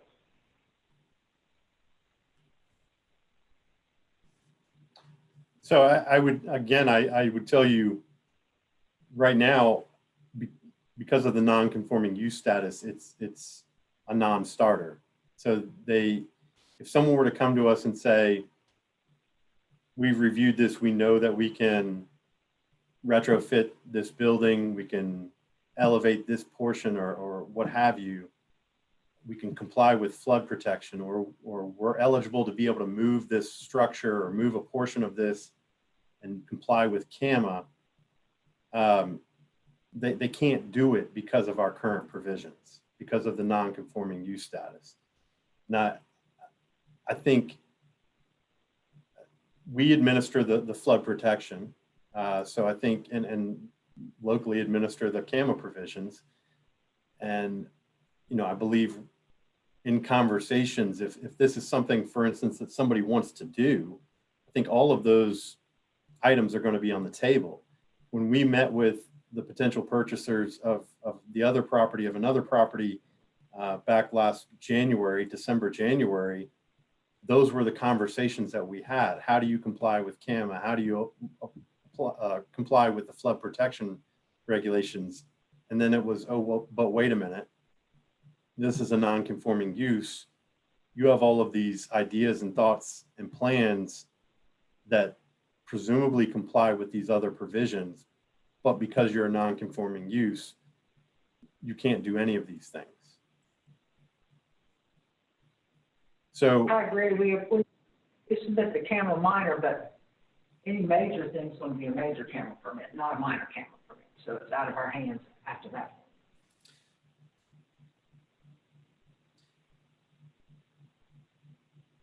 Right now, they need something that's gonna give them what they need to stay operational.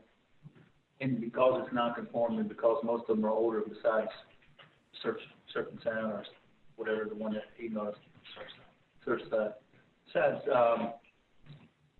then how are they gonna stay to an operational, safe operational, without being able to do some improvements at some point? You know? So, I mean, I think we need to do something. I just don't know that like Whit's concern is, we're gonna tear down and build back another monster hotel along those lines.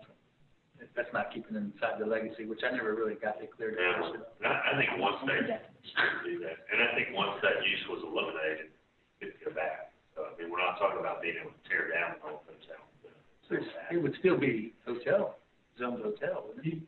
Well, you could tear down part of it and put back a new part. And the next year replace the other part. And then the next year, yeah, there's some ways around. I think, and don't get me wrong, I'm for allowing some flexibility. I think that's a good idea. It's just real hard to not have a straw man to look at, and see what people talk about. I mean, the letter that Surfside wrote was very nice, and it sounded real good. But I haven't seen anything. So I don't know what he means. And then two, not that this makes much difference, but Surfside has a condominium and has a hotel. There's not one big hotel there. They're two different things.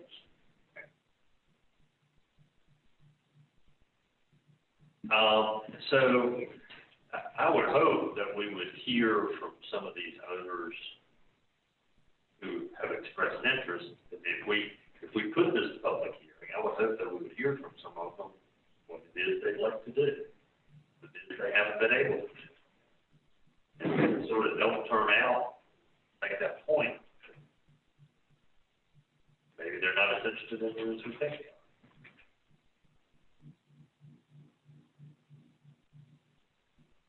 Motion to schedule public hearing. Second. Okay, motion to second to schedule hearing.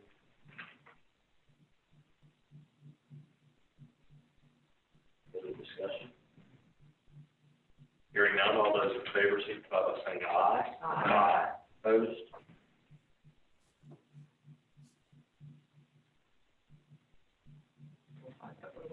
Yeah. All right.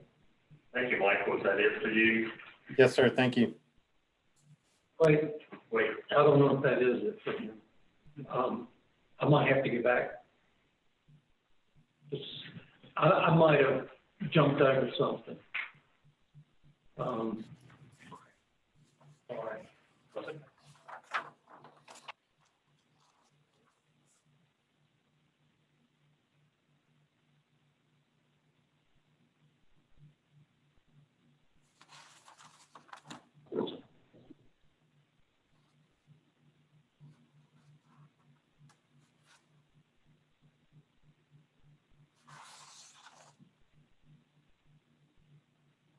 It really wasn't a discussion about the review and discussion of options to allow for flexible, well, okay, yeah,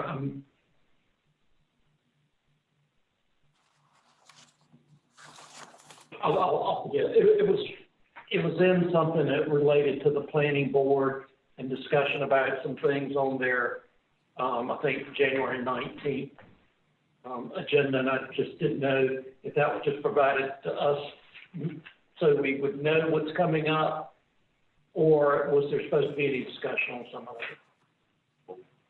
Michael, are you aware of anything that the planning board has discussed? They were looking for input from us. I mean, specifically flexible outdoor dining, which I don't, we talked about outdoor dining, so I'm not talking about that conversation. I'm talking about a different conversation. Related to outdoor dining? Your memo on the bottom of page 2. Thank you, Kevin. Yes, sir. Will you talk about the planning board, what's coming up with the planning board on January the 19th? Yes, sir. On their agenda. Yeah, on their agenda. Oh, that was based on the assumption that the board would be providing direction that we would be moving forward with the text amendment. So it is the same thing. Yes, sir. Okay. Yes, Well, okay. Thank you. Okay, and we are done with you, Michael. Thanks. All right, thank you. The next item on our agenda is the update on the street maintenance repair work. And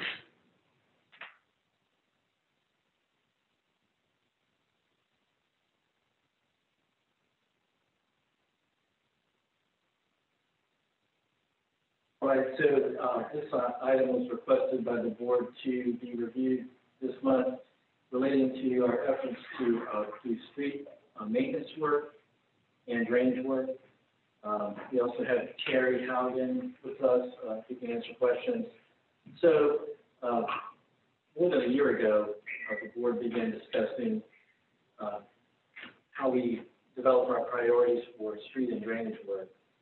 And it was expressed to staff that the board wanted us to look at sort of a combined drainage and streets program so that, we're not going in and doing pipe replacements after you do paving of the street, and thereby disrupting the brand new pavement. It's an integrated plan. And then also that we're looking at budgeting sufficient funds to take care of our streets, noting that for a number of years, we've only been spending Powell bill funds to maintain our streets. So we've been working with several consultants. You remember we hired Withers and Ravenel to do a pavement condition survey for the town. And followed by that, we had a SEPI and Anthony Roper help us develop a capital improvement plan. And he and another gentleman, Woody Jarvis, attended a retreat, I believe, in the fall of 2019. And the board looked at sort of an initial plan for street work. We received some feedback from the consultant, or from the board, to direct the consultant to refine the plan. Initially, it looked at sort of a 20-year horizon for maintaining our streets. And they sort of came up with two categories for streets, ones that are in fair or better shape and ones that are in poor or worse shape. And so the fair or better streets, initially they were looking at doing pavement rejuvenator application to the streets. And then ones that were in worse shape, we're going to get a traditional overlay with 1 3/4 inches. So we laid that out on a map, and the board looked at that and had some comments primarily to do with sort of the segmented nature of things. It was noted that we were going into neighborhoods and doing street segments sort of randomly, and that you might end up disrupting a single neighborhood 5 times over the course of 10 years doing sort of separate projects. And so we wanted to go ahead and combine all those so that you're looking at this on more of a neighborhood scale.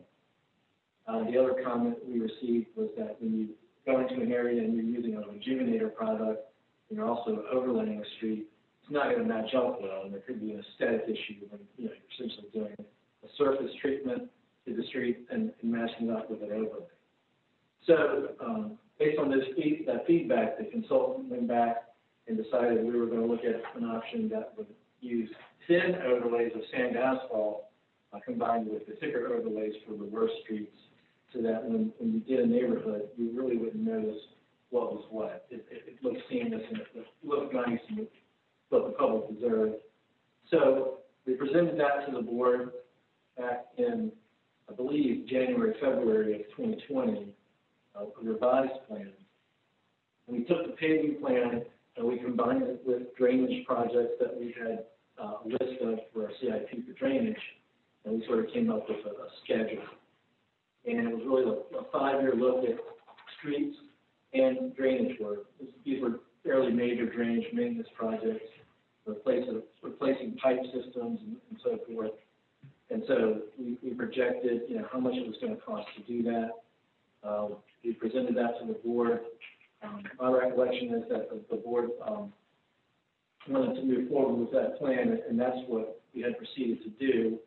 Now, I will state that during the budget cycle, we didn't really get a chance to do what we hoped to do due to the pandemic. So essentially what we did was we budgeted the money for the first year of project. And this is included in the packet, but towards the end of the document you received in the packet, there was sort of a 5-year CIP look at combined drainage and pavement work. And so if you kind of take a look at that, you would see in year 1, you've got some projects, the West Danube pipe replacement between 158 and Old Cove Road, and you've got several pipe replacements over between the highways in the Wrightsville and Barnes Street area, and some other things. And essentially, we were going to do that work in year 1 and then come back in year 2 and do paving work. And so if you look at year 2 in that schedule, you had almost $700,000 worth of paving work being done in year 2. And so that would be the next budget we go into, looking at budgeting for that. And this plan had originally looked at a combined budget for streets and stormwater. Previously, we were essentially spending Powell bill money to do street work, and then we had a equivalent of 2 pennies of our tax rate dedicated to stormwater work.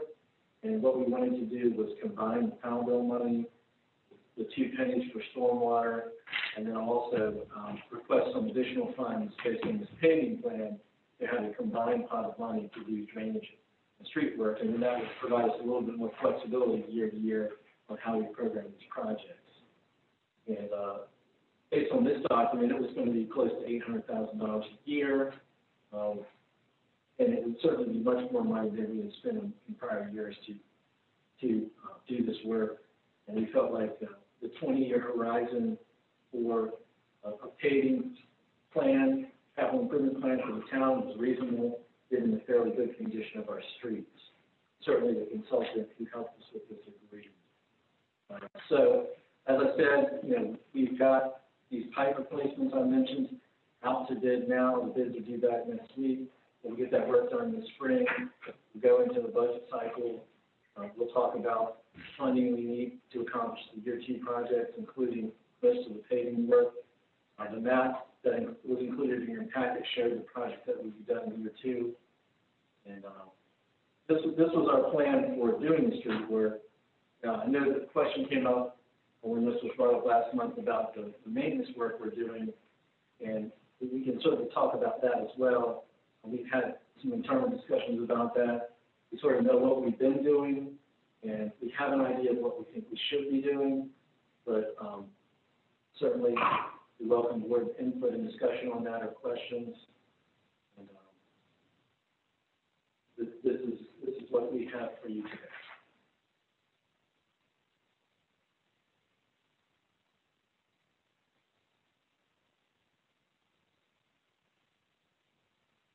I think y'all done a great job presenting this and presenting a plan to move forward.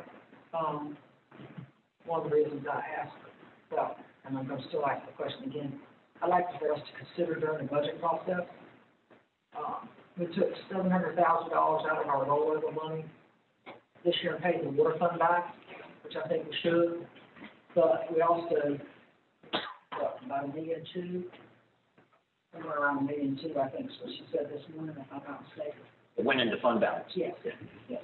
I'd like to see us establish a little policy about, or not a little policy, the policy that when the money rolls over from fund balance, when we get that final number, that we commit to adding like an extra penny of that amount, not a penny to the tax rate, but the equivalent of a penny, to keep it from going into fund balance, put it into this program, so that we can do more projects sooner. They're going to need extra money, so why don't we get the funding source, not debate it all the time. That still was in keeping with our fund balance policy of a minimum of $5 million. We're at 48% now, which is close to 50. But I'd like to just commit to our fund balance policy, but also take extra money and roll it into a capital project that we need to do and not argue about it. Yeah. That's right. I was just going to say, I totally agree, and I think the more projects we can put together at one time, the better rate we can get. But whether we talk, the one thing I want to make sure that we do is when we do a project, and I heard what you said about pipes, I hope we're not doing a pipe separate from a road and then come back and mess up the pipe when we do the road. And I hope when we do a road, that includes all storm, we should be doing stormwater and streets at the same thing. It's all one thing. It's all one thing. It's streets and drainage.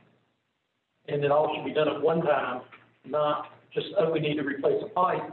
And then when we put the new paving over, we're going to get a dip because we didn't do it at the right time with the right way.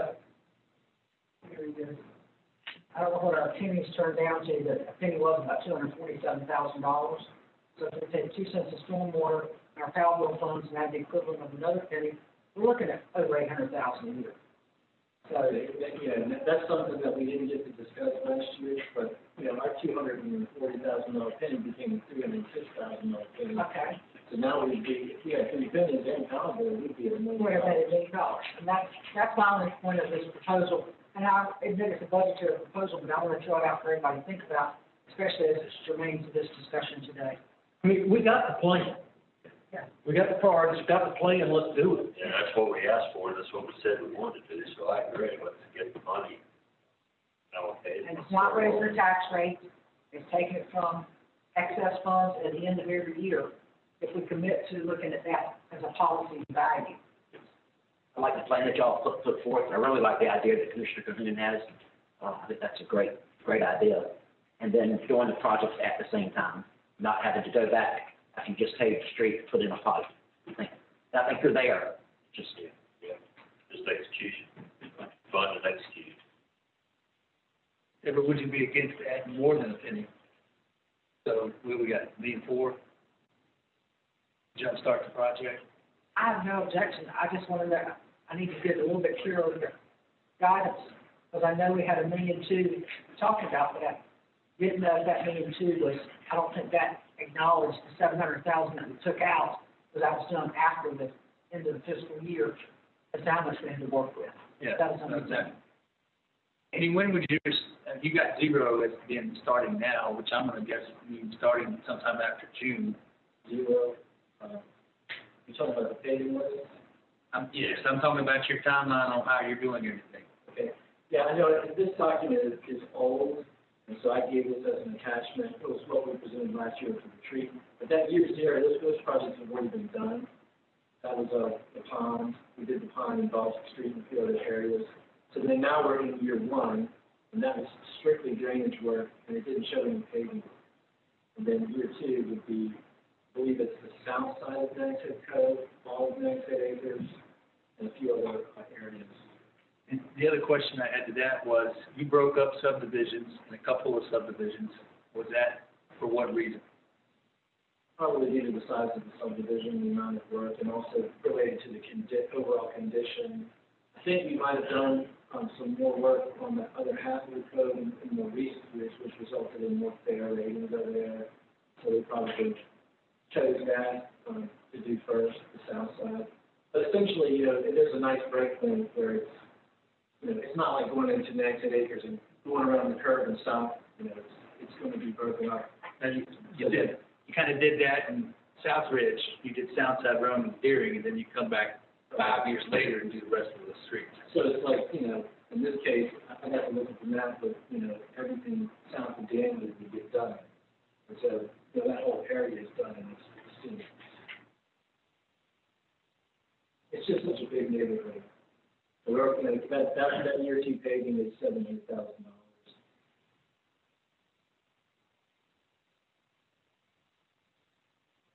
$700,000, not counting costs and storm. Some of that they've committed to cleaning out every year. Anyway. We have, yeah, I agree, but if I'm looking at this right, the 669,600 is just painting.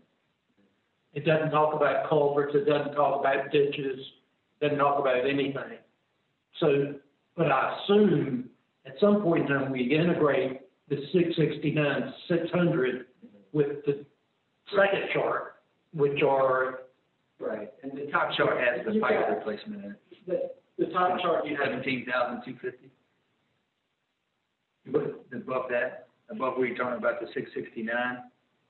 So above that, you have the 17,000 for the replacement of the pipes on Soundside Road. Okay.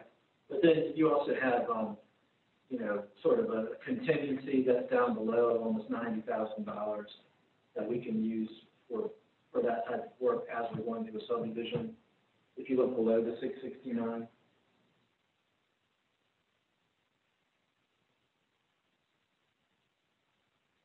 Maybe I'm looking at something different. Contract. After, I'm looking at year two, and the total 669, then it goes to year three. Yeah, and if you go track right below 669 to the bottom. All the way to the bottom? Not all the way to the bottom, but there's another line of contingency plus associated drainage. It's 88,772. Okay, I'm not seeing anything. I'm going from year 0 to year 2 to year 3, year 4. I think you're looking at the paving list, I'm sorry. That's what I am, that's what I'm doing, I'm looking at the paving. On the very last page. Very last page. Has a cost breakdown. Okay, at the. All the way to the bottom of page 19.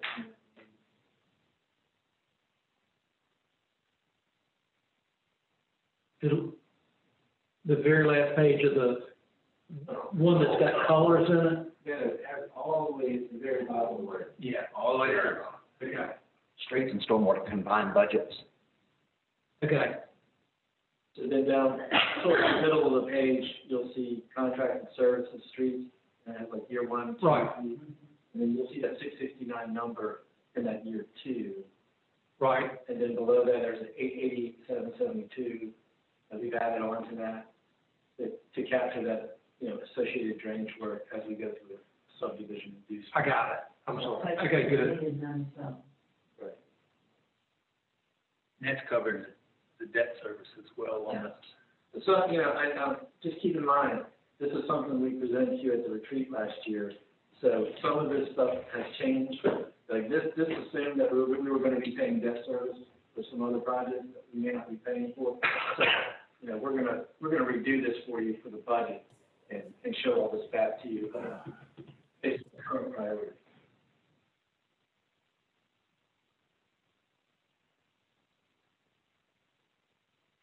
Anything else for? I mean, that is a good plan. Yeah. So. Thank you, Andy. Rock and roll. Thank you.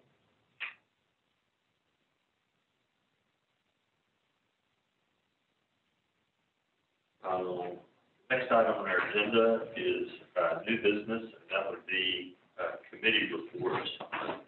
Board members, anything to report? No, sir.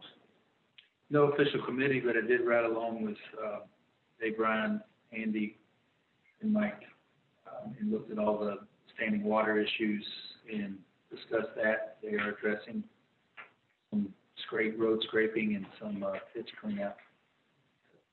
That should be improved. Good. Thank you.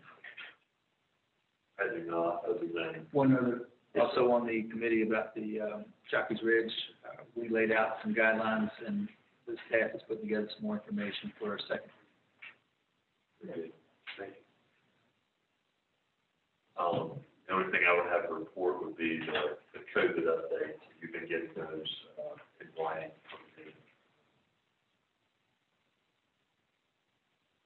The next item on our agenda is J2, consideration of appointments to Board of Adjustment. Yeah, I'd like to make a motion. Yes, ma'am.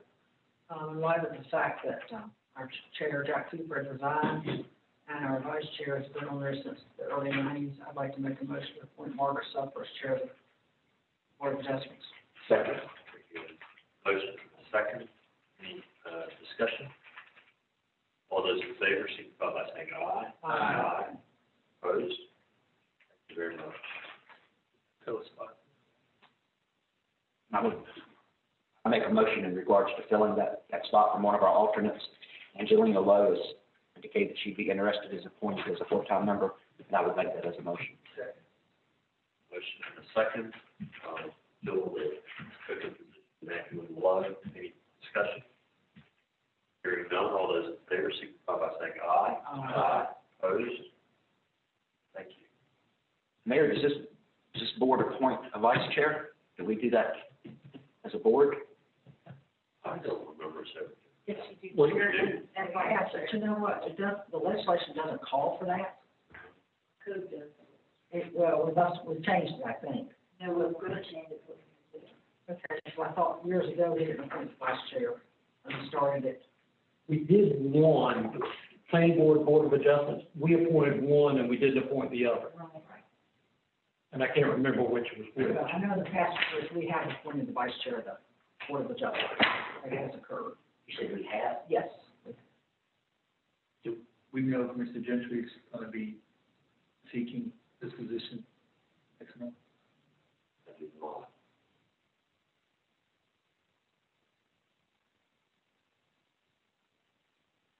To inquire if he was interested in it. Yes. Would you? You inquire if he was interested in vice chair? In the vice chair. We can't sort of pick somebody out of the air here, but not interested. Is that on the bid vote? Yeah, that's fine. Do we want to leave a vacancy or just keep two alternates? I would make a suggestion that we re-advertise for people that are interested in serving, clerk. Okay. See if anybody's been a while, so. So let's do that. Check with Bobby Gentry about the vice chair. He's interested, his term's up in a month. So he's not interested in moving forward after that.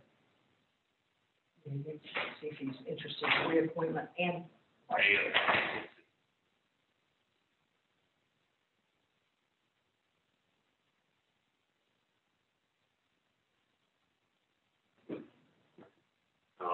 Next item on our agenda is item 3, J3, discussion of the salary study scope, and we have Stacy to talk about this. Good afternoon, Mayor and Commissioners. Can you hear me okay? Pam, thank you. Thank you. I just want to give an overview of the compensation RFP that we opened on December 17th and will close this Friday, January 8th. In the request, we have asked firms to be able to perform a review of our existing classification plan and perform a salary study. And in that, we want them to examine and compare benefits of the town of Nags Head with relevant private sector and local government organizations of the same size and scope. We also want them to review our job descriptions and ensure that they're placed at the appropriate level in the pay plan. And we've asked that they, if they can, to help us review and create a career progression for each department and review the career progressions that we have in place for existing departments to make sure that we're offering the correct opportunities for our employees. And once they put all this together, we ask that they provide some recommendations for a pay policy and then prepare a presentation to present to all of you with pay plan options and schedules for their recommendations. So I'll be happy to take any questions if you have some. Questions? Would that include a statement or just a question? No, statements are okay too. The only thing I would like to add is that the progression goals as part of the pay plan not be glossed over and become boilerplate, but try to use some innovative thinking and provide some opportunities for everybody, not just public safety or water, but administrative services, and come up with something that's really good for a career progressive goals where people can, if you will, have a drop down and pay increase once they meet their agreed upon goals. If I'm making sense to you, I'm trying to be short-winded, but. Oh, you're fine. Yes, and I understand that's part of the strategic plan. So I have been working with the department heads and staff to gather their ideas for career progression. And I'm currently working on a draft that we as a group will review to determine if that makes the most sense for us. And then once we identify the firm who will do the compensation study, we'll review that document with them to ensure that we're not missing any pieces, because career progression is something that we're very serious about, and we want all employees to have an opportunity to make advances here with the town. Thank you. Thank you. I just mentioned to Greg during my meeting, this is great. I think we need to do this. I think we will be in a tight time frame with considering when you look time for completion is 3 to 4 months. And you look at where we at in our budget. I just hope that we can get it back in that time frame and something that we can truly consider during our budget process. And I agree with you. One of the things that historically we've discussed is, and I know there's some wording in here about it, but as a board valued, at least from my perspective, I'd like to see a classification and pay plan that came in at least at a bare minimum average, more preferred at a maybe a certain percent over what average would be. I mean, I would rather us be looking at a more progressive, like, I don't want our employees to be average. I'd rather have a pay plan that progresses a little bit above. And, you know, at least that's my value as far as guidance goes. You want it above average. Above average. I mean, sooner or later, you're gonna have to ask that question. Yes, I can ask that question.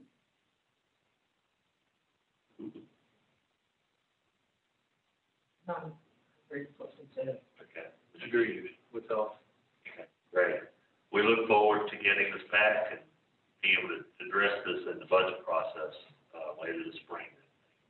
I look forward to speaking with you. Thank you all for your time. Thank you.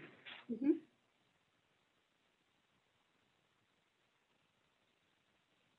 Item on our agenda are items referred from the town attorney, Mr. Whitey, other than the closed session we'll have later. Do you have anything? No, sir, I do not. Thank you. Items from the town manager, setting dates for various items. Greg?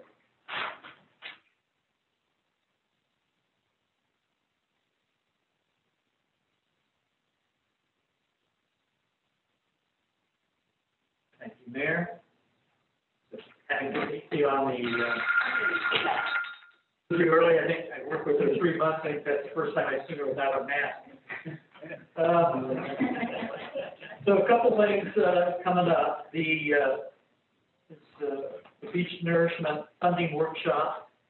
I know the board was interested in seeing that early, as was staff, particularly as a follow-up for our. I'm sorry.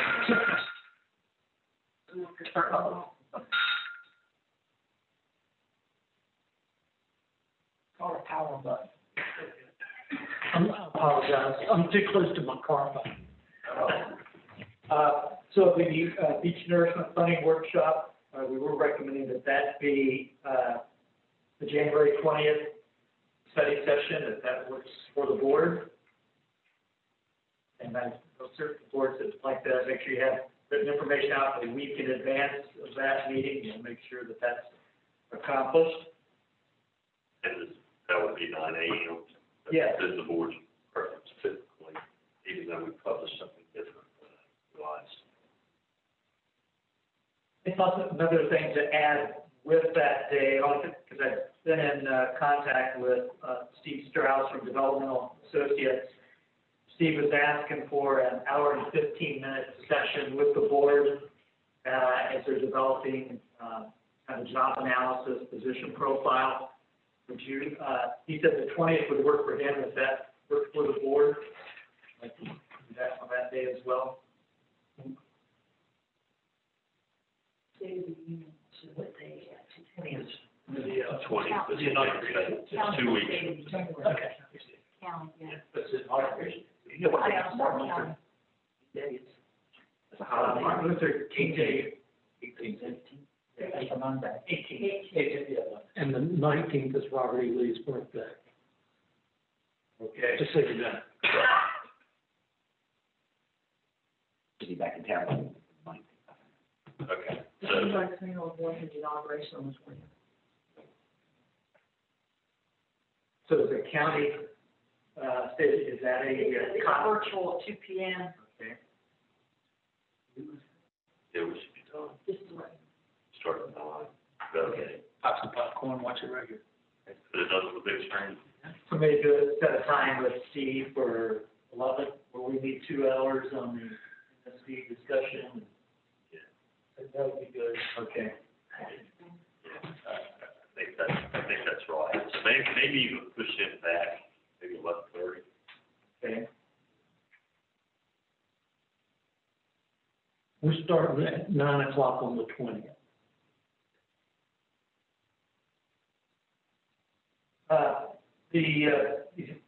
Next two items really kind of go together, the budget priorities and CIP budget workshops. In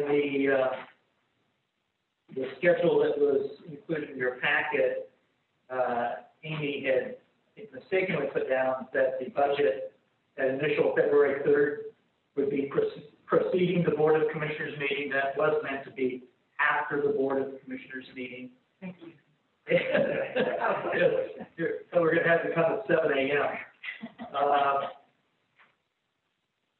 That council was met at 6 a.m. to do a budget work session, so they could get it done before going to work, so. Wow. Anyway, that initial budget work session is really also that initial session to get budget priorities from the board. Certainly, I think some of the discussion that came out today during the kind of street storm drainage funding plan is one of those board priorities is going to be to get more funding into streets and storm drainage if we've got that capacity, and certainly as of this first year, that certainly appears to be the case. But I'm sure there's some additional things that the board will also want to give direction on, so that as staff starts preparing the budget, that we're making sure we're capturing the board priorities. So I think the other thing you see are the dates that are listed.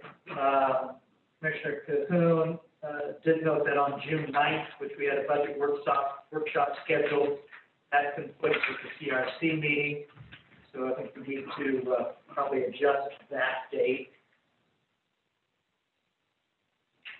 Let's select my comments thoroughly before we. We can adjust that.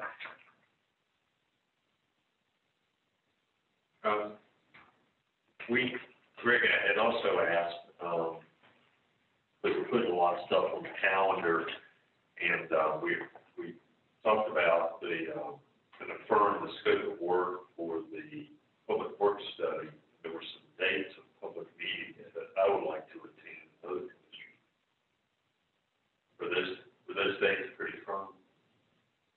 No, I mean, in that draft you got, for the proposal you got, those haven't been set firm yet. Okay. We can get to it more than get to it later. Okay. All right. So if there's a public meeting to discuss public works, then I'd like to. And that may be something we could combine with a regular scheduled board meeting. Thank you.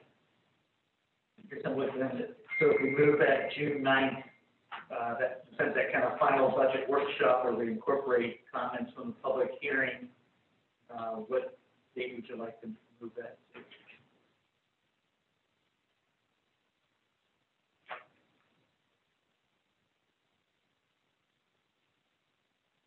Is our mid-month meeting in June, the 7 p.m. meeting?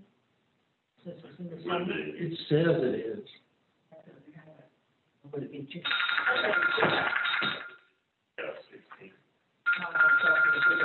Pretty close to them being able to draw up a budget ordinance if there's any changes. We have a 9 a.m. meeting that morning and do a budget adoption that evening. Yeah, we could accommodate that. You say just have it all start at 9 in the morning and not have it at night? Works for me. Sorry, on the 16th. Start out with a workshop and then go into a meeting. On the 16th. Mm-hmm. On the 16th or on June 9th? 16th, June 9th was my contract. That's it, okay. Would that be, That's fine. I mean, that's my suggestion, it's not it's just. Let's put that on the calendar that way. At 9, June 16, 9 o'clock.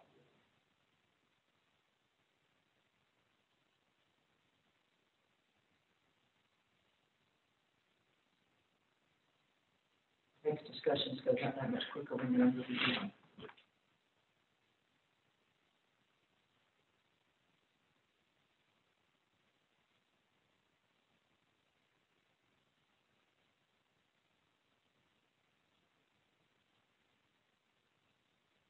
Well, I have those items, Mayor, and I also have the position request on sanitation. Can we get an email with all these dates? Please. And, well, I don't know if anybody else does, I keep trying, but I try to integrate my Google Calendar with the times, and it's worked up until about a month ago. How long ago? Basically a month ago, and it doesn't work anymore. So if staff can go into my Google Calendar and add all the dates. So you don't need an email, just if you use Google Calendar. I need an email. Yeah, well, I mean, email's good too, but, you know, as, in addition to an email, just try to do the. Just go ahead and put it in your calendar. We'll do that. Okay, great. Position request. On sanitation division, November, the board approved the budget amendment to increase the sanitation supervisor position starting January 1st, adding back an operator position starting April 1st, 2021, assuming that supervisor position was filled internally. This budget amendment requests to fill the operator position starting in February rather than April. It's really based on some staffing issues right now. We have employees off on probably a long-term medical issue, so probably we're asking to move this up a couple of months. You notice that cost is, 3 months, $10,250. So moved. Second. We have a motion and a second. Any further discussion? All those in favor signify by saying aye. Aye. Opposed? Thank you.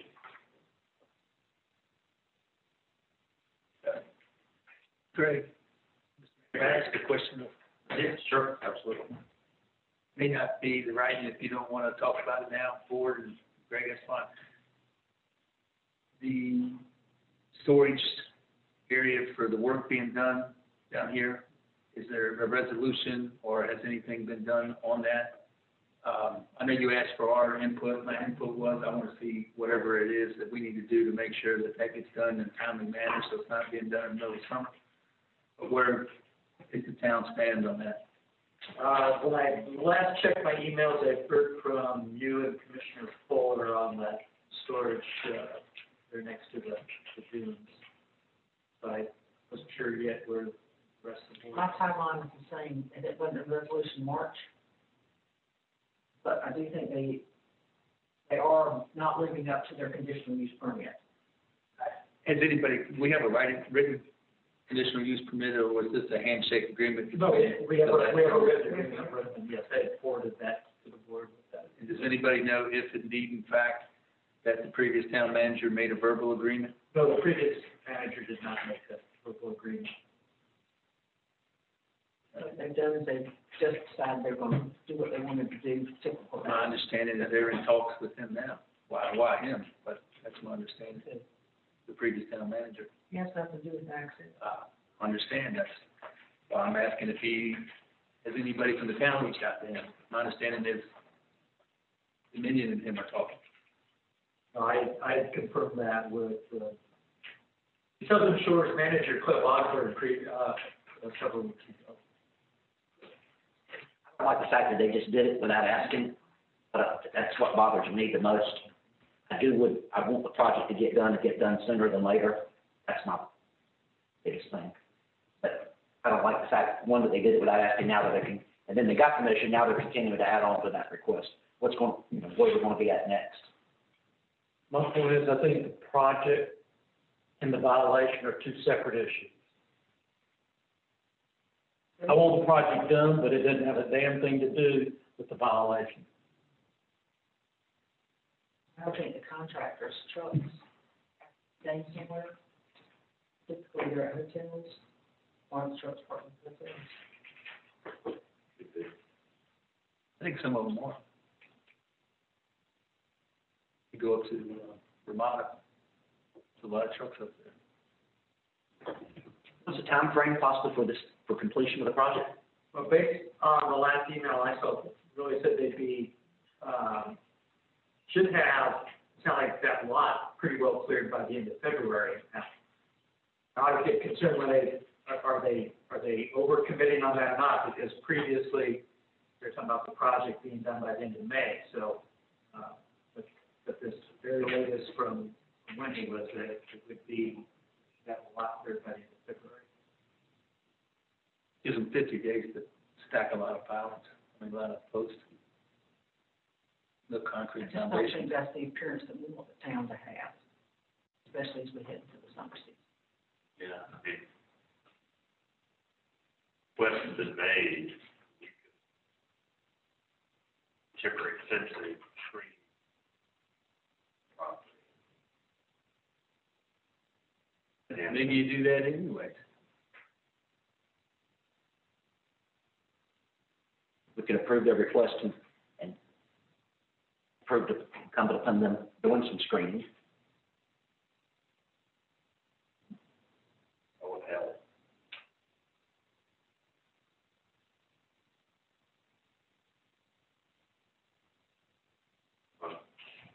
So this is, now we've got this in front of us, do we have staff recommendation? I think the only concern that we had staff-wise was certainly, I think as was indicated, we had just granted them this temporary use permit for based on the storage there, and then without, and explicitly noted on that permit that any change in that use would require coming back to the town. They could not do that before they started parking all the vehicles there.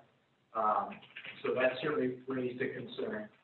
I think then somebody concerned following that though is whether or not forcing those vehicles off the lot, will that go to somewhere that it's allowed, but maybe not necessarily a good place for them to be, and we don't necessarily have control of that. So I like the idea of putting some screening requirements on it. That could work. Not sure what that means, about where they would go. I mean, I think there are two options. One is they're in violation, they can remove the trucks, or two, we grant their request and with the condition of screening, front of the site. My concern is just an indication of how we're going to be treated by Dominion when it comes down to be considered other placement of homes. We're just going to walk all over us. I wouldn't want to say another word. My position is, this is an administrative decision. The managers asked for input from us. I've given him my input, but I expect him to make a decision. Whatever decision he makes, I will 100% stand behind. Or the board's input, then, Greg. Okay, thank you. Thank you, sir.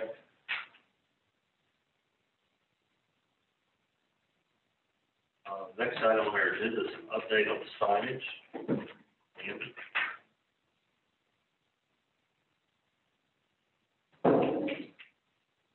So the board had brought this up several months ago, and obviously one of the staff to prioritize the signage. There's really two separate issues here. One is on SR 1243 South Old Oregon Road. We've got areas of flooding down there, particularly at night. It's hard to see. We definitely had comments from citizens that there needs to be some sort of flood warning available when we get these sort of extreme rainfall events. The board has asked us to look at signage that would do that. We've been going down there and placing signage. It's really hard to maintain. Seems to catch us off guard sometimes when we get one of these flash flooding events. It would certainly be nice to have a system that would not only flash when there's flooding conditions, but would also detect flood waters and automatically turn on. And so we looked into an option that would do that. So essentially, there are systems available from several different companies. We talked to one company in particular.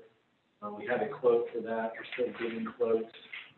We feel like we have enough to move forward at this time.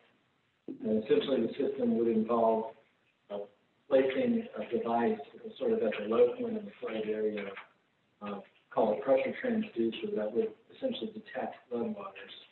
And then that would be connected through a cellular connection to two remote signs on each end of the flooded area. And that would essentially trigger the signage to turn on. And this system could also be operated remotely. manually if need be. So if there was an issue with the pressure transducer fouling up or not working, then someone from a remote location could operate the sign. We have a quote for that, as I said. The other signs we were looking at, based on board comments, was coming off the causeway, heading from west to east, or from the bridge. You have a pretty rapid speed limit change, and the warning sign is at the base of the bridge, alerting drivers to slow down. But that comes up pretty quick, the distance between the sign and the actual speed change. And we think that's because the DOT probably doesn't want to mount that sign on the bridge itself. And so there's just a limited opportunity to provide an adequate transition. So it certainly catches people off guard. We looked at a couple of different options there. The simple option would be something to catch drivers' attention, would essentially just blink to let folks know that there's a speed limit change. It would be sort of a triangular warning sign, letting folks know that speed change ahead is about to occur. Quote for that sign is about $1,900. The reason these signs are a little bit more expensive, obviously, they're solar operated, and so there's a panel and a battery, which is the signs. The second sign option we looked at coming up the causeway would be a little bit more sophisticated, and it would involve some, not enforcement, but data. That's a radar message sign that it not only alerts drivers to the actual speed limit that's about to change, but to their speed that they're traveling, and then it provides a strobe effect. So when the driver's going more than 10 miles over the speed limit, it lets them know through the strobe. The sign collects speed data and turns that to us, and we can compile reports based on that. They call it an enforcement priorities report. And Karen, if you could bring up that PowerPoint, just wanted to show a couple of photos. It's not a PowerPoint presentation. Thank you. But so this is just a photo of the blinking sign, sort of an example. It's not very sophisticated. You see a solid panel on the battery box, and then blinkers around the sign basically flash all the time, letting people know there's a speed limit change up ahead. Aaron, if you could go to the next one. So this is the example number 2 that I was talking about. It's a permanently mounted sign that would basically be a radar-enabled sign. It would detect speeds. And then this enforcement priorities report on the right is kind of interesting because you can do traffic counts, determine when there's times of day and days of the week when there's significant non-compliance with speeds, and that allows you to target enforcement. This sign is about, $6,000. It's $6,000, and there is some ongoing costs with both of these types of signs, whether it's the flood warning sign or this sign. Obviously there's cellular connections, there's software, so sometimes there's maintenance with the software. So we could choose to pay the annual subscription for the software on this sign or not. If we don't, then we have to go and connect to the sign manually to download the information. With the software, you're able to manage it all remotely through a desktop. So the one thing I'll say about this is that they make these signs as trailers as well. And speaking with our police department, I think the idea of having a fixed mounted sign like this at one location at this cost is, I'm going to go out on a limb and say it's probably not what they prefer, because we feel like that over time, people sort of catch on, and then its effectiveness is limited over time. After a few months, people get used to it, and they adjust, and then, the sign is always in the same location. I feel like that they would prefer to have another trailer that would do the same thing, that they can move around. Obviously, they could place it at this location, but then, if we do the speed study at this location, maybe do some targeted enforcement, they can move it around to another location as they choose. So one option would be to just do the blinking sign here to get people's attention. You could do that in addition to this, or you could do them separately, or we could just do the blinking sign and perhaps the police department, or even how we could talk about another trailer. get a cost for that. Do you know what Duck's experience is with that? I think that they feel like it's fairly positive in terms of getting people to slow down as they go into the village. And it doesn't show it on this picture, but on each side of the number there, and those are 18-inch letters, there's a blue and red strobe. So whenever you're doing more than 10, and you've seen it. And I feel like that people that don't know the area probably think, hey, is there some sort of enforcement going on here? Are they taking the photo of my license plate and going to send me a ticket? So I feel like it does get people to slow down, just in addition to what they're seeing. The circumstances I'm familiar with that we've talked about, Duck and Oak are two-lane roads. And so what we're talking about coming off the bridge is fairly high traffic where we have 2 lanes of traffic coming toward this sign. And I wonder if that's as effective showing the speed of which vehicle, the one that's in the inside lane or the outside lane. And I'm just not sure that as it is when I see it entering Oak or entering Duck. Flashing sign by itself might be enough. I think the reputation of both of the towns that you mentioned is as much enforcement as that sign is. What would help us is some enforcement coming off the bridge. That would also help. And the last monitoring that we did, trailer wasn't on the westbound traffic. The trailer was not on the eastbound traffic. Coming off the bridge, the trailer was actually located between Shell Station and Lone Cedar Village, capturing the westbound traffic. The problem is not westbound traffic overall, the problem is eastbound traffic. So, our trailer was heading west, and our problem is heading east. Those radar signs, unless they've changed, if it operates on the principle of radar, it's going to display the speed of the vehicle that's up front and closest to the radar. But it could also be flashing to another speed if the car behind you is coming up faster. It's going to switch over to that speed. So you bring up a good point.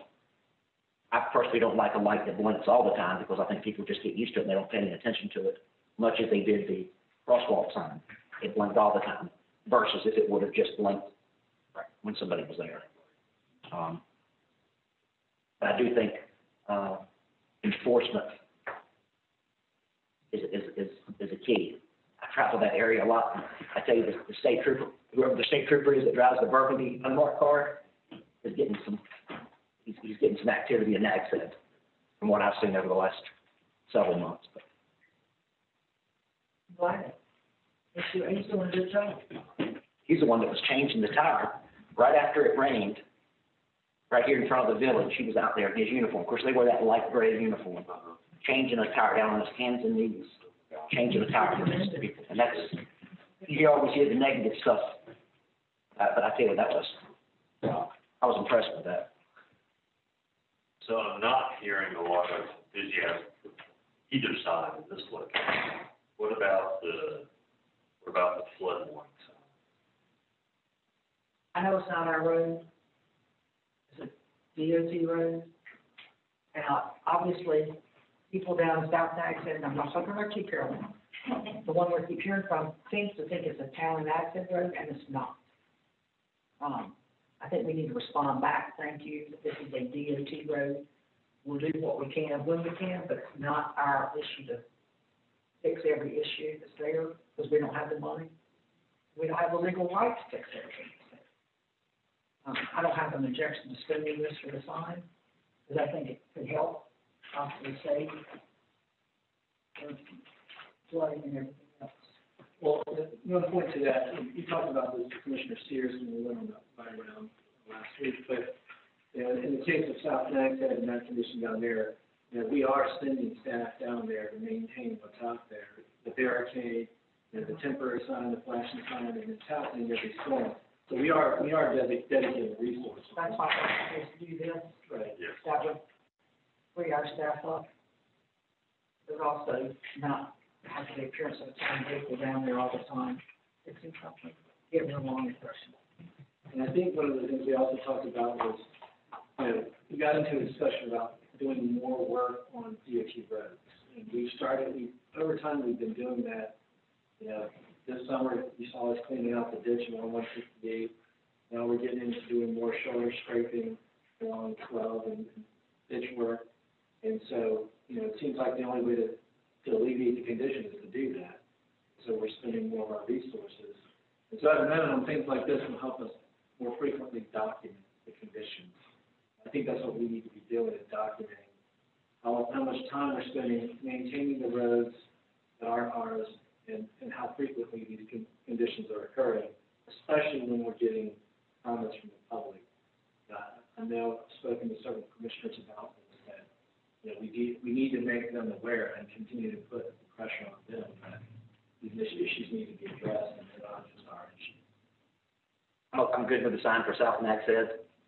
Much like Commissioner Cahoon said, I think doing something, but continuing to put pressure on DOT. I forgot how many hundreds of thousands of dollars that stormwater project was, and they're going to contribute nothing to it, and it's their road. And I think we need to be more vocal with that, let the people know, and let them know who they can contact, try to get funding for it. And those emails, they need to be forwarded to DOT. And I don't know when the last time we asked. It's a matter of weeks we asked, and we got Asked about money for stormwater. Okay. yeah, for the projects. Right. We got the same response. Well, I agree with what Commissioner Cahoon said. Forward the emails and then give the people that are complaining to us the emails to our DOT rep or to whoever is with DOT that they need to hear from them. Fill their inbox with, because I agree with it. It's unacceptable. Okay. So, well, the other thought I had was that an officer's not setting a barricade, they'll patrol and also.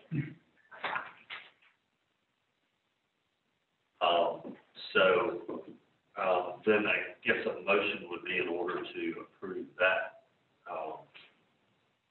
amount, which was $8,500. So moved. Motion and a second. Any further discussion?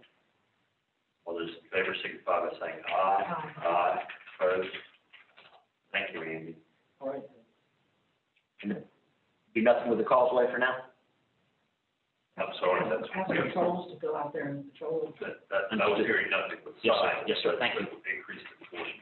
Like tickets to anybody in a Dodge Ram truck? We're good. If they catch me going over the speed limit, I expect nothing less. There you go. That's right. It's wonderful. All right, the next item on our agenda is the Board of Commissioners agenda. I'll start with Kevin. I meant to mention it to Greg the other day during my meeting, but on New Year's Eve, the heavy rainfall that we got, I pulled up the town's weather station. Zero, no rainfall detected for that day's storm. I never saw, I checked it throughout the night and the next day. If we have something like that, I hope that we can get, if we need to have something different that's easily maintained, that works better, I suggest that we do that, because I was interested. I was told by somebody on some other weather stations, which I found to be extremely useful, that had different spots set up along the beach, and you could look at the rainfall amount and see how it was consistent up and down the beach, or if it was heavier in one area or not. So I hope that we can bring our technology up to speed and make sure that it works. Thank you. Two things real quick. One, I'd like to thank staff for fixing the hole in the ceiling. And two, we received a letter from Mr. Benner at Old Nags Head Place. I guess all of us have received it. I'm not sure where that's going, but just probably, and I'm not looking at it, but the one part, the way it was written is, the town will, and the town will. And that connotes to me that there's been a discussion about what we will do. And I'd like to ask the question, have we said we will do something?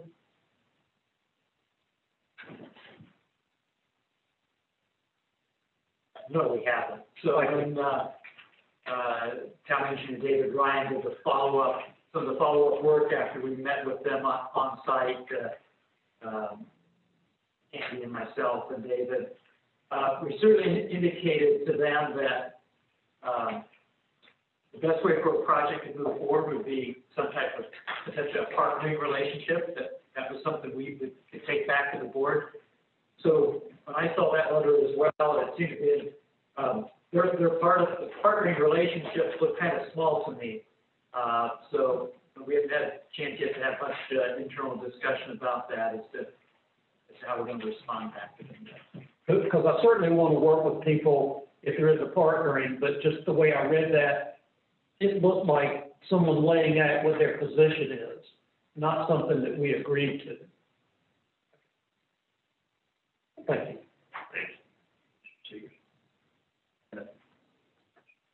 Very briefly, I'd like to thank sanitation, police, and fire for all the work they did over the holiday period, even during picking up the entire town on a Saturday. You know, they did a lot of work out there, sanitation, did a lot of pickup, because there was a lot of people here and a lot of trash. Yes. And fire and police as well for working during the holiday season. Yep. Sanitation hit everything good again, just in the last couple of days. They've really stayed on top of it. They've done a great job, so and that is what we learned today, we're short-staffed, so thank them very much. Absolutely. Thank you. On the mayor's agenda, I was asked, we've typically had a January retreat. And as Greg and I were talking about this, we just had our fall retreat. We laid out a pretty comprehensive plan that was published and the staff is engaged in following through. And so, and we're in the process of hiring a town manager. We're going to go into beach nourishment discussions here post-haste. And it feels to me as if a 2-day retreat at this point would be productive. And I would also ask, as I was thinking about this and about our retreat schedule and the plans that we have, given the adopted this plan, and Greg, we talked about doing regular updates on how we're progressing on the plan that was developed with the staff.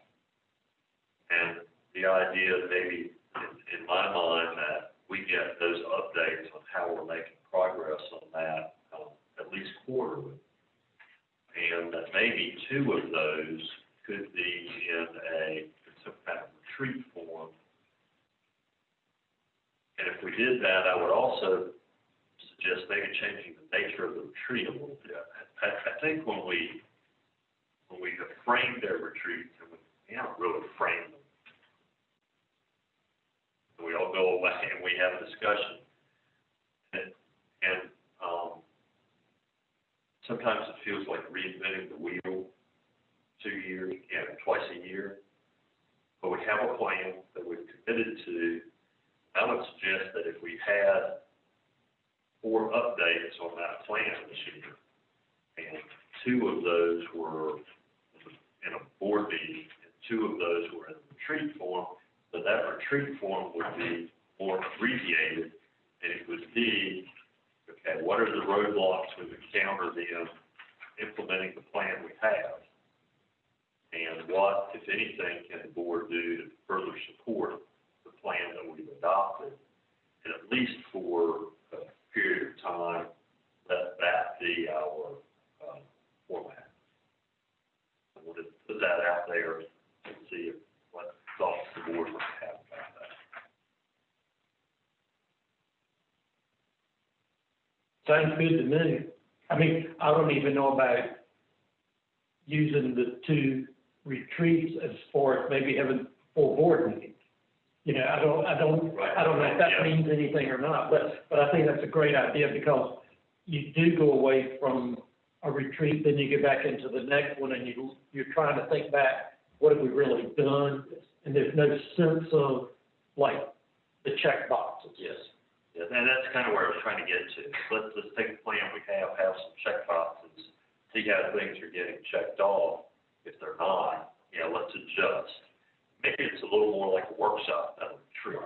Exactly. That's what I'm getting at. Yeah. At that point, you want to include the same principal parties that were in that first 2 days of the retreat. Yeah, which would be great. So if we did that, if we got 2 reports just from Greg, and we had 2 sort of workshop settings with staff this year on that plan, as we were trying to get it to move along, that would seem to be productive. I agree. I don't think it's productive for us right now to think about a January retreat. We were just adopted what we did earlier. Okay, thank you. Then we'll, I'll talk to Greg a little bit more, and maybe we'll come back to a meeting with a schedule for that kind of activity. Yes, ma'am. Can I go back 1 second, if you don't mind? It just occurred to me. We just spent $8,500 out of Powellville funds. And we just talked about adding more money to our streets thing, but yet we just took $8,500 out of Powellville. May I make a friendly amendment to that motion? That money comes from fund balance, not out of Powellville funds. We need to direct streets where money needs to be spent. Second. Good point.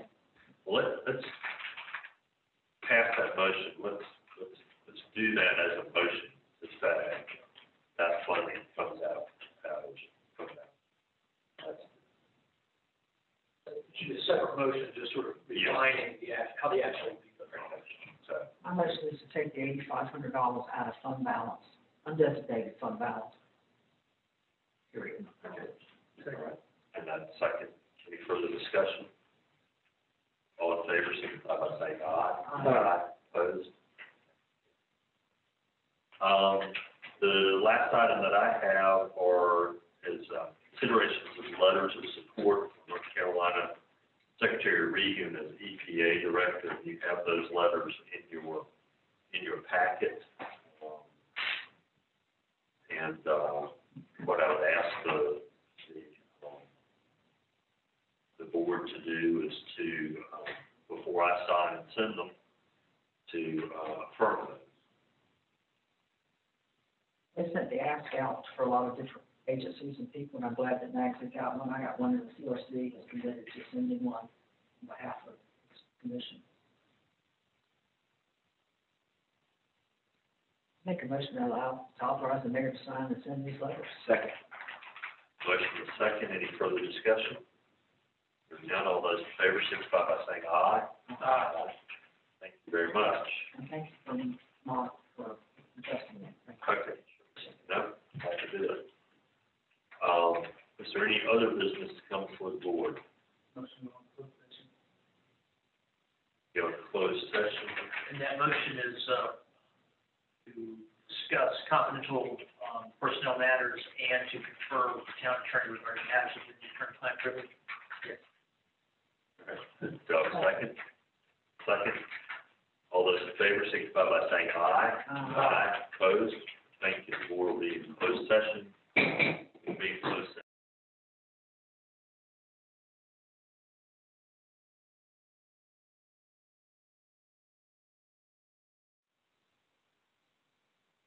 Ready? Return from closed session, Mr. Lighty. Yes, thank you. Mr. Mayor, the board did confer with the county attorney regarding matters within the attorney-client privilege and did discuss one or more confidential personnel matters, but no action. Thank you. Appreciate that. Then a motion to adjourn will be in order. Are we adjourning or I'm sorry. Bless you. Recess to, January 20th at 9 a.m. So moved. Second. Thank you. All in favor, signify by saying aye. Aye. Opposed? Thank you.